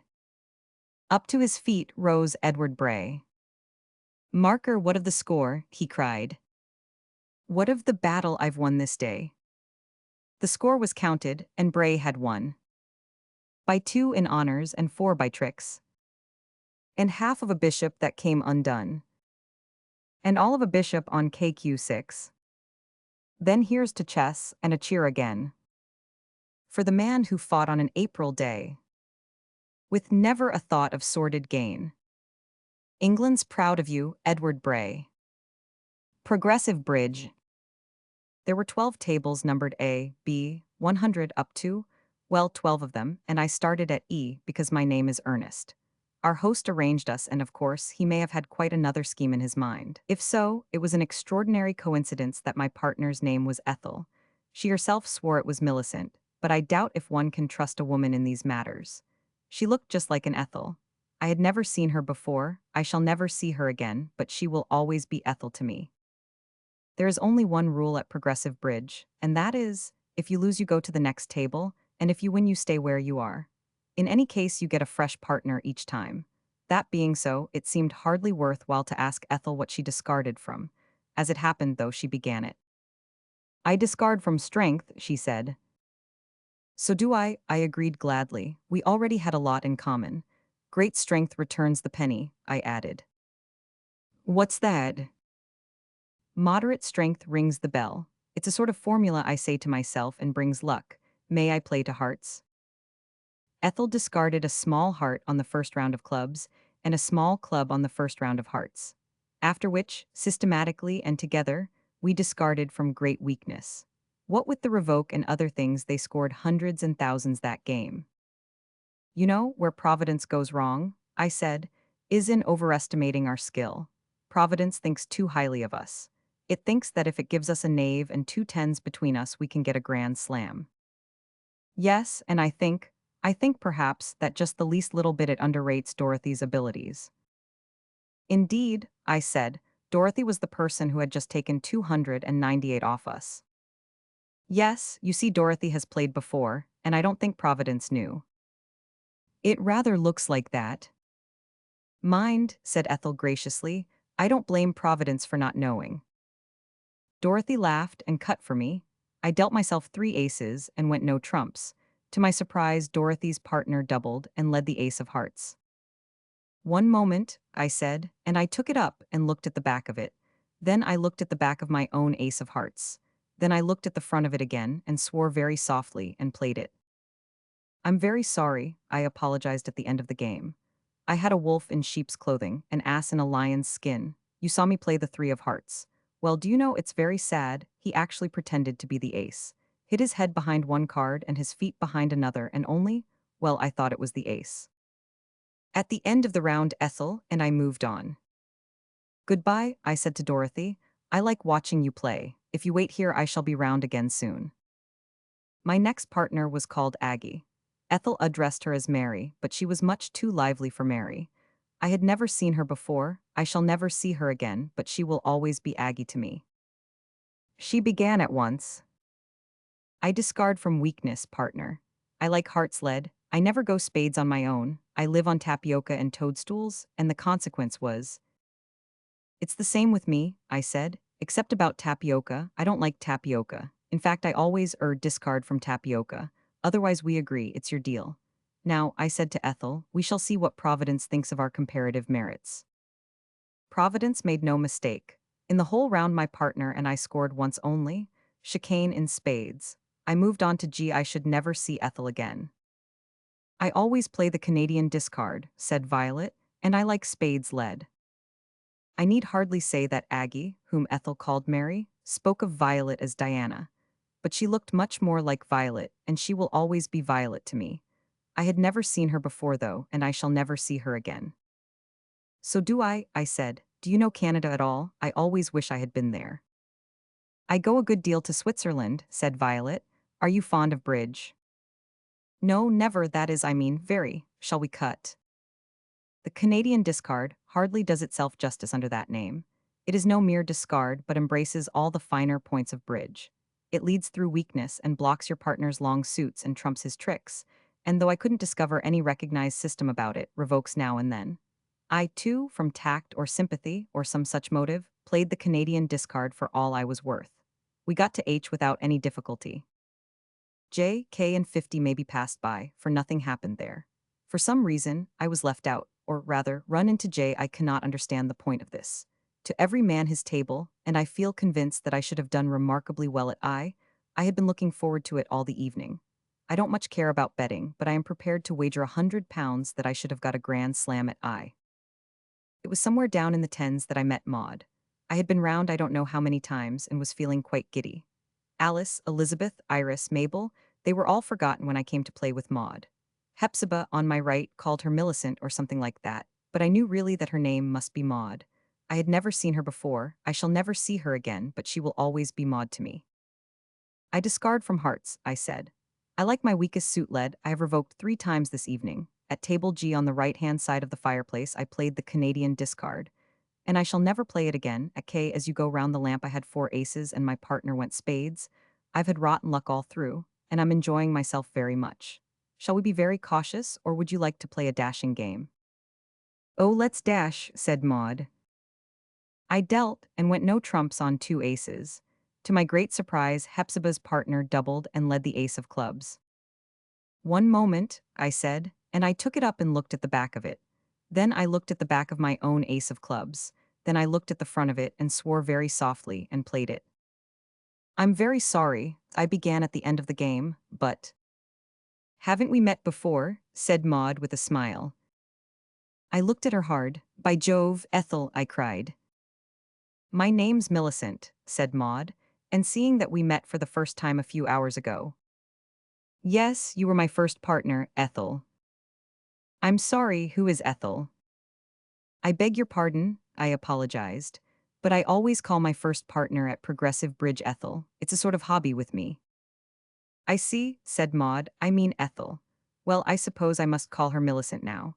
Though I had never seen her before and shall never see her again, she will always be Millicent to me. Dressing up. I at a pageant. Our episode is the 10th and last, and I may add unofficially, the most important. The period of it is 1750. In order to lead up to it properly, it has been found necessary to start the first episode at 53 BC. This gives the audience time to get hungry for us. At last, they say, when we come on, this is the end, Maria. The Duchess of Kirkcudbright says that they don't say that at all. They say, why, Henry, it's 1750? I had no idea. How the time flies when you are enjoying yourself. We must stay to the end. A few minutes won't make any difference now, and it's only cold mutton. I must explain that it is the Duchess of Kirkcudbright, and do remember the NB, because she is very particular about it. Who in this episode condescends to dance a minuet with me? That stately old measure, if you don't trip over the sandhill opposite Block D, which so delighted our forefathers. It is a very sad thing, but though the whole pageant, as I have explained, hinges upon us, yet our names and description do not appear upon the program. We are put down briefly, and I think libelously, as revelers. However, we learnt that we were really people of some position, right in the smart set by all accounts, so I decided to be Lord Tunbridge Wells and my partner the Duchess of Kirkcudbright. That is just like her, to be a whole county when I am only a watering place. We are supposed to do the reveling as soon as we come in. As I lead my partner down the steps, I say to her, our revel, I think? And she replies, shall we revel or shall we sit it out? After a little discussion, we decide to revel, partly because there is nowhere to sit down, and partly because the prompter has his eye on us. Now, I don't know what your idea of reveling is, but mine would include at the very least a small ginger ale and a slice of seed cake. I mean, I don't think that would be overdoing it at all. But do you suppose we are allowed this, or indeed anything? Not likely. And yet it is just a little touch of that sort which gives verisimilitude to a whole pageant. Before we have really got through our reveling, the band strikes up, and suddenly we are all in our places for the minuet. Now, although you have paid your 2 guineas like a man, and are sitting in the very front row, you mustn't think we have taken all this trouble of learning the minuet simply to amuse you. Not at all. We are doing it for the sake of King George II, no less, a command performance. And so, when we are all in a line just ready to start and I whisper to my partner, I say I'm awfully sorry, but I've forgotten the minuet. Let's do the Lancers instead. She whispers back, quick, George is looking at me. Is my patch on straight?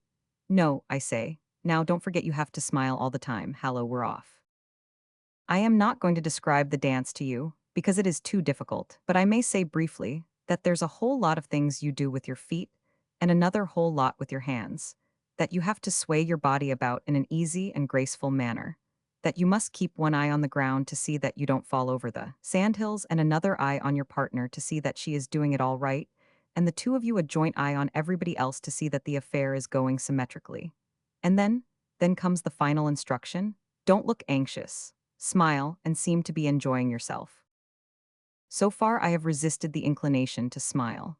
The fact is that when I cast aside my usual habiliments and take upon me the personality of another, I like to do the thing thoroughly, to enter into the spirit of the part.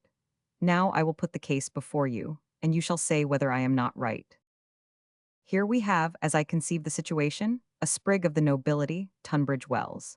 He is a modest young man, who spends most of his time at his lovely Kentish seat, flanked by fine old forest trees, preferring the quiet of the country to the noise and bustle of London. One day, however, he ventures up to town, and looking in at his customary coffee house is hailed by an acquaintance. Tunbridge Wells, I may mention, is beautifully attired in a long blue coat, white satin waistcoat, fancy breeches with quaint designs painted on them, silk stockings, and shoes which are too small for him. "What are you doing tonight?" says his friend.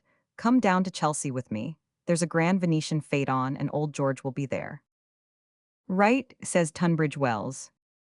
When they get to the gardens, his friend takes him aside. "I say," he begins anxiously, "I hope you won't mind, but the fact is that I've promised you shall dance in a minuet tonight. Old George particularly wants to see one." "But I simply couldn't," says Tunbridge Wells in alarm. "Can't you get somebody else?" "Oh, but you must. I've got you a jolly partner, the Duchess of Kirkcudbright. You know the minuet, of course." "Well, I've learnt it, but I've very nearly forgotten it again. And my shoes are beastly uncomfortable. Before the king, too? It's a bit steep, you know." "Well then, you will, good man." "No, no," cries Tunbridge Wells hastily and leads his friend aside under the trees. "I say," he begins mysteriously, "don't say anything, but well, it's rather awkward. I may as well tell you. These things are a bit tight. They look all right like this, you know, but when you bend down, well, I mean, I have to be jolly careful. I was just thinking how pretty they were. A beautiful thing, that," he adds, pointing to a crescent moon in blue on Tunbridge Wells' left knee. "Don't touch," says Wells in alarm. "It comes off like anything. I lost a dragonfly only yesterday. Well, you see how it is, old man, but for them I should have loved it. Only, I say, don't be a fool. Your servant, Duchess, I was just saying. Yes, I am devoted to it. Yes, yes, let's see, it is the left foot, isn't it? Confound that idiot. Now then, do you wonder that the poor fellow looks anxious? Or that I feel it my duty as a good actor to look anxious too? I have promised not to describe the whole minuet to you, but I must mention one figure in it of which I am particularly fond. In this, you rejoin your partner after a long absence, and you have once more her supporting hand to hold you up. For some hours previously you have been alone in the wild and undulating open, tripping over molehills and falling down ha-has, and it is very pleasant, especially when your shoes fit you too soon, to get back to her and pour all your troubles into her sympathetic ear. It's a figure in which you stand on one foot each for a considerable time and paw the air with the others. You preserve your balance better if you converse easily and naturally. I nearly came a frightful purler just now, did you see? H is H, not so loud. Have you found mother yet? She's here today. One of my patches fell off. I hope nobody heard it. You've got a different wig today. Why? It's grayer. I had such a very anxious moment yesterday. You know that last bow at the end where you go down and stay underwater for about 5 minutes? Well, I really thought, however, they didn't. I don't like you in this one. It doesn't suit you at all. So I thought at first. But if you gaze at it very earnestly for 3 hours and then look up at the ceiling, you. Why, there is mother, hold up. I fancy we have rather a good action in this figure. Do you think she's noticing it? I hope she knows that we could stand on one leg without moving the other one at all. I mean, I don't want her to think, hallo, here we are. Goodbye, see you again in the next figure but one. And the Duchess of Kirkcudbright trips off. I put in the NB because she is very particular about it, and I say trips because I know the ground. Chapter 2, At a Dance. "Then you really are coming," said Queen Elizabeth as she gave me my third cup of tea. "Yes, I really am," I sighed. "What as?" "I don't know at all, something with a cold. I leave it to you, partner, only don't go a black suit." "What about Richelieu?" I should never be able to pronounce that, I confessed. Besides, I always think that these great scientists, I should say, philos, that is, of course, that these generals, which room is the encyclopedia in? You might go as one of the kings of England. Which is your favorite king?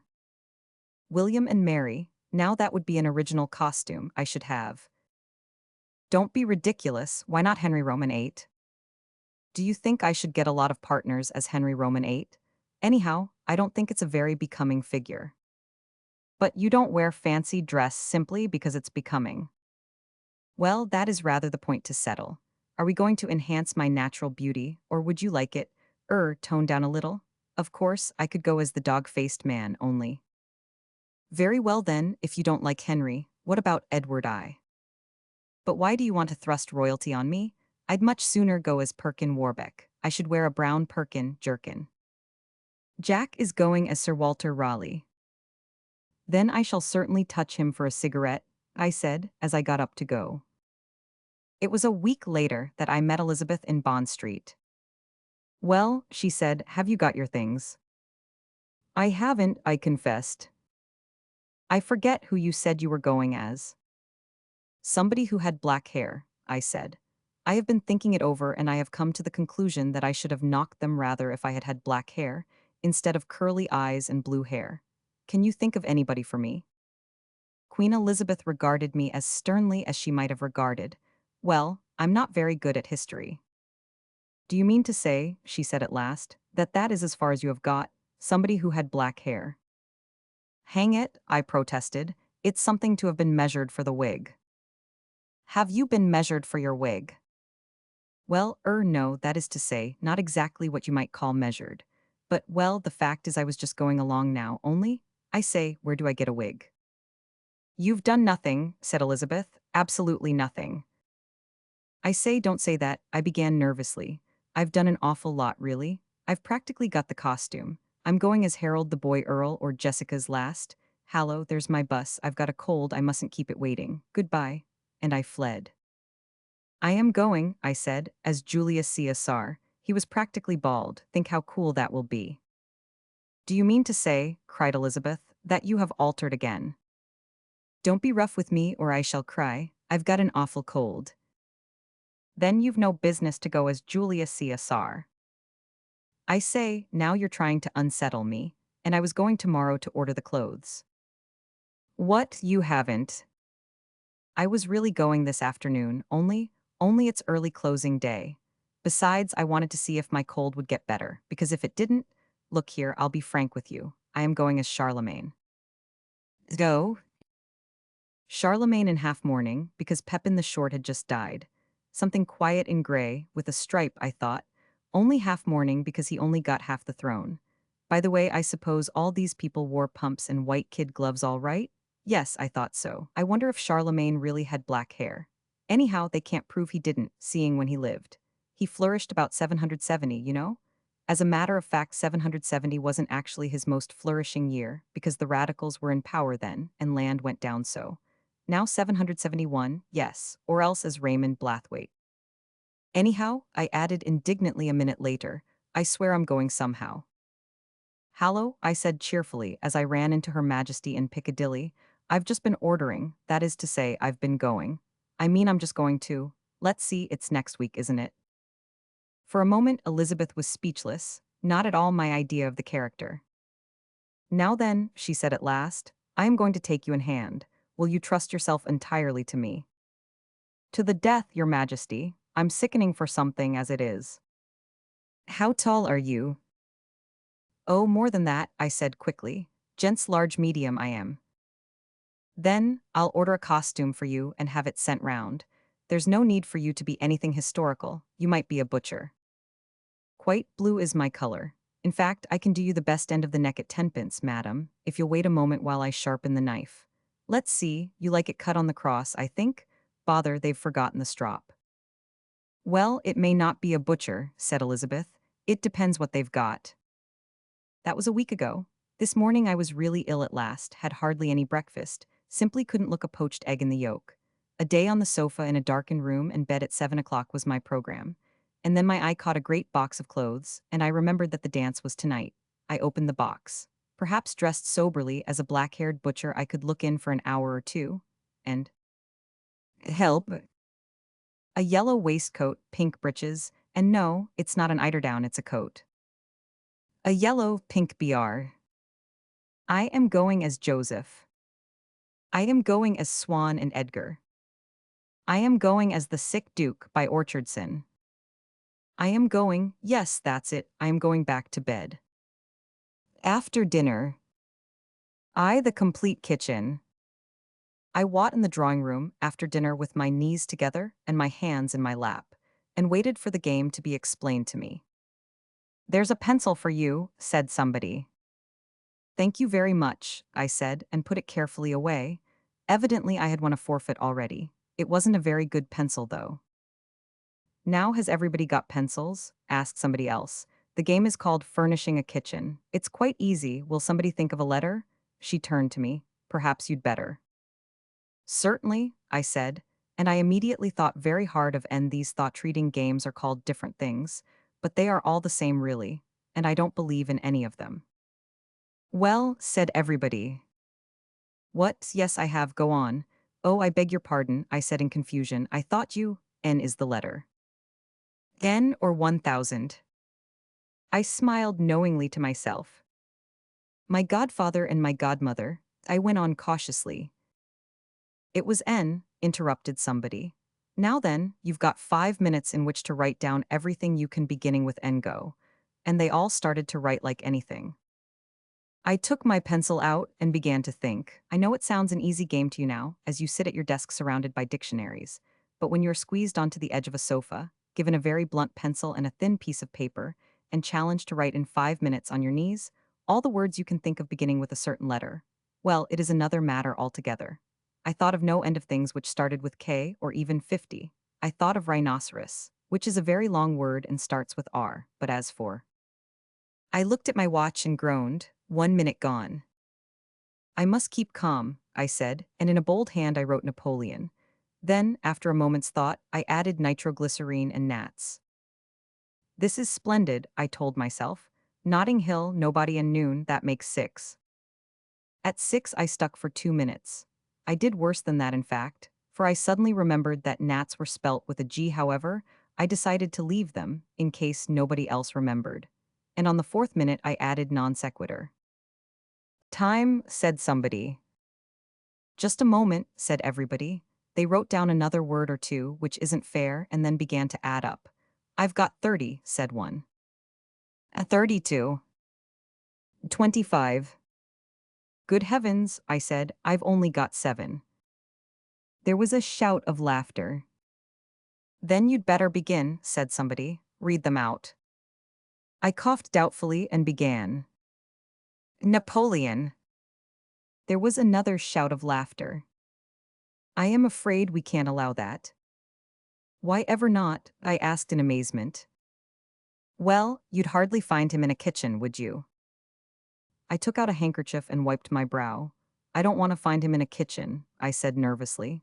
Why should I? As a matter of fact, he's dead. I don't see what the kitchen's got to do with it. Kitchens begin with a K. But the game is called Furnishing a Kitchen. You have to make a list of things beginning with N which you would find in a kitchen. You understood that, didn't you? Why, yes, I said. Oh, why, yes, of course. So Napoleon. I pulled myself together with a great effort. You don't understand, I said with dignity. The cook's name was Napoleon. Cooks aren't called Napoleon, said everybody. This one was, Carrie Napoleon. Her mistress was just as surprised at first as you were, but Carrie assured her that. No, I'm afraid we can't allow it. I'm sorry, I said, I'm wrong about that. Her name was Carrie Smith, but her young man was a soldier, and she had bought a Life of Napoleon for a birthday present for him. It stood on the dresser, it did, really waiting for her next Sunday out. Oh, well, I suppose that is possible. Go on. Gnats, I went on nervously and hastily. Of course I know that. Gnats are spelt with a G, they shrieked. These weren't. They had lost the G when they were quite young, and consequently couldn't bite at all, and Cook said that. No, I'm afraid not. I'm sorry, I said resignedly. I had about 40 of them on the dresser. If you won't allow any of them, it pulls me down a lot. Then we have nitroglycerine. There was another howl of derision. Not at all, I said haughtily. Cook had chapped hands very badly, and she went to the chemist's one evening for a little glycerine. The chemist was out, and his assistant, a very nervous young fellow, gave her nitroglycerine by mistake. It stood on the dresser, it did really. Well, said everybody very reluctantly, I suppose. I went on hastily. That's two, then nobody. Of course, you might easily find nobody in the kitchen. In fact, you would pretty often, I should say. 3. The next is noon. It could be noon in the kitchen as well as anywhere else. Don't be narrow-minded about that. All right, go on. Non sequitur, I said doubtfully. What on earth? It's a little difficult to explain, but the idea is this. At most restaurants, you can get a second help of anything for half price, and that is technically called a follow. Now, if they didn't give you a follow, that would be a non sequitur. You do see that, don't you? There was a deadly silence. 5, I said cheerfully. The last is Notting Hill. I must confess, I said magnanimously, that I am a bit doubtful whether you would actually find Notting Hill in a kitchen. You don't say so. Yes, my feeling is that you would be more likely to find the kitchen in Notting Hill. On the other hand, it is just possible that, as Calais was found engraven on Mary's heart, so, supposing the cook died? Oh, very well.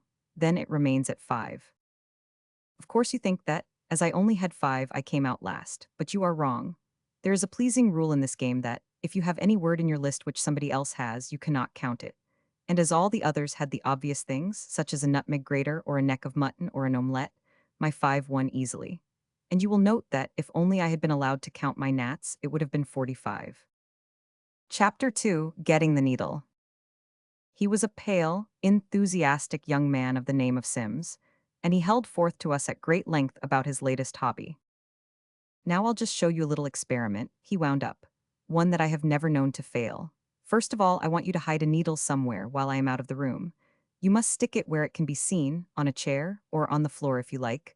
Then I shall come back and find it. Oh, Mr. Sims, we all said. Now, which one of you has the strongest will? We pushed Jack forward. Jack is at any rate a big man. Very well, I shall want you to take my hand when I come in, and look steadily at the needle. Concentrate all your thoughts on it. I, on the other hand, shall make my mind a perfect blank. Then your thoughts will gradually pass into my brain, and I shall feel myself as it were dragged in the direction of the needle. And I shall feel myself, as it were, dragged after you, said Jack. Yes, you mustn't put any strain on my arm at all. Let me go just where I like, only will me to go in the right direction. Now then. He took out his handkerchief, put it hastily back, and said, First, I shall want to borrow a handkerchief or something. Well, we blindfolded him, and led him out of the room. Then Muriel got a needle, which, after some discussion, was stuck into the back of the Chesterfield. Sims returned and took Jack's left hand. They stood there together, Jack frowning earnestly at the needle, and Sims swaying uncertainly at the knees. Suddenly his knees went in altogether, and he made a little zigzag dash across the room, as though he were taking cover. Jack lumbered after him, instinctively bending his head too. They were brought up by the piano, which Sims struck with great force.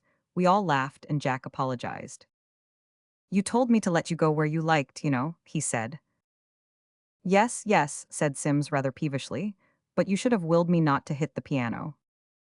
As he spoke, he tripped over a small stool, and, flinging out an arm to save himself, swept 2 photograph frames off an occasional table. By Jove, said Jack, that's jolly good. I saw you were going to do that, and I willed that the flower vase should be spared. I'm getting on. I think you had better start from the door again, I suggested. Then you can get a clear run. They took up their original positions. You must think hard, please, said Sims again. My mind is a perfect blank, and yet I can feel nothing coming. Jack made terrible faces at the needle.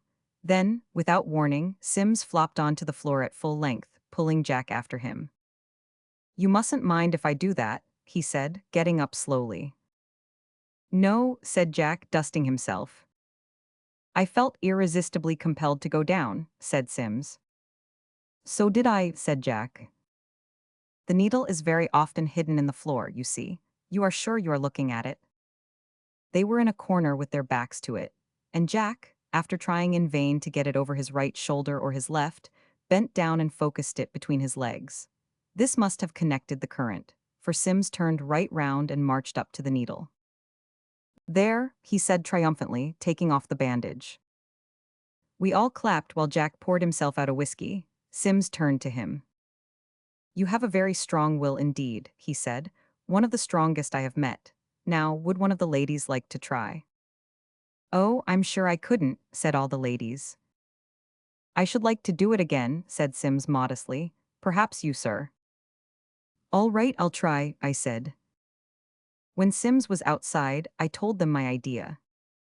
I'll hold the needle in my other hand, I said, and then I can always look at it easily, and it will always be in a different place, which ought to muddle him.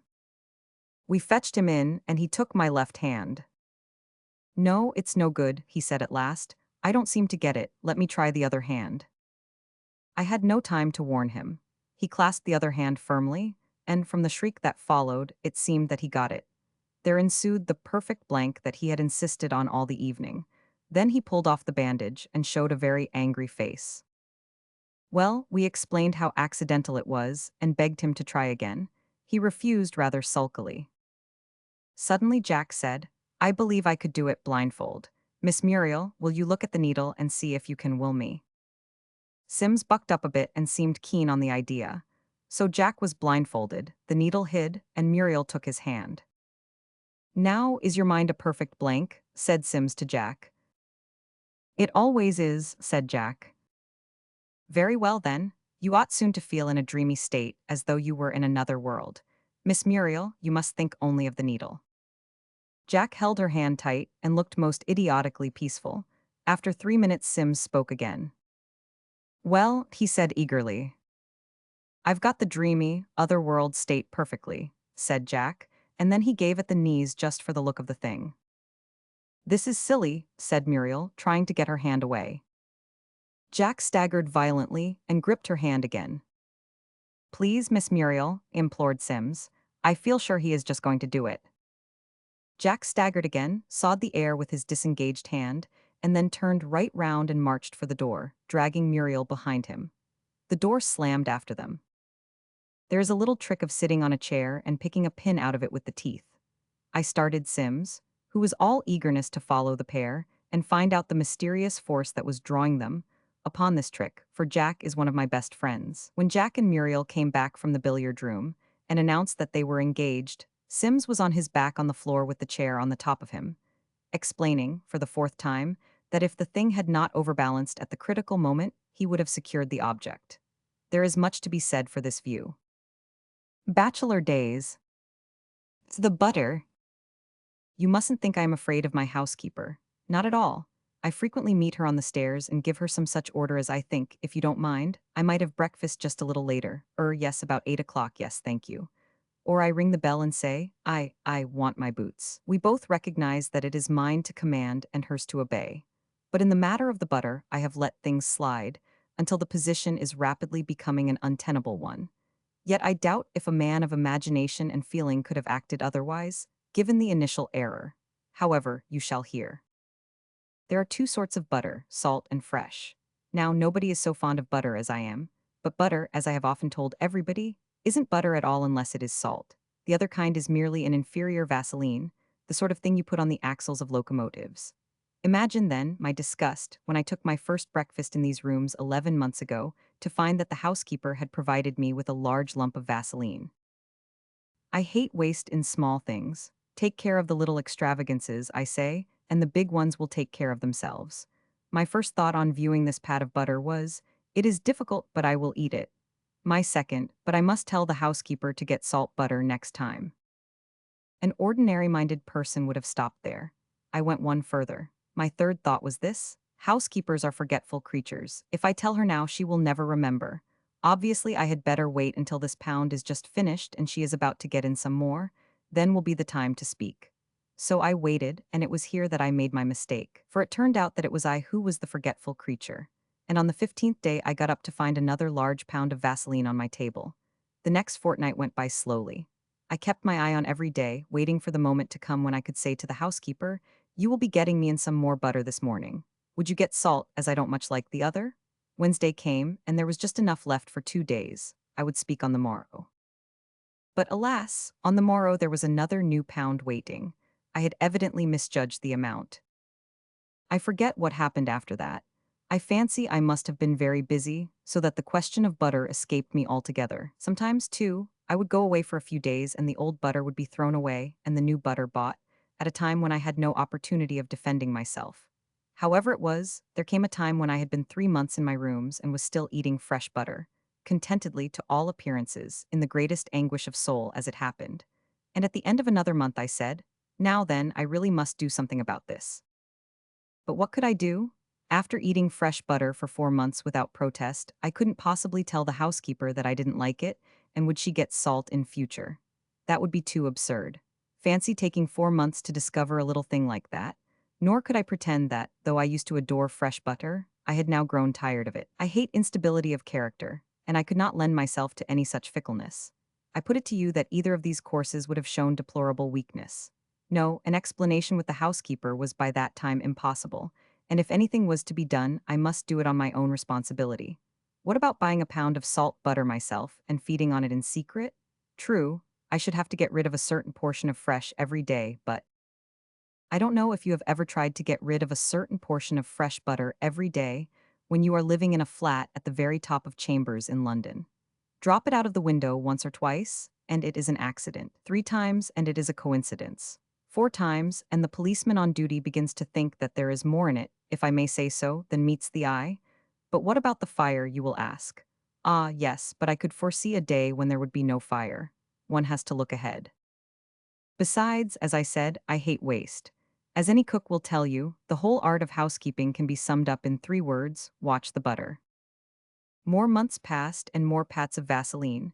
Every day made an explanation more hopeless. I had thoughts at one time of an anonymous letter, something in this style. Madam, one who is your friend says beware of Vaseline. All is discovered. Fly before it is too late. What is it makes the sea so salt? NaCl. Sodium chloride, the black hand. That would give her the impression, at any rate, that there were 2 kinds of butter. Confound it all, by what right did she assume without asking that I had a preference for fresh? I have now been in my rooms nearly a year. Something must be done soon. My breakfasts are becoming a farce. Meals which I used to enjoy I now face as an ordeal. Is there to be no hope for me in the future? Well, there is a chance. I shall have to wait until July, but with something definite in view, I am content to wait. In July, I hope to go to Switzerland for a month. 2 days before returning home, I shall write to my housekeeper. Having announced the day of my return, and given 1 or 2 instructions, I shall refer briefly to the pleasant holiday which I have been enjoying. I shall remark perhaps on the grandeur of the mountains and the smiling beauty of the valleys. I may mention the area in square miles of the country. And I shall dwell upon the habits of the native. They live, I shall write, in extraordinary simplicity, chiefly upon the products of their farms. Their butter is the most delightful I have ever tried. It is a little salt to the taste, but after 4 weeks of it I begin to feel that I shall never be able to do without salt butter again. No doubt, as made in London it would be different from this, but I really think I must give it a trial. So when you are ordering the things I mentioned for me, will you ask for salt butter? And if that fails, there remains only the one consolation. In 3 years my lease is up. I shall take a new flat somewhere, and on the very first day I shall have a word with the new housekeeper. By the way, I shall say, about the butter. The washing. Of course, it is quite possible to marry for love, but I suspect that a good many bachelors marry so that they may not have to bother about the washing anymore. That, anyhow, will be one of the reasons with me. I offer you, I shall say, my hand and heart, and the washing, and, oh, do see that 6 tablecloths and my footer shorts don't get sent every week. We affect Hampstead for some reason.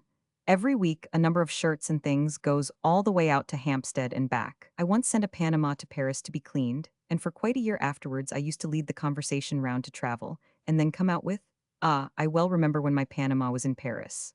So now when I am asked at a dance, "Do you know Hampstead at all?"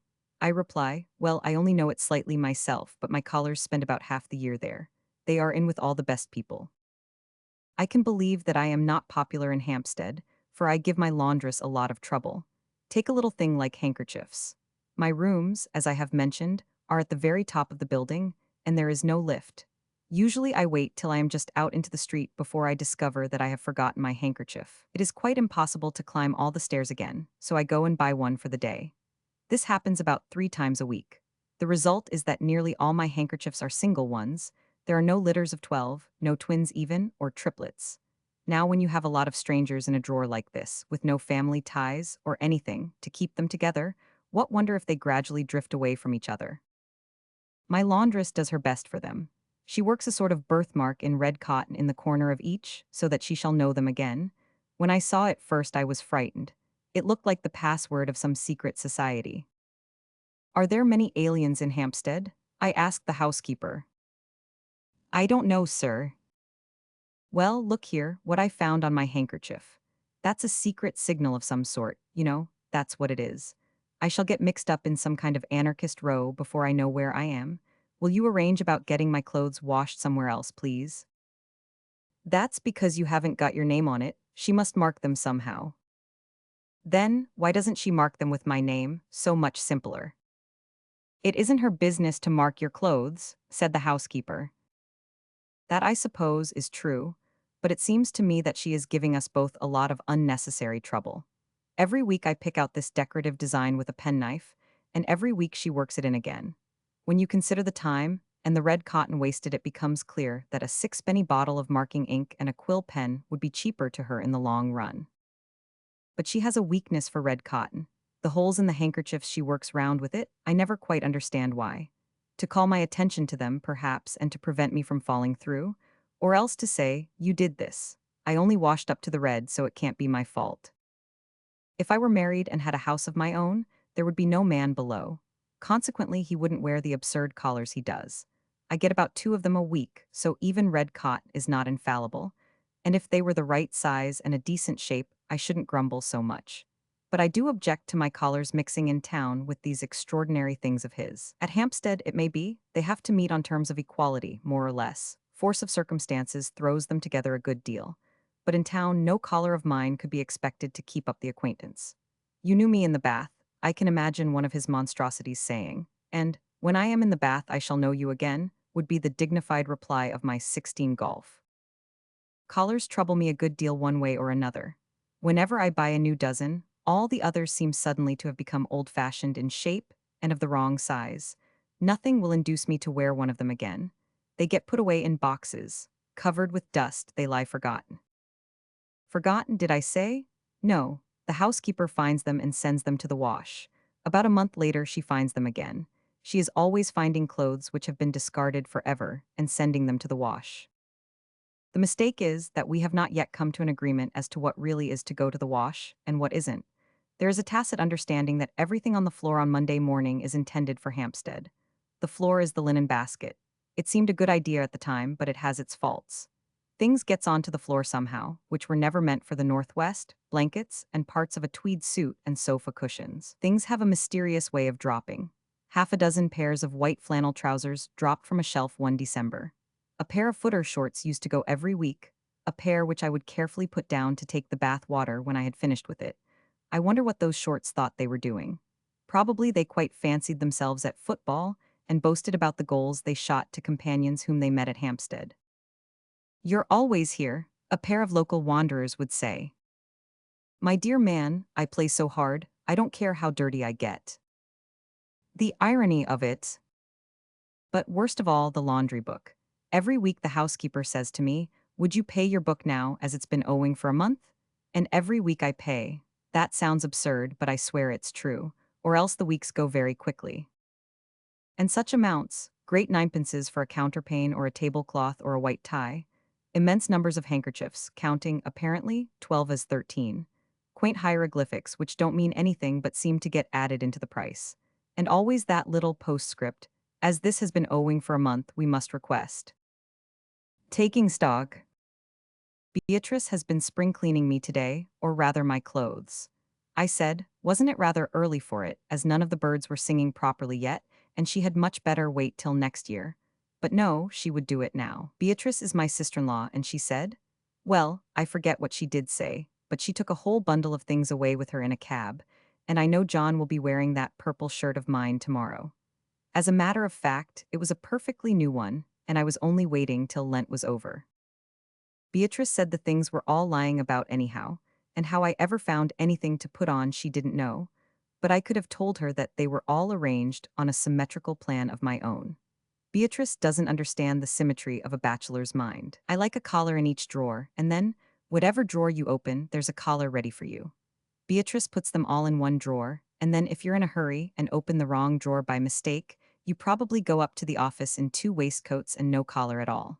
That would be very awkward. Beatrice actually wanted a braces drawer. If she hadn't married John, I should never let her talk to me about braces.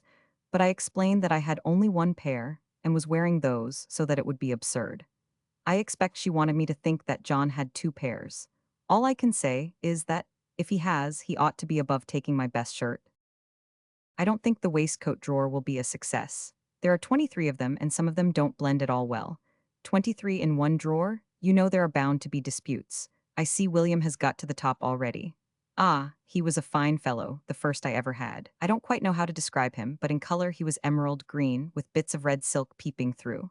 Sort of open work, only where you would expect to see me there was more of William. I wore him at Beatrice's wedding. He would come. Only he wouldn't let me into the vestry. I wanted to sign my name, all the others were. I have never worn him since that day, but Beatrice has fished him out, and now he lies on the very top of the drawer. Of course, it's awfully good of Beatrice to take so much trouble about my clothes, and I'm extremely grateful, and after all, she did marry my brother John. But I think sometimes well, here's a case. When you have 23 waistcoats, you perhaps run a bit short of other things. So, naturally, the few you have got left, well, Beatrice took them all away, and said that as I couldn't possibly wear them again, she'd cut them up for house cloths. And really, halfway between winter and summer is a very awkward time for restocking. But I suppose it is going to be warmer now. House cloths, I bet John has a go at them first. Beatrice found what they call in the profession a morning coat and vest under the bed, and said that she would take it away and sell it for me. I like the way she finds things which I have been keeping for years under the bed. It is absurd to talk about finding anything in a small flat because, of course, it's there all the time. But Beatrice thought that I ought to be grateful to her for the discovery, so I pretended I was. She said she would get at least half a crown for it, but I said I would rather have the coat. However, it turned out that I wasn't even to have had the half crown. I used to have 30 pairs of old white gloves in a drawer. I would take them out sometimes and stroke them affectionately and say, "Ah, yes, those were the ones I wore at that absolutely ripping dance when I first met Cynthia, and we had supper together. You can see where I spilt the ice pudding." Or, "This was that hunt ball, when I knew nobody and danced with Hildegard all the time. She wore black, just look at them now." Well, Beatrice had that drawer out pretty quick, and now they are on their way to Perth or Paris or wherever it is, except Hildegard's pair, which will just do for the girl when she cleans the grates. I expect she really will get them, because John doesn't dance. You mustn't make too much fun of Beatrice. She has ripping ideas sometimes. She filled a summer trunk for me, a trunk full of all the clothes I am going to want in the summer. She started with a tennis racket, which, strictly speaking, isn't clothes at all, and went on with some of the jolliest light waistcoats you ever saw. It made me quite hot to look at them. Well, now that's really a good idea so far as it goes. But what will happen when the summer does come? Why, we shall have to go through the whole business all over again. And who'll arrange the winter trunk? Beatrice. And who'll get the pink pajamas and the green socks that there's really no room for, dear? Why, John. Yet I am sorry for John, he was once as I am. What a life is his now. Beatrice is a dear, and I will allow no one to say a word against her. But she doesn't understand that trousers must be folded, not hung. That a collar which has once been a collar can never be opened out and turned into a cuff, supposing one wore cuffs. And that a school 11 blazer, even if it happens to be pink, must not be cut down into a dressing jacket for the little one. Poor John, yes, I am glad now that he has that shirt of mine. It is perhaps a little too bright for his complexion, perhaps he has not quite the air to carry it off, but I am glad that it is his. Now I think of it, I have a tie and a pair of socks that would go well with it, and even William, can I part with William? Yes, he shall have William.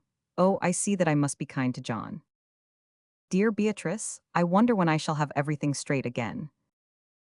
Medes and Persians. I have already said that I am not afraid of my housekeeper, so there is no need for me to say it again. There are other motives than fear which prevent a man from arguing with housekeepers. Dislike of conversation with his intellectual inferiors may be one, the sporting instinct is certainly another. If one is to play Medes and Persians properly, one must be a sportsman about it. Of course, I could say right out to her, "Do this," and she might do it. Or she could say right out to me, "Do that," and I would reply, "Don't be absurd." But that wouldn't be the game. As I play it, a Mede is a law which she lays down, and to which, after many a struggle, in the end I submit. A Persian is a law which I lay down, and to which, after many a struggle, in the end. When it is too late, well, there are many Medes, but so far I have only scored one Persian of note. The first Mede was established last winter. For many weeks I had opened my bedroom door of a morning to find a small jug of cold water on the mat outside. The thing puzzled me. What do I want with a small jug of cold water? I asked myself, when I have quite enough in the bath as it is. Various happy thoughts occurred to me, as that it was lucky that it collected the germs, or who knows, indicated a wife with 5,000 a year, but it was a month before the real solution flashed across my mind. Perhaps, I said, it was hot once. But, I added, it must have been a long time ago. The discovery upset me a good deal. In the first place, it is annoying suddenly to have all one's hopes of a rich wife and protection from disease dashed to the ground. In the second, I object to anybody but a relation interfering with my moral character. Here was a comparative stranger trying to instill the habit of early rising into me by leaving shaving water outside the door at 3 a.m. Was this a thing to be taken lying down?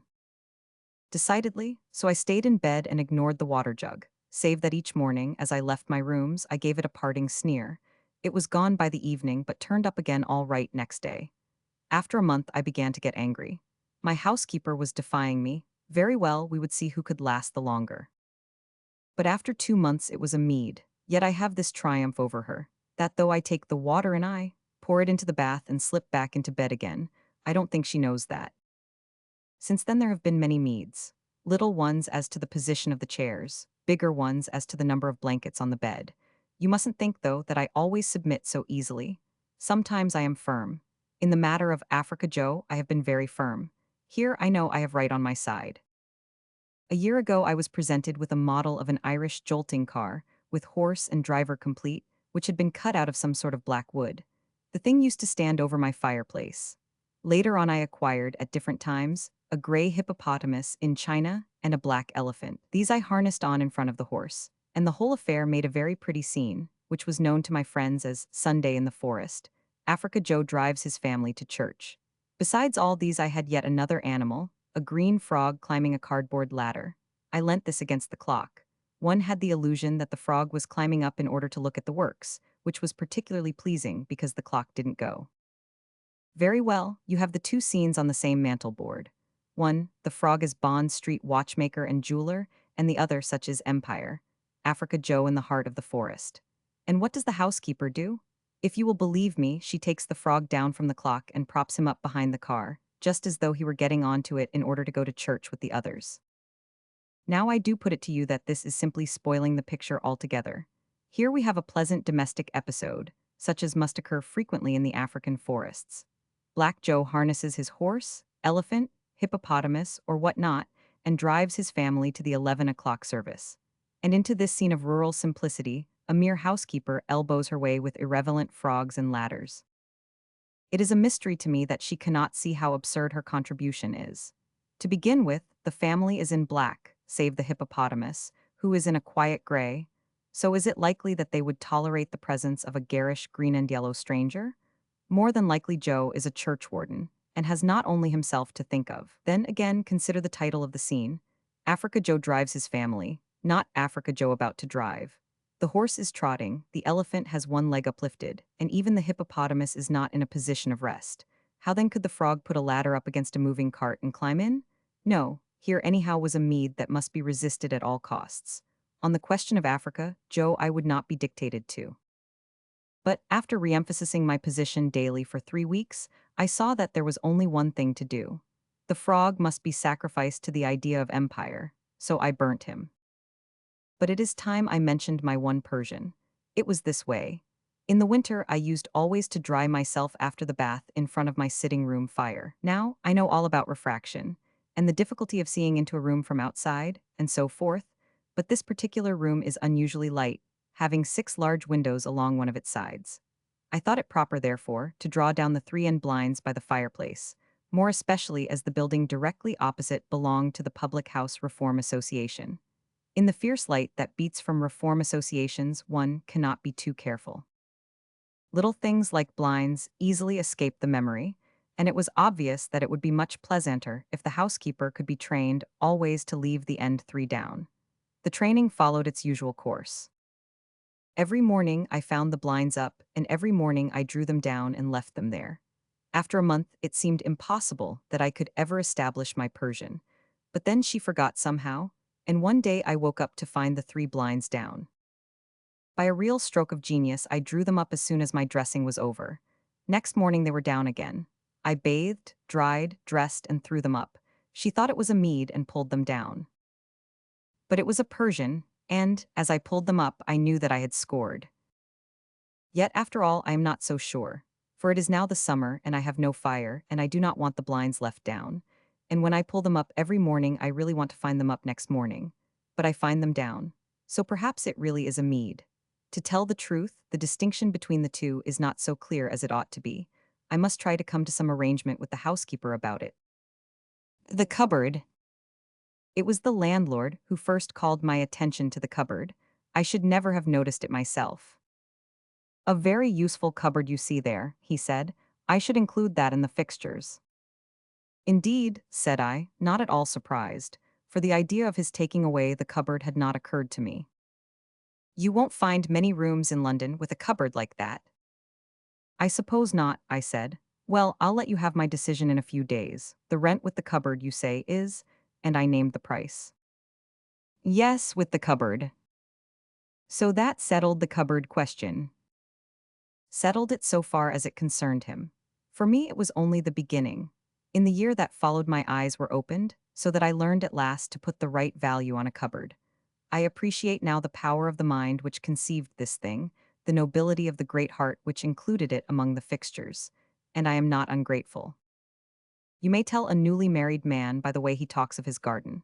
The pretense is that he grows things there, verbenas and hymenophyllums and cinerarias, anything which sounds. But of course, one knows that what he really uses it for is to bury in it things which he doesn't want. Some day I shall have a garden of my own in which to conduct funerals with the best of them. Until that day, I content myself with my cupboard. It is marvelous how things lie about and accumulate. Until they are safely in the cupboard, we are never quite at ease.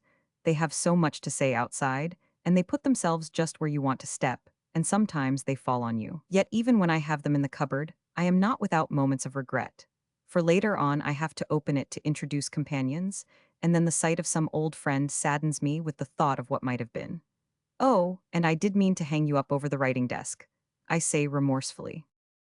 I am thinking now of a certain picture, a large portrait of my old headmaster. It lay in a corner for months, waiting to be framed, getting more dingy and dirty every day.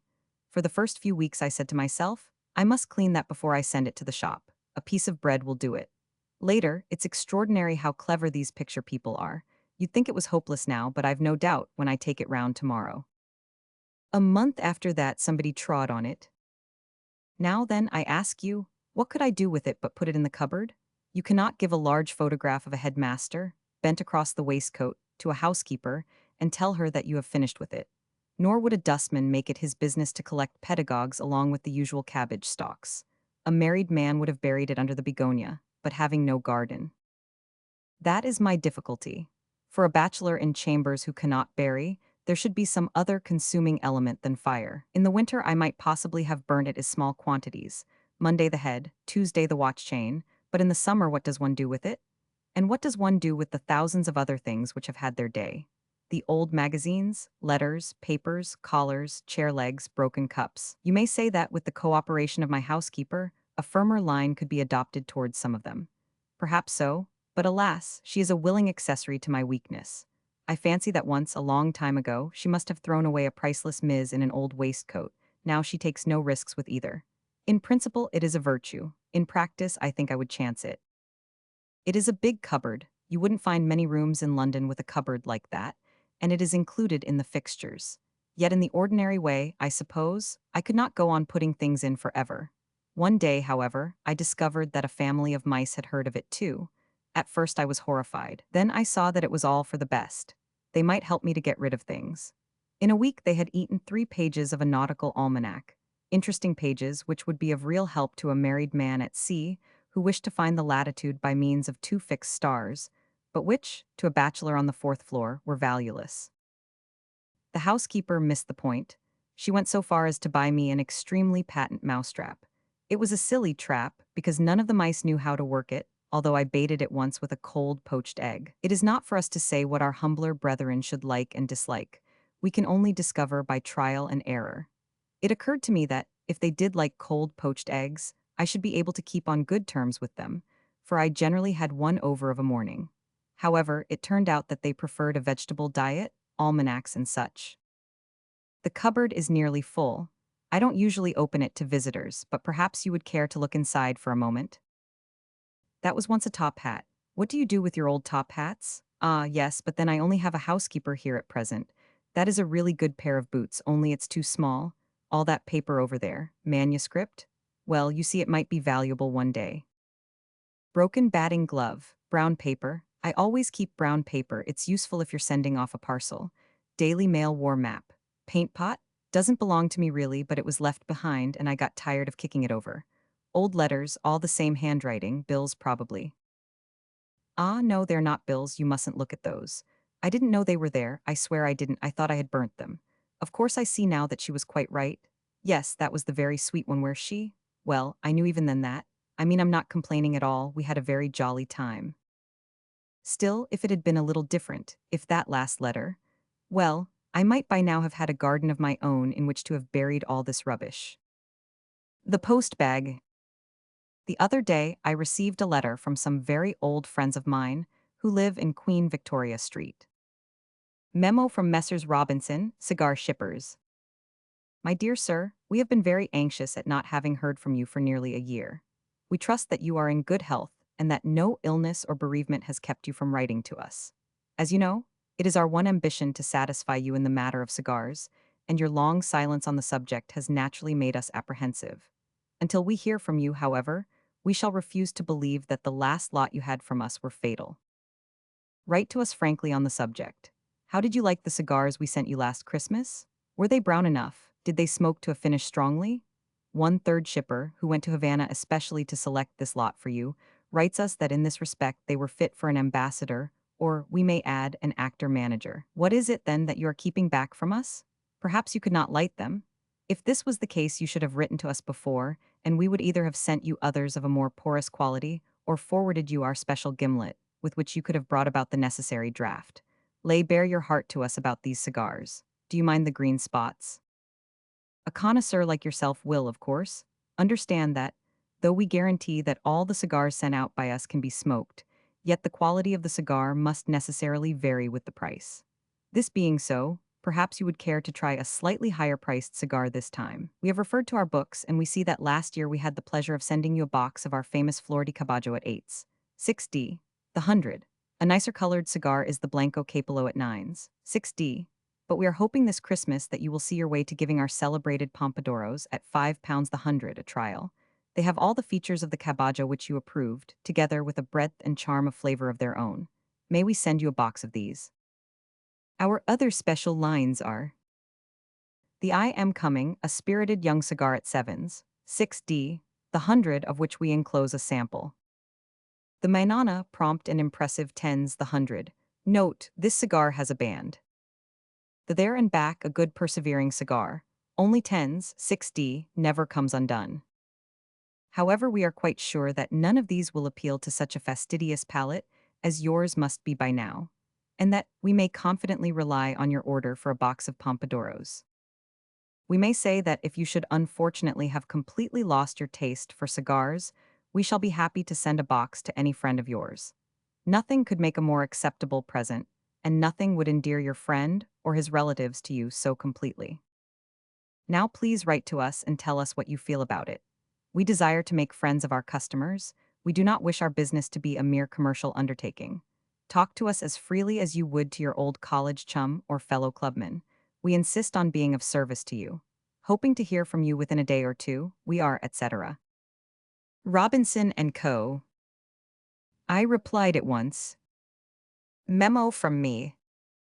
Dear old friend, 1,000 thanks for your sympathetic letter and the book with the pictures. Upon my word, I don't know which of the cigars I like best. They all look so jolly. Are they photographs or watercolors? I mean, are they really as brown as that? I like the tall, well set up one on page 7.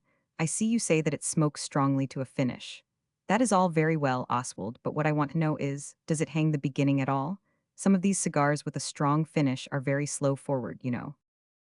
Many thanks for the sample. Bless you, Rupert, I didn't mind the green spots. What do they mean? That the cigar isn't quite ripe yet, I suppose, but I think you overdo the light brown spots. Or are they lucky, like those little strangers in the tea? Yes, I think I must have some of your Pompadoros. Send a box at Christmas to Mr. Smithson, of 199 Cornhill, with our love, yours and mine and the third shippers. I'll pay. Not at all, Percy, it's a pleasure.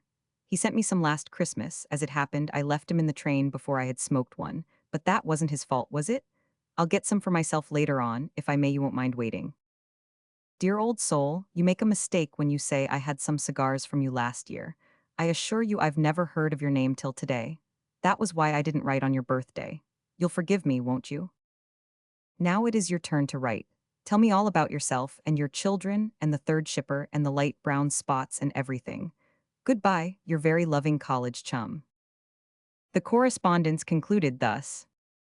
Dear sir, we have received your esteemed order, which shall be promptly executed. Though the pompadoros will not be dispatched to your friend till Christmas, they are now being selected and will be put aside to cool. We have referred again to our books and find that a box of our celebrated young cabajos was indeed dispatched to your address last year, on the advice of Mr. Smithson, of 199 Cornhill. This was why we were so anxious at your long silence. We are, etc. Robinson and Co. Dear old sport, I am afraid you misunderstood my last letter. The pompadoros are for myself. It was 100 I am Cummings which I wanted for my friend Mr. Smithson. I must tell you a funny thing about him.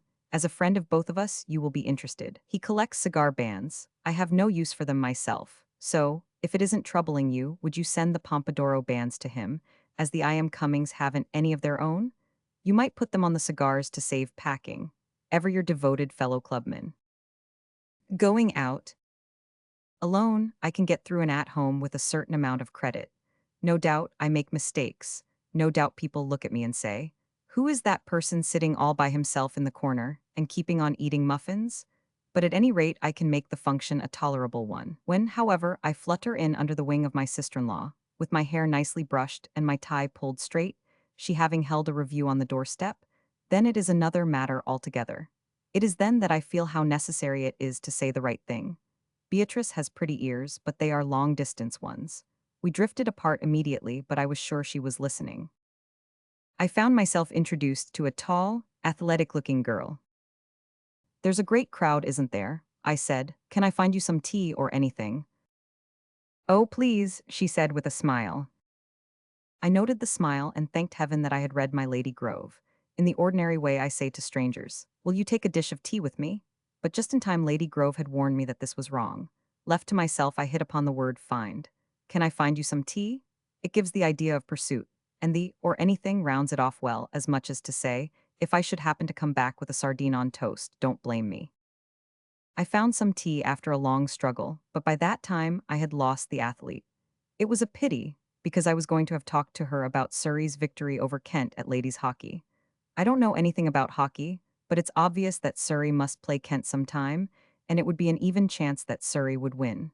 The good conversationalist takes risks cheerfully. Well, the international having disappeared, I was going to drink the tea myself, when I caught Beatrice's eye on me. Will you have some tea? I said to my neighbor. I think a little coffee, thank you. Certainly. I pressed the tea into the hand of a retired colonel and hurried off. Now that shows you. Alone, I should have quoted the Lancet on coffee microbes and insisted on her having my cup of tea. This would have led us easily and naturally to a conversation on drinks and modern journalism. We should have become friends. I should have had an invitation from her mother to lunch, and I should have smoked 2 of her father's best cigars. As it was, I said certainly, fetched the coffee, coughed, and observed that there was rather a crowd. She said yes and turned away to somebody else. 2 good cigars thrown away because of Beatrice. I was slowly recovering from my loss when Beatrice herself came up to say that she wanted to introduce me to a very nice girl called Jane something. In the ordinary way, very nice girls aren't called Jane anything, so here evidently was something exceptional. I buttoned my coat boldly and followed her, unbuttoning it nervously on the way. Here he is, she said and left us. This is what they call introducing. How do you do? I started. I've heard such a lot about you, began Jane brightly. I never know what to say to that. There must be a right answer if only Lady Grove would tell us. As it was, I said thank you. That felt wrong, so I added, so have I. About you, I explained hurriedly. To myself I said, you know you're not really carrying this off well. It's idle to pretend that you are. What have you heard, I wonder? Beamed Jane. Only that her name was Jane something. Oh, I said. Oh, you must tell me. I mean, I've heard friends of yours mention your name. Oh, she said disappointedly, I thought you meant. But of course everybody has heard of Jane, Atrum of Miss, I think my sister-in-law. Yes, thank you, we have a train to catch. Oh, must you really go? Goodbye. I staggered away in pursuit of Beatrice. She dragged me up to an American girl as I judged her. Here he is, she said and passed on. So glad to make your acquaintance, said the American. There is no answer to that, I know. I ignored it altogether and said, have you seen the budget? No, what's that? Oh, you must see that. I will, we'll go tomorrow, where is it? I don't think Americans see as much of Addison Road as they ought to. I gave the usual guidebook directions for getting there, and was just beginning to be interested when I saw Beatrice's inquiring look. Are you behaving nicely? It said. I passed on hastily. I was very lonely for a while after that. 3 times I got a plate of cucumber sandwiches safely into a corner, and 3 times a sisterly eye dragged us out again. After the third failure, I saw that it was hopeless, so I wandered about and tried to decide which was the ugliest hat in the room. A man is the only possible judge in a competition of that sort. A woman lets herself be prejudiced by such facts as that it is so fashionable, or that she saw one just like it in Bond Street, my dear, at 5 guineas. I had narrowed the competitors down to 5, 2 of which were on form, certain for a place, when I turned round and saw, in a corner behind me. I don't know if you will believe me. A man with a plate of cucumber sandwiches. I rubbed my eyes in amazement. A man, at an at-home, sitting down and eating cucumber. Why, where was his sister-in-law? There was only one thing to be done. The favorite in my competition, green, pink hoops, was disengaged for the moment. I went up to the man, took him by the arm, and dragged him away from his corner. He still held the plate in his hand, and I helped myself to a sandwich. Must introduce you, I whispered in his ear. Famous prize winner. We pushed our way up to the lady. Here he is, I said. And I looked round triumphantly for Beatrice. The sidesman.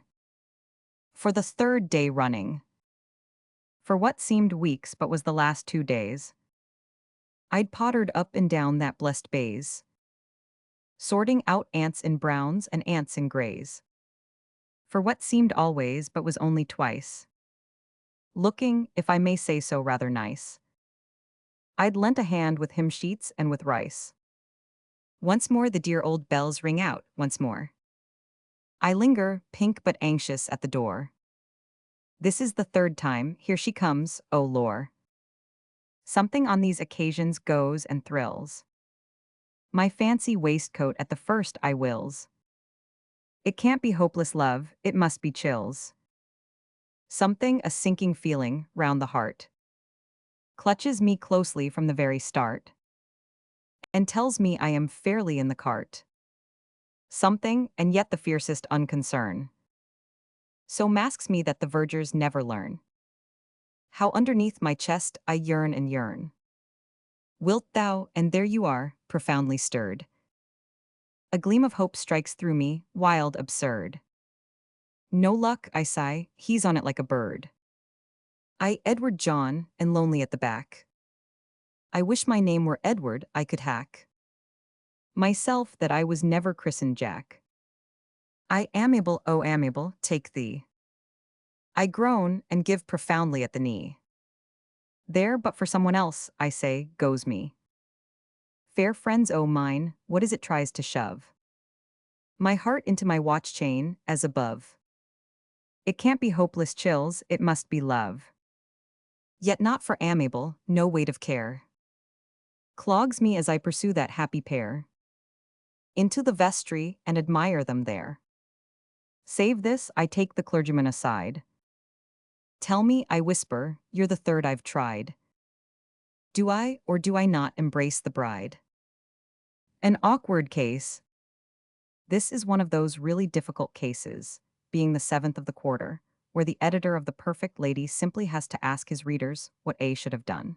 The sort of reply that will be given is, A should have carried it off easily. Remarks like that are unhesitatingly included among the answers adjudged idiotic. The thing happened in the train while I was returning to town after a couple of nights in the country. The scene, an empty carriage, myself in one corner. On the seat opposite lay my dressing case. I had unlocked it in order to take out a book and was deep in this when we stopped at a wayside station.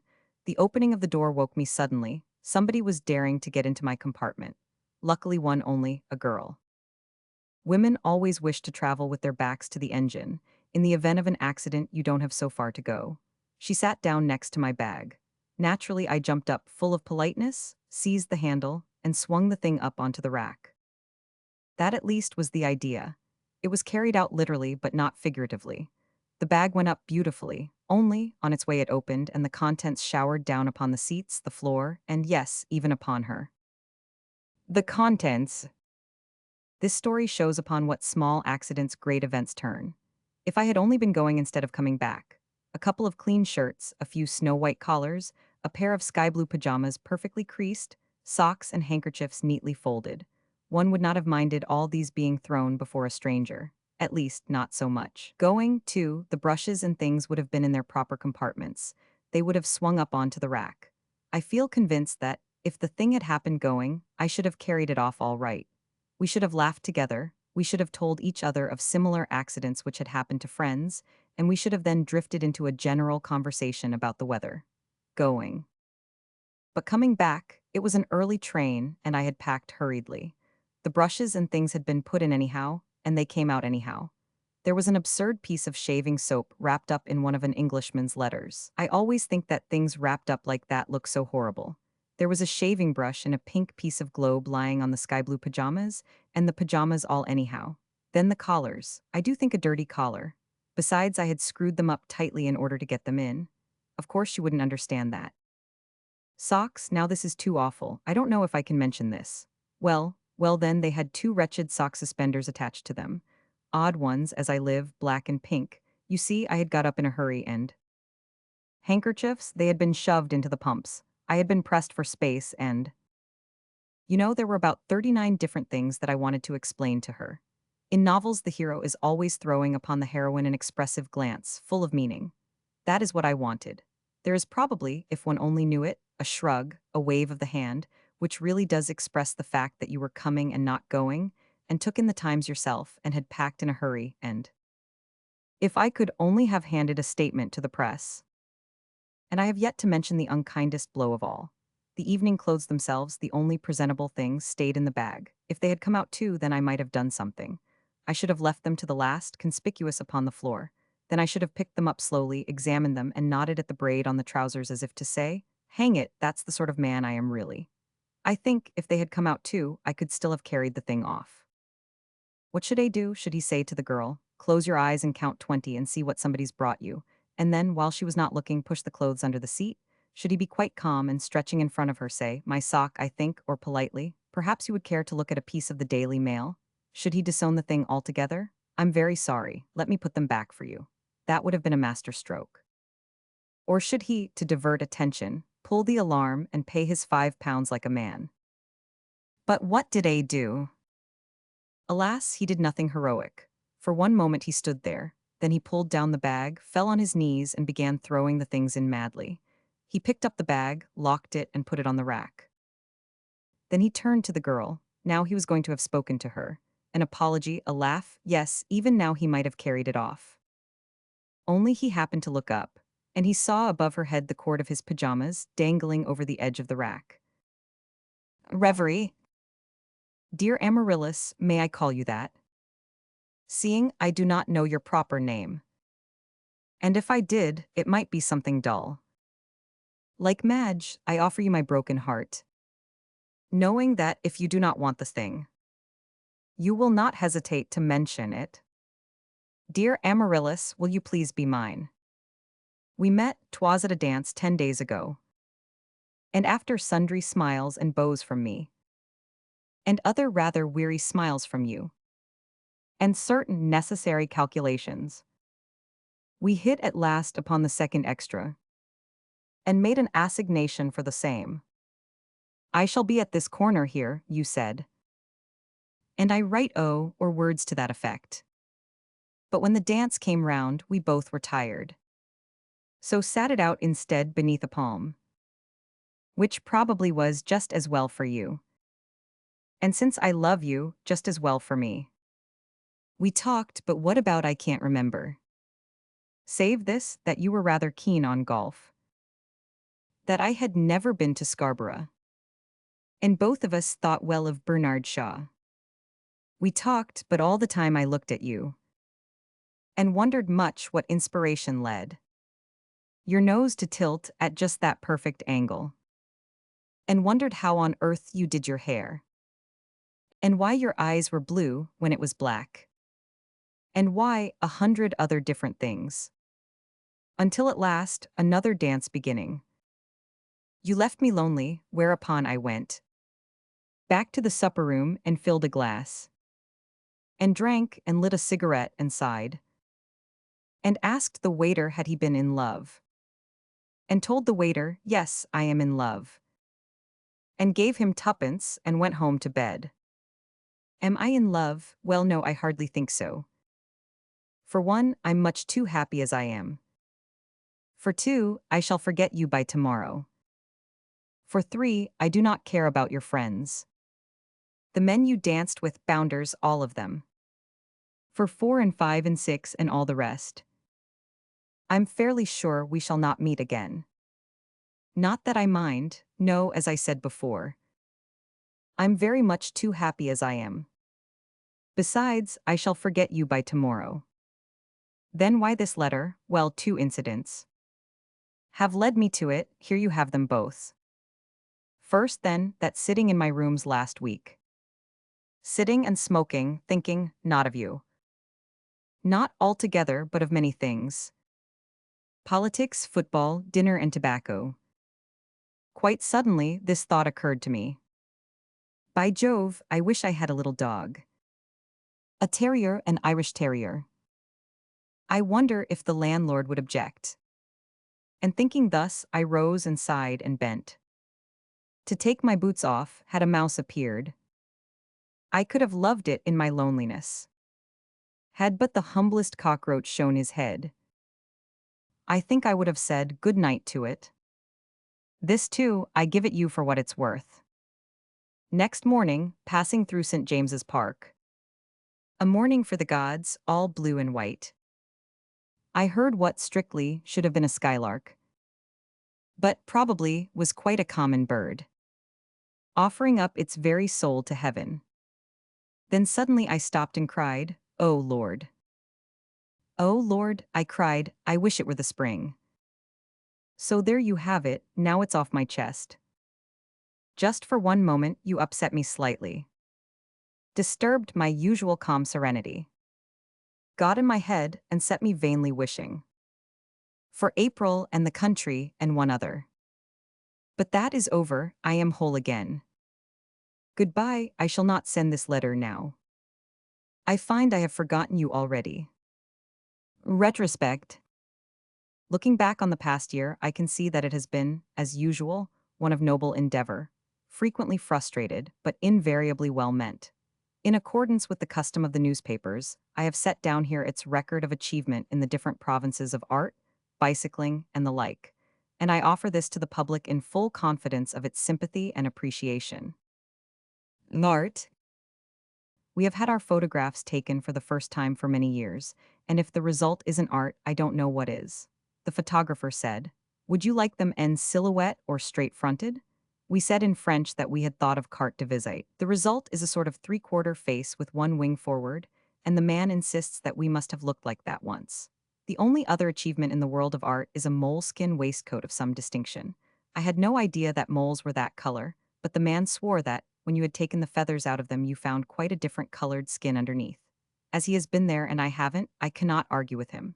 Altogether a good year for art. Bicycling. At the beginning of the year, our eldest brother sold our bicycle for a sovereign and gave the sovereign to our second brother. A bad year for bicycling, therefore. Science. I thought for the moment science began with a 100, which is why it comes in here. Several important discoveries have been made in the year. For instance, the small white raspberries in tapioca pudding are meant to be there. You always thought that they had got in from some other dish, when the cook wasn't looking. And when your watch gains a foot, you don't put the regulator to A because it is advancing, but to R because you want to retard it. Or else the other way round, I have forgotten again. Anyhow, I found out that I had been doing it wrong. Another discovery made in the early part of the year was the meaning of the phrase bank rate unchanged, but that is too technical to explain here. A record year for science. Finance. The old system of keeping no accounts and never filling in the counterfoils of checks again answered admirably. Games. The past year marks an epoch in the history of games. We have retired from football and are not the cricketer we were, but on the other hand, we have made immense strides in croquet. We improve slowly at billiards. In November, we potted the red rather neatly, and everybody said, "There's no getting away from that, he must have meant it." As a matter of fact, but it would spoil it to explain. In the latter part of the year, we could have shown you a trick or two at tennis. That is all, except that I can no longer jump the ancestral herbaceous border, as the gardener keeps on discovering. Hydrostatics. Archimedes' principle, that if a heavy body gets into a cold bath quickly, an equal amount of water gets out onto the mat quickly, was demonstrated daily, to the complete dissatisfaction of the man on the floor below, who, however, made a still more important discovery in this interesting branch of dynamics, viz. That water does not find its own level, but prefers something about 10 feet lower down. Indigo. Indigo has maintained its status quo throughout the year. There have been occasions during this time when we had almost decided to be an indigo planter in Assam rather than stick it in this beastly country. On each occasion, the weather cleared just before we had packed the sandwiches. Music. Space and time alike fail us to tell of our notable triumphs upon the pianola in the year that has just elapsed. We have played the sonata appassionata and shuffling jasper with equal verve and chiaroscuro. The fruitness and nutty flavor of our rendering of remorse, valse tzigane, number 1,192,999, kindly return by the end of the month, will never be forgotten. In July, one of the black notes stuck down and refused to budge for some time, but we got it up at last with a potted meat opener. I say, I don't think much of Liszt. He has pace and staying power and is a good strider, quite a useful man over timber he might be, but he is a little lacking in, what shall I say, adagio con molto expression ma non troppo, if you know what I mean. Beds. Walter the White Mouse perished in May. The doctor said it was too much exercise on an empty. Well, he put it rather crudely. You know what doctors are. And you know how white mice will exercise. The tailor said Walter was too small to make up into a white waistcoat, even an evening one, and that he would be hopeless as a tie. I advertised for a white mole, but they seemed to be rare. Altogether, it was a sad year for pets. Thought? Perhaps the past year was, above all, a year for thought. To the pursuit of thought, we devoted many days in many positions. Some people would find it impossible to think properly immediately after breakfast, but we proved that, given a sufficiently comfortable chair, the impossible could be achieved, that one could be as thoughtfully busy in the morning as in the afternoon. Xylonite. We did not do any of this. Eclept.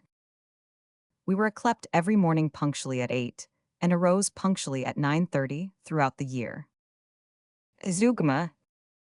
I suppose you thought I couldn't do XYZ well. This is just to show you. In the ordinary way, of course, I should have referred to the Zeugma under music. We ordered a low-strung one last month, but it has not yet been delivered. So much for my record of the past year. Reading it over now, I feel that I have not spent the last 12 months in vain. At the end of them, I can say truthfully that I am, if not a year wiser, at least a year older, a year fatter, and still a happy bachelor. Letters to Charles. 1. Dear Charles, can you lend me a penny? I have just been making up my accounts for the day. The idea occurred to me suddenly. It's a thing I have never done before, and I am 7 shillings and a penny out. The 7 shillings I don't mind, but the penny worries me dreadfully. I think that if you lent me another one, I should gradually be able to settle down again. I lie when I say I have never made up accounts before. I did it on one memorable occasion years and years ago. When John and I were at school, we had certain expenses, such as subscriptions to the mission and to various house competitions, train fares, masters' wedding presents, haircutting, and so on, which did not come out of our pocket money or tips, but which were specially sent to us from home. To save the trouble of this, we were given, at the beginning of one term, £5 to see us through all these expenses, with the understanding that we were to account for it afterwards. Afterwards meant the holidays, which to begin with were a long way off. As they came nearer, we consoled ourselves with the thought that the required account was a mere formality which would probably not be insisted upon. The actual money had been spent, which after all was the main thing, the idea of the whole proceeding, so to say. To wish to linger over the details of its gradual dissolution would be morbid. However, to our horror, a day did come in the holidays when we were peremptorily ordered to provide our account and to hand over the balance. There is, as you know, Charles, never any difficulty about providing an account. The trouble is to hand over the balance. In our case, the balance was exactly nothing. We had not a penny in our pockets. The money had been spent all right, an unusual number of masters having been married that term, some of them for the third or fourth time in the year, but we could not possibly make up our accounts so that to a farthing the two sides balanced. It would look so unnatural. How could we march solemnly into the library and say, by a perfectly amazing coincidence, the money you gave us was just precisely the amount which the circumstances demanded. There is no balance. It was a very hot afternoon, and we were unhappy. The matter of the accounts was not the only shadow which hung over us. John had a fox terrier, so had I, but whereas my dog was a little Englander and stayed at home, John's was an imperialist who roamed the country. He had disappeared again the night before, and had been observed in the morning in a village 3 miles away. Thither twirled John in search of him that hot afternoon, his heart torn between his love for his dog and his duty to his parents. And Rags and I remained at home to see what we could make of finance. We made but little of it. The more I thought of it, the more impossible it seemed to say that every penny, no more, no less of the £5 had been spent properly. One idea I had which touched genius, namely, to furnish an account for £5.10, say, and point out that the balance was owing to us. Ours was always a great family for ideas. But you see the weak spot, Charles, that we hadn't demanded the 10 shillings long ago. And then John returned. No, he had not found his dog, but he had found a shilling in the road. He had spent, he simply had to spend, he said, a penny halfpenny on refreshment, but the tenpence halfpenny he had brought back joyfully. And in the evening a beautiful account on the double entry system and tenpence halfpenny balance were handed over with ceremony. So much for finance, Charles. Now I've got some news for you. I've just had a nephew. Uncle doing well. Did you know? Look here, we'll arrange a sporting match between him and your son over hurdles for 1922. Your boy will still be a year older, but, bless you, I don't mind that. My nephew is so ugly at present that I feel he must be intended for the highest honors at something. Probably hurdles. Of course, if either of us perishes in the meantime, the nominations become void. The nominations become void. Did you notice that? Quite the sportsman. What sort of weather are you having? I ask because the weather differs according to the locality, and down at Castle Bumpbrook it may be quite fine, while it is raining here and vice versa. Why is this? Why shouldn't the weather be the same everywhere? Something to do with the solstices, I believe. What is a solstice? I have asked you no end of questions in this letter, and I don't suppose you will answer one of them. Do you grow oranges at Castle? Forgive the familiarity. Exhausted by my divings into the remote and wicked past, I have just eaten about 6. I get through quite a dozen a day. The fact is I heard a doctor say the other night that they were extremely good for the complexion, or else extremely bad, I couldn't quite catch which. He spoke very indistinctly. It was a pity that I missed what seems to have been the important word. It wouldn't have mattered so much about the extremely. However, I go on eating them, and if one day you turn up in town and find me a full-blown mulatto, you will know that the word was bad. I shall become a sort of test case, like Refford v. Partington, 1883. Eminent people will refer to me. How nice to be referred to, not that it would be the first time. Refer to drawer, I remember on my checks at Cambridge, that, sir, was me. Do you know, I made up the names Refford and Partington on the spur of the moment. The names are simple enough, but I think the combination is wonderful. There must have been such a case in 1883. Who do you think Refford was? I fancy he was a small chandler, and he fell down the coal chute of Partington's in Cannon Street. James Partington, the senior partner, said fairly enough that a great firm like his, which had branches all over England, including Norwich, must have coal some time if they were to cope successfully with increasing foreign competition, which, owing to the present gov. Oh no, this was 1883, I forgot. Well, anyhow, he said they must have coal. Refford retorted that he didn't mind their putting coal down their chute, but when it came to including respectable citizens of London, You remember the excitement when the case came on? We were only babies then, but I have a recollection that my nurse was a pro Partington. Refford won, but as he was heavily fined for having knowingly caused a crowd to collect it, did him little good, poor man. Goodbye, write to me soon and tell me all about Castle Bumpbrook. What a glorious name. I often say it to myself. It is the only strong language I ever use now. Chapter 2. Dear Charles, many thanks for your definition of a solstice. Is it really? Fancy, by answering one of my questions you become a unique correspondent. Nobody else answers questions in a letter. Sometimes, of course, one is asked, what train are you coming down by on Saturday? Let me know at once. But the proper thing to do in such a case is to wait till Saturday afternoon, and then wire just missed the 2:22. Hope to catch the next. Questions in letters are mostly rhetorical, which is why I ask you how could you have the nerve to head your paper, Castle Bumpbrook, and fill it with arguments against the budget? It is hardly decent. You know, I doubt if you ought even to have heard of the budget at Castle Bumpbrook. What I expect from you is pleasant gossip about the miller's daughter. Is she engaged yet to the postman? Has the choir begun to practice the Christmas anthem? When does Mrs. Bates' husband come out? These are the things you should tell me. Tell me, too, of your simple recreations. Has whist reached Castle Bumpbrook yet? It is a jolly game for four. One person deals and you turn up the last card and then but I must send you a book about it. I have been having a correspondence with my landlord as to what I should do in case of fire.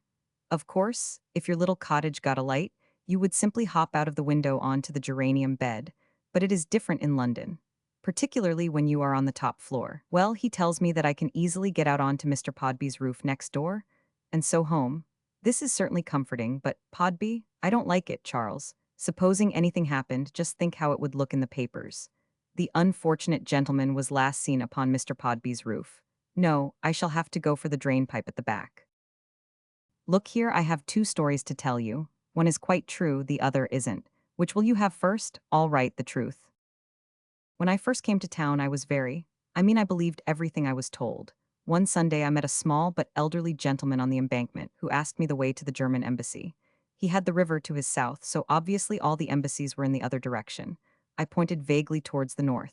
He thanked me and said that, by the way, do you prefer Oratio Recta? I forgot to ask you. Well then, he said. The embassies would be shut on a Sunday, Hein. I said, doubtless. He said, I am a professor at Heidelberg.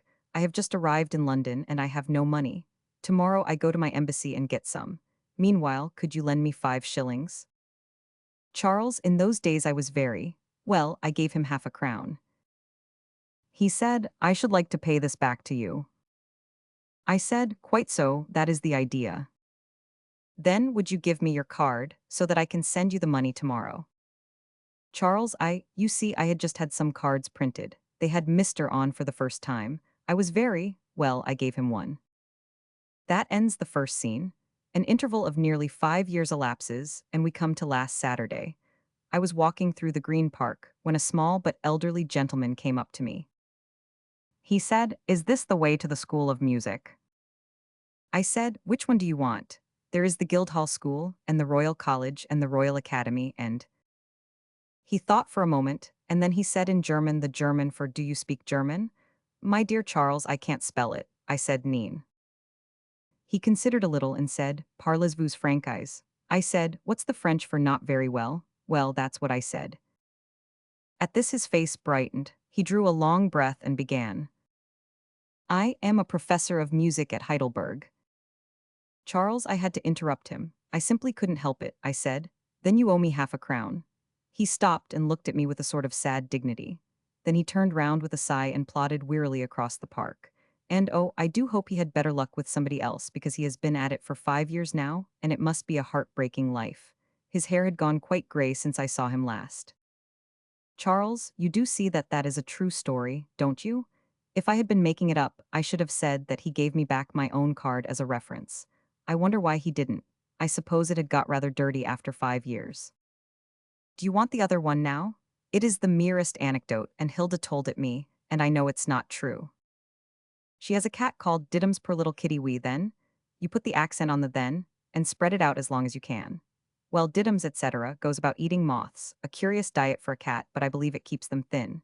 He swallowed them whole, and Hilda told him how cruel it was. She seems to have spoken of the sufferings of the imprisoned ones in the most moving terms. Anyhow, she found Diddums next day up in her bedroom, remorsefully eating a sealskin coat. I am surprised at Hilda. If she is not careful, her baby will grow up a journalist. I have seen him since he came back from you. This time I approached from the west and I noticed a great difference. He is certainly a fine child, and as he let me put him to sleep, I love him. After all, looks don't matter tuppence to a man. The great thing is wisdom. Knowledge comes, but wisdom lingers. I remember a general knowledge paper in my maze. One of the questions was, give a list of the chief coaling stations you would pass on your way to New Zealand. The only two I could think of were Cypress and Rickett Smith. I never heard whether I got full marks, probably not. But since that day, knowledge has come, for I have a friend in the Admiralty. He was a very high wrangler the year I wasn't. And just as Fisher is the man behind the First Lord, so he is the man behind Fisher. At least he tells me so. And he buys his tobacco by the knot, or is it the quid? And plays the Hague Convention at bridge, and, as I say, knows all the coaling stations from Cambridge to New Zealand. Wisdom Lingers, what a splendid title for a novel. You would expect a fine moral tale, and it would turn out to be the story of the Lingers family.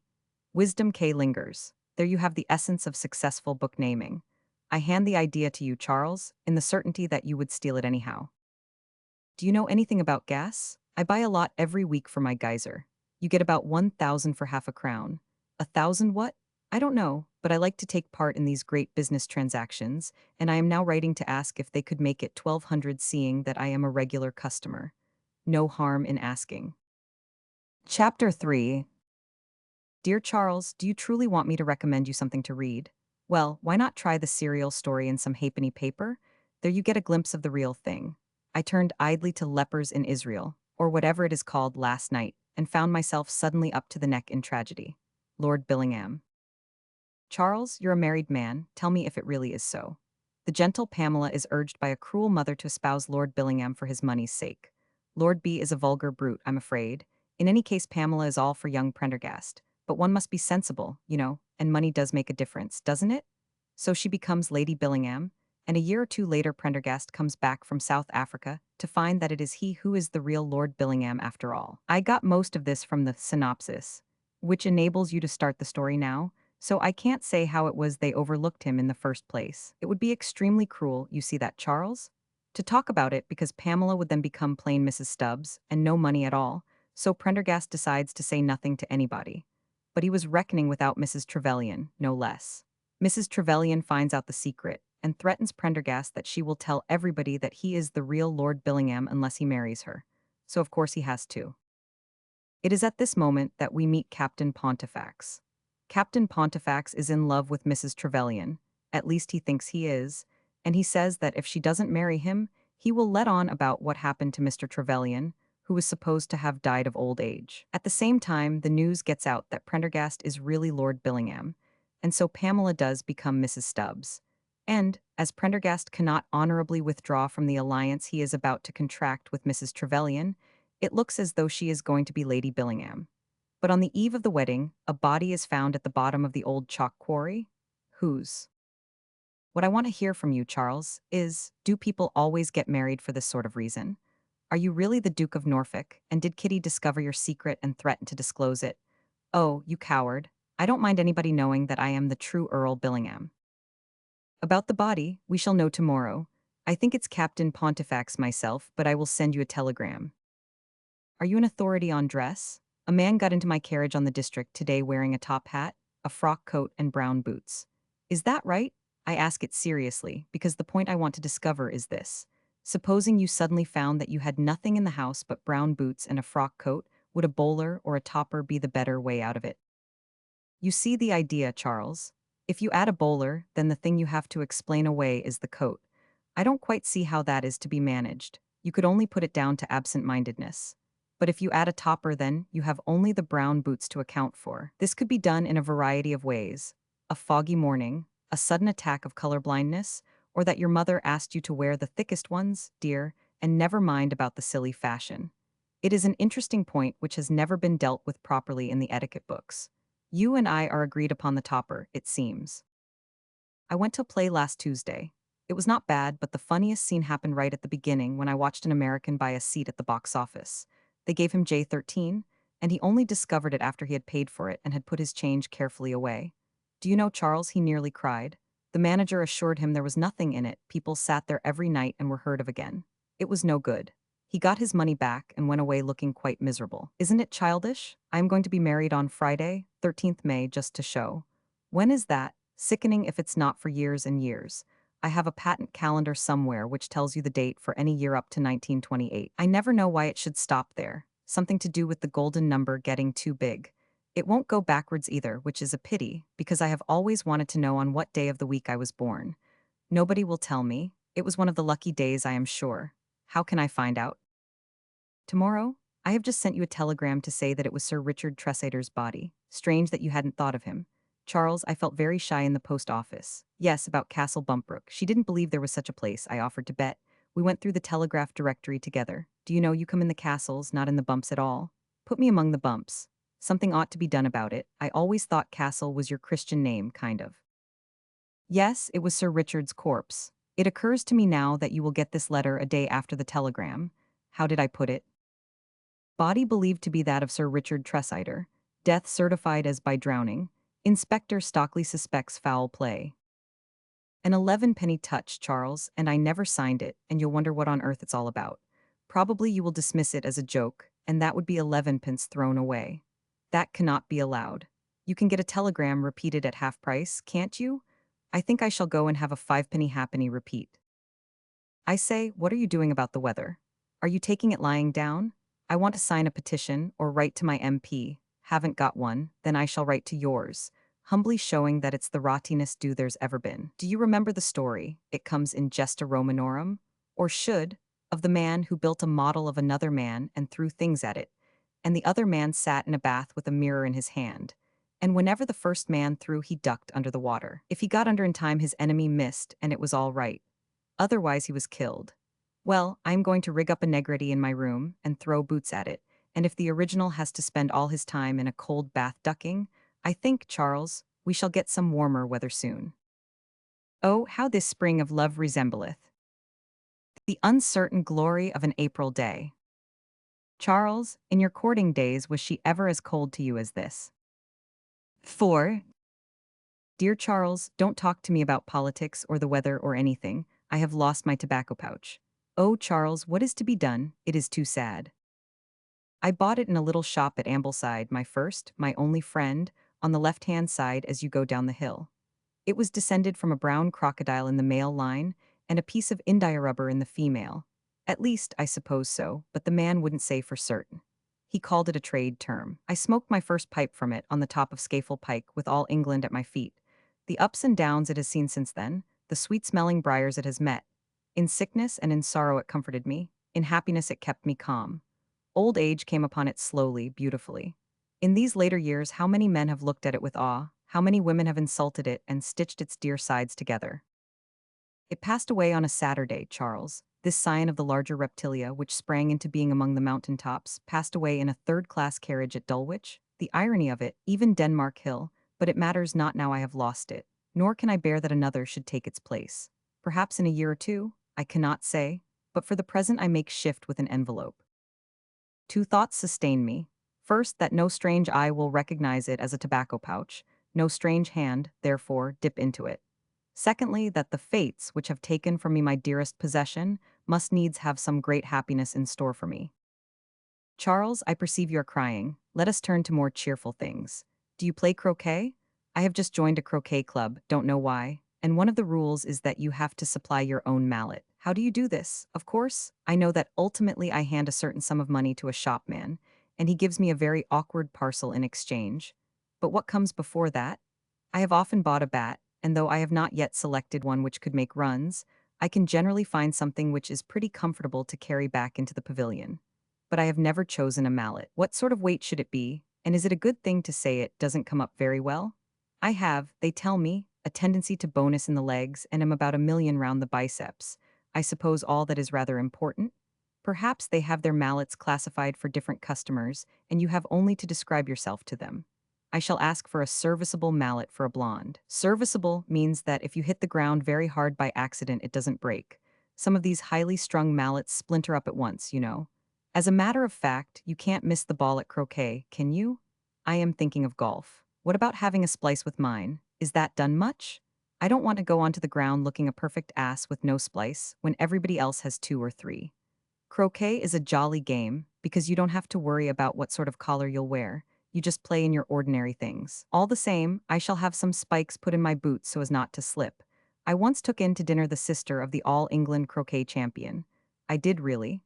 Unfortunately, I didn't happen to strike her subject, and she didn't strike mine, butterflies. How bitterly we shall regret that evening, which was a very jolly one all the same. Here am I, not knowing a bit how to select a mallet, and there possibly is she, having just found the egg of the purple emperor, labeling it in her collection as that of the Camberwell beauty. Let this be a lesson to all of us. Charles, I feel very silly tonight. I must be what they call fey, which is why I ask you, how would you like to be a pedigree goat? I have just seen in an evening paper a picture of Mr. Brown with his pedigree goat. Somehow it had never occurred to me that a goat could have a pedigree, but I see now that it might be so. I think if I had to be a goat at all, I should like to be a pedigree one. In a way, I suppose, every goat has a pedigree of some kind, but you would need to have a pretty distinguished one to be spoken of as a PG. Your father, Charles, would need to have had some renown among the bearded ones. Your great-uncle must have been of the blood. And if this were so, I should, in your place, insist upon being photographed as a pedigree goat with Mr. Brown. Don't stand any nonsense about that. If I ever have a goat, and you won't let me call it Charles, I shall call it David. My eldest brother, you know, was christened David and called so for a year, but at the end of that time, we had a Bhutan knife boy who was unfortunately named David too. I say, we, but I was still in the here before myself. This led to great confusion. When the nurse called for David to come and take his bottle, it was very vexing to find the other David turning up with a brown shoe in one hand and a fish knife in the other. Something had to be done. The baby was just beginning to take notice. The leather polisher had just refused to. In the circumstances, the only thing was to call the baby by his second name. 2 or 3 years passed rapidly, and I arrived. Just as this happened, the boot boy took the last knife and went. Now was our chance. My second name had already been fixed. It was immediately decided that my first should be David. The new boot boy didn't mind a bit. Everybody else seemed delighted. And then someone remembered that in 10 years' time I should be going to school. Yes, Charles, the initials DAM. You know what boys are, it would have been very awkward. And so now you see why I am going to call my pedigree goat David. 5. Dear Charles, I am learning to dance the minuet. I say thee instead of a because I am sure mine is a very particular kind of one. You start off with 3 slides to the left, then 3 to the right, and then you stop and waggle the left leg. After that you bow to your partner in acknowledgement of the interest she has taken in it all, and that ends the first figure. There are lots more, but 1 figure at a time is my motto. At present I slide well, but I am a moderate waggler. Why am I doing this, you ask? My dear Charles, you never know when a little thing like a minuet will turn out useful. The time may well come when you will say to yourself, ah, if only I had seized the opportunity of learning that when I was young, how? Etc. There were once 2 men who were cast ashore on a desert island. One of them had an axe and a bag of nails and a goat and a box of matches and a barrel of gunpowder and a keg of biscuits and a tarpaulin and some fish hooks. The other could only dance the minuet. Years rolled by, and one day a ship put in at that island for water. As a matter of fact, there was no water there, but they found 2 skeletons, which shows that in certain circumstances proficiency in the minuet is as valuable as an axe, and a bag of nails, and a goat and a box of matches, and all the other things that I mentioned just now. So I am learning in case. My niece, aged 20 months, do I bore you? Has made her first joke. Let it be put on record and handed down to those that come after. She walked into the study, where her father was reading and her mother writing. They agreed not to take any notice of her, in order to see what would happen. She marched up to her father, stroked his face, and said, "Hallo, Daddy." No answer. She gazed round and then went over to the writing desk. "Hallo, Mummy." Dead silence. She stood for a moment looking rather puzzled. At last she went back to her father, bent down and patted his slippers and said, "Hallo, Boots." Then she walked quite happily out of the room. However, we won't bother about her, because I have something much more exciting to tell you. 1000 Gubbin has signed on for the something Rovers for next season. I saw it in the paper. It had a little paragraph all to itself. This is splendid news. I haven't been so happy about anything for a long time. Where's your Wully Gawk-Roger now? Let us arrange a pentathlon for them. I'll back Emg, and you can hold the towel for Gawk. My man would win at football, of course, and yours at cricket, but the other three events would be exciting. Chess, golf, and the minuet, I think. I can see 1,000 gubbins sliding. 1, 2, 3, 1, 2, 3. There, now he's waggling his left leg. Charles, you're a goner. Hand over the stakes. Look here, I smoke too much, at least I have been lately. Let's give it up, Charles. I'll give it up altogether for a week if you will. Did you know that you can allay the craving for tobacco by the judicious use of bullseyes? Allay is the word. You carry a bag of bullseyes with you. I swear this is true. I saw it in the press. And whenever you feel a desire to smoke, you just pop a bullseye in your mouth. In a little while, they say, your taste for tobacco, and I imagine for everything else, is quite gone. This ought to be more widely known, and then your host would say, try one of these bullseyes, won't you? I import them direct, and you would reply, thanks very much, but I would rather have one of my own if I may. Have a bullseye if you like, your partner would say at a dance. Of course, too, they would have special bullseye compartments in trains. That would be jolly. But it would ruin the stage. The hero who always lights a cigarette before giving off his best epigram. I don't know what he'd do. You see, he couldn't. Well, he'd have to wait such a time. Why are they called bullseyes? I don't believe I've ever seen a bullseye really close. If you look a bull in the eye, he doesn't go for you. Which eye? He might be a left-handed bull. You'd look at the wrong eye, then where would you be? The world is too much with me, Charles, but all the same I've just ordered a flannel suit which will make Castle Bumperk stare. Sort of purplish. And it makes up very smart, and they can do me 2 pairs of trousers in it, whatever that means. I should have thought they could have done me as many pairs as I like to ask for, but it seems not. They only print a limited edition, and then destroy the original plates so that nobody else can walk about looking like me. I asked the man if he thought it would play croquet well, and he said yes. By the way, I have learnt some more about croquet since I wrote last. First, then, you can go round in one if you're frightfully good. I should like to go round in one. I suppose that would be the record. Secondly, if you're wired from all the balls, so that you can't get a clear shot at every part of any one of them, you go into balk and have another turn. This must happen pretty often, because you could never have a clear shot at the back of a ball, unless you went right round the world the other way, and that would be too risky, besides wasting so much time. No, I can see there's a lot to learn in the game, but patience, Charles, patience. I shall go round in one yet.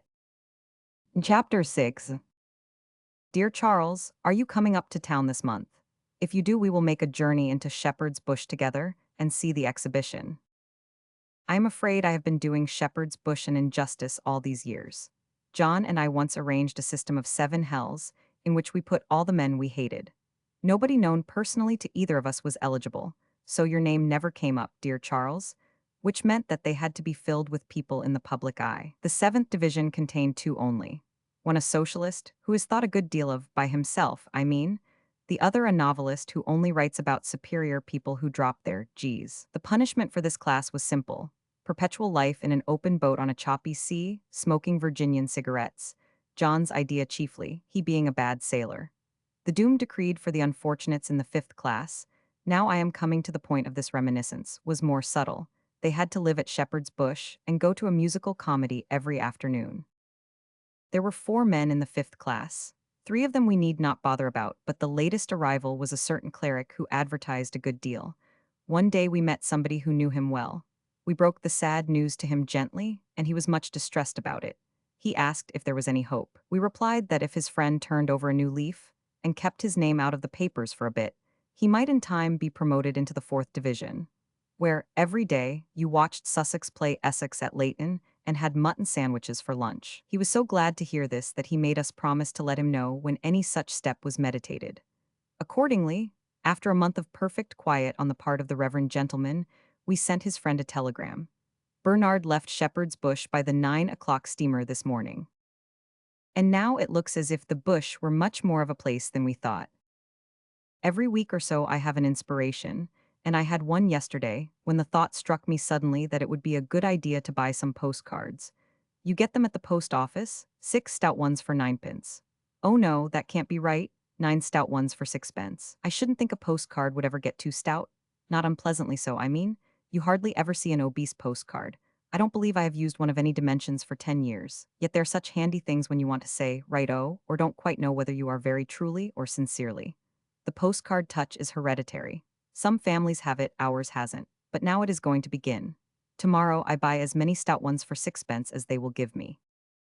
Talking of buying croquet mallets and things, I went into a little tobacconist's a little while ago. What for? Guess. And while I was there, a man came in and ordered a pipe, 2 ounces of bird's eye, and a box of matches. I wanted to tell him that you really required a rubber pouch as well, and a little silver thing for pressing down the tobacco. It must want some nerve to start straight off like that, especially at his age, 40 or so. I am about to play golf seriously, and I shall certainly get my clubs at different shops, a driver at the stores, a putter in Piccadilly, a niblick. What's a niblick? Anyhow, I shall have several of them because of the name, and several niblicks in Fleet Street. It would be too absurd to buy a dozen assorted clubs, one ball, a jersey, and a little red flag all at the same place. Yes, I should love to come down and play cricket for Castle Bumpbrook, and many thanks for asking me. I don't make runs nowadays, Charles, but if you feel that the mere presence of a gentleman from London would inspire and, as it were, give tone to the side, then I am at your service. You do say Lunnon in the country, don't you, when you mean London? And you say baint too. How jolly, I baint a bowler, sir, and you pronounce the BOW as if it were a curtsy and not a cravat. Put oi. It's no good, I can't keep it up. Put me in last and I'll make 3 not out and that will bring me top of the averages. If you divide 3 by 0, you get an awful lot, you know. You have an average bat, I suppose. I like them rather light, or I would take the money, whichever would be more convenient. I have just written myself a letter, pleasantly standoffish, but not haughty. The reason is that I have my doubts about the post office, so I am giving them a test. My address, as you have discovered, is an awkward one. There are 9 distinct ways of getting it wrong, and most people try 2 or 3 of them. But the letters do get here eventually, after, I expect, a good deal of sickness on the part of the postman. What I am beginning to wonder now is whether a letter with the right address would arrive. I fancy that the chief of the detective department would suspect a trap and send it somewhere else. And, as I am certain that I have never received 1 or 2 letters which I ought to have had, I am writing to myself to see. It is a great art, that of writing nicely to yourself, to say enough yet not too much. When John was getting engaged, he wrote to himself every day. Before he started doing this, he used to spend hours sitting and wondering whether the postman had been. The few letters he had had from her came by the 8:30 post.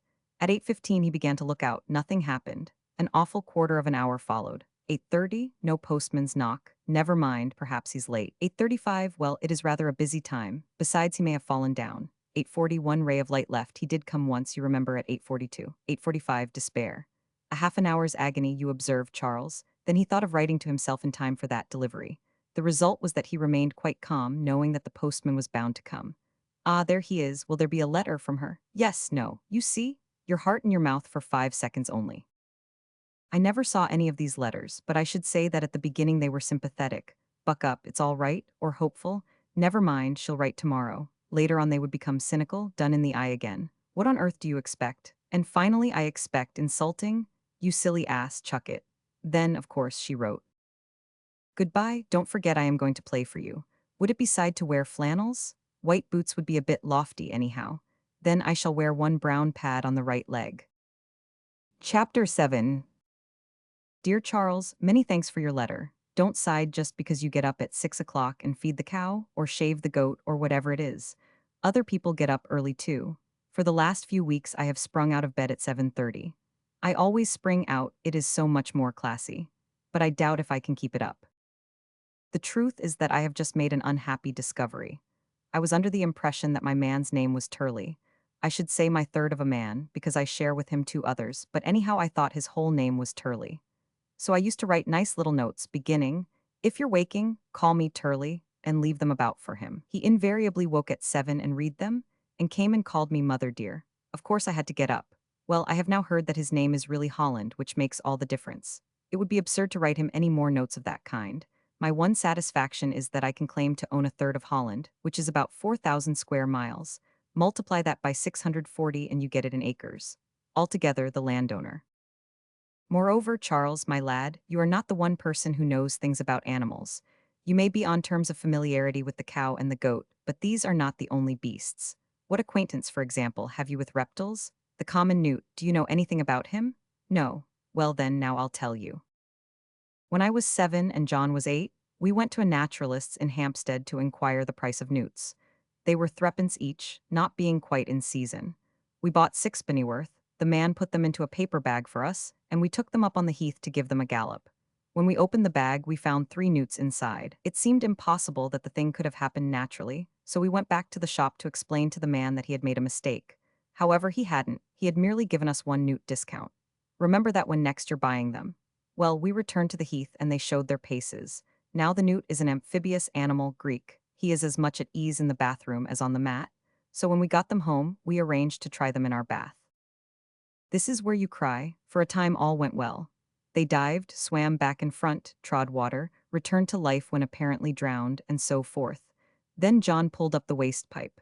He says now that he did it inadvertently, but I fancy that he wanted to see what would happen. What did happen was that they got into the whirlpool and disappeared.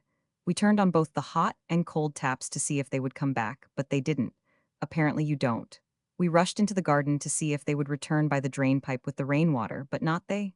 Only the paper bag was left to us. And to this day I cannot recall it without a tear. It was John who popped it. Charles, we never saw those newts again. Crusoe, Cleaver, and Robinson were their names. Robinson and Crusoe they were to have been, and when the third came and seemed to take a fancy to Robinson, we called him Cleaver. Where are they now? In the mighty Thames somewhere, I suppose. So, Charles, if ever you are near the river, keep a friendly eye open for them, will you? They may be a little wild now, but they were good newts in their day. We had a buforium too in our time, you must know. I have just made that word up, and it means a place where you keep toads. In our case, it was the sink. The toad, as you may not have realized, has no vomerine or maxillary teeth, but he has got a distinct tympanum. However, what I really wanted to say was that the toad has a piriform tongue of incredible length, by means of which he catches his prey, thus differing from the frog, which leaps at him. We used to station a toad opposite one of the walls of the sink of the buforium, and then run his breakfast down the side. Sometimes it would be a very long centipede, and then you could have one toad for each end, or what brutes little boys are. I'm not going to tell you any more about toads. Except to say that his almosternum is generally missing. That must be very annoying. Did I ever talk to you about hedgehogs? We kept no end of them, but Peter was the only one who stayed. He used to live in the scullery, so as to see that no black beetles got about. One night the cook woke up suddenly and remembered that she had left the scullery tap running. So she jumped out of bed and ran downstairs, not even stopping to put on slippers. She was a very heavy woman. No, Peter wasn't hurt much, but she refused to have him in the kitchen again. This is a very zoological letter, but I just wanted to show you that you weren't the only one. Time fails me to tell you of a mole which we put in the geranium bed, of a certain kind of caterpillar from which we caught nettle rash, of a particularly handsome triton which we kept in a tank with a crab, giving them fresh and salt water on alternative days, so that there should be no quarreling. It is enough if I have made it clear that one does not need to have Castle Bumpbrook on one's notepaper in order to commune with nature. I want 2 wedding presents, I don't mean for myself. What do you suggest? I bar anything for the table. Newly married couples might do nothing but eat to judge from the things they get given them. At present I hesitate between the useful, as, for instance, 20,000 cubic feet of gas, and the purely ornamental, say, an antimacassar. Mr. and Mrs. Samuel Jones, a towel horse. You never see that, do you? And yet you could pay anything for a purebred one, and they are very useful. The bride always wears valuable old Honiton lace, the gift of her aunt. Otherwise it's not legal. Kitty never had an aunt, had she? Then you aren't properly married, Charles, I'm sorry. Chapter 8. Dear Charles, a thing has just happened to me, which really only happens to people in jokes. You would not believe it did I not lay my hand on my heart. The heart isn't on the left side, as you thought, by the way. It's bang in the middle, only the left auricle does all the work. However, on my heart, and swear that it is true. I was in the silver department of Liberty's buying some spoons. Yes, I fell back on spoons after all. Never fall back on a spoon, Charles, if you can help it. It was a hot day, and the business of selection was so exhausting that I took off my hat and gloves and laid them on a chair beside me. When it was all over, the man went off to make out the bill. I wandered round the place, looking at all the other things which I wished I had bought instead. Suddenly a voice at my side said, "Can you tell me if this is where you get ladies' jerseys for golf?" "I told you you had to get a jersey for golf." I said, "Oh, do you think that is a good thing? I rather thought of spoons myself. I mean, for a wedding present one does want something which— Oh, I beg your pardon. Yes, I am Mr. Liberty. No liberty at all, madam, I assure you. This is the silver department, you know. Yes, all that white shiny stuff. Well, I dare say we could do you one, if you wouldn't mind having the lion worked on it. No, we don't charge for the lion. Or what about something quite simple in pewter? Oh, I see. The art muslin department would be the nearest thing we have. A freer swing, certainly. Good morning." Well, no, I didn't say that exactly. Having my hand on the left side of my heart, it would be impossible to pretend that I did. With the best intentions in the world, How easy it is, Lucy, to slip from the rocky path of truth into the crevasse of make-believe. Maxim from the Fairchild family.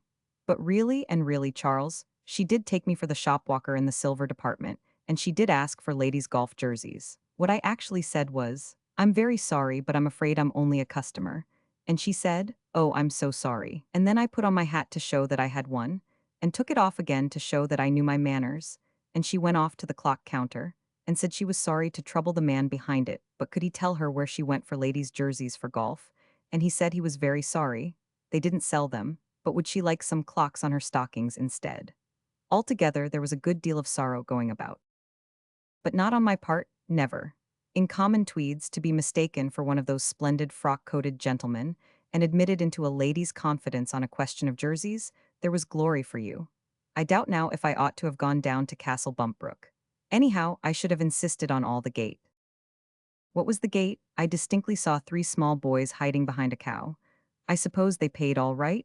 Charles, I did enjoy it awfully, as I think I have told you several times. It was good of you to send me in first with the postman, and as a postman I am sure I should love him very much, but he is too fast for me on the cricket field. There wasn't a run there, you know? A simple shot straight to cover. I expect he thought it was an express delivery or late fee stroke, with immediate in the top left-hand corner, or perhaps the brown pad made him think I was a telegram. If I ever go in first with him again, I shall register myself. I gather that the vicar has to bowl at one end all the time, hasn't he? In lieu of tithes or something. Otherwise you get the ecclesiastical commissioners down on you.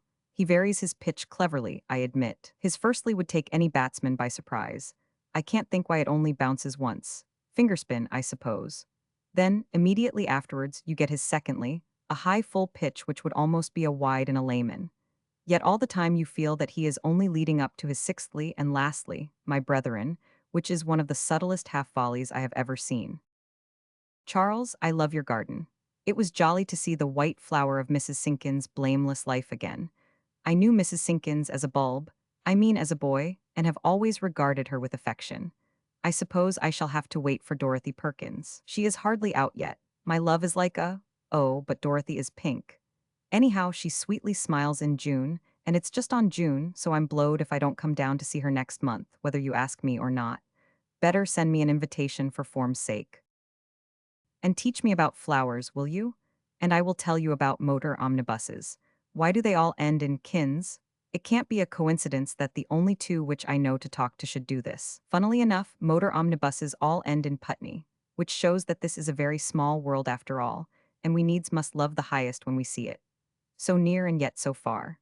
Doesn't it annoy you when you meet a person in London whom you last saw in Uganda, and he fatuously observes that the world is a very small place? It would have been a much smaller place, prima facie, if you had last seen him at Leamington. To return to Dorothy, we have flowers in London too. What about the Temple show? I saw a man there with a kodak. I suppose he wanted to snap the roses as they were growing. That's the sort of weather we are on the Embankment. Oh, but the fruit there, I wish I were a prize tomato, what a complexion.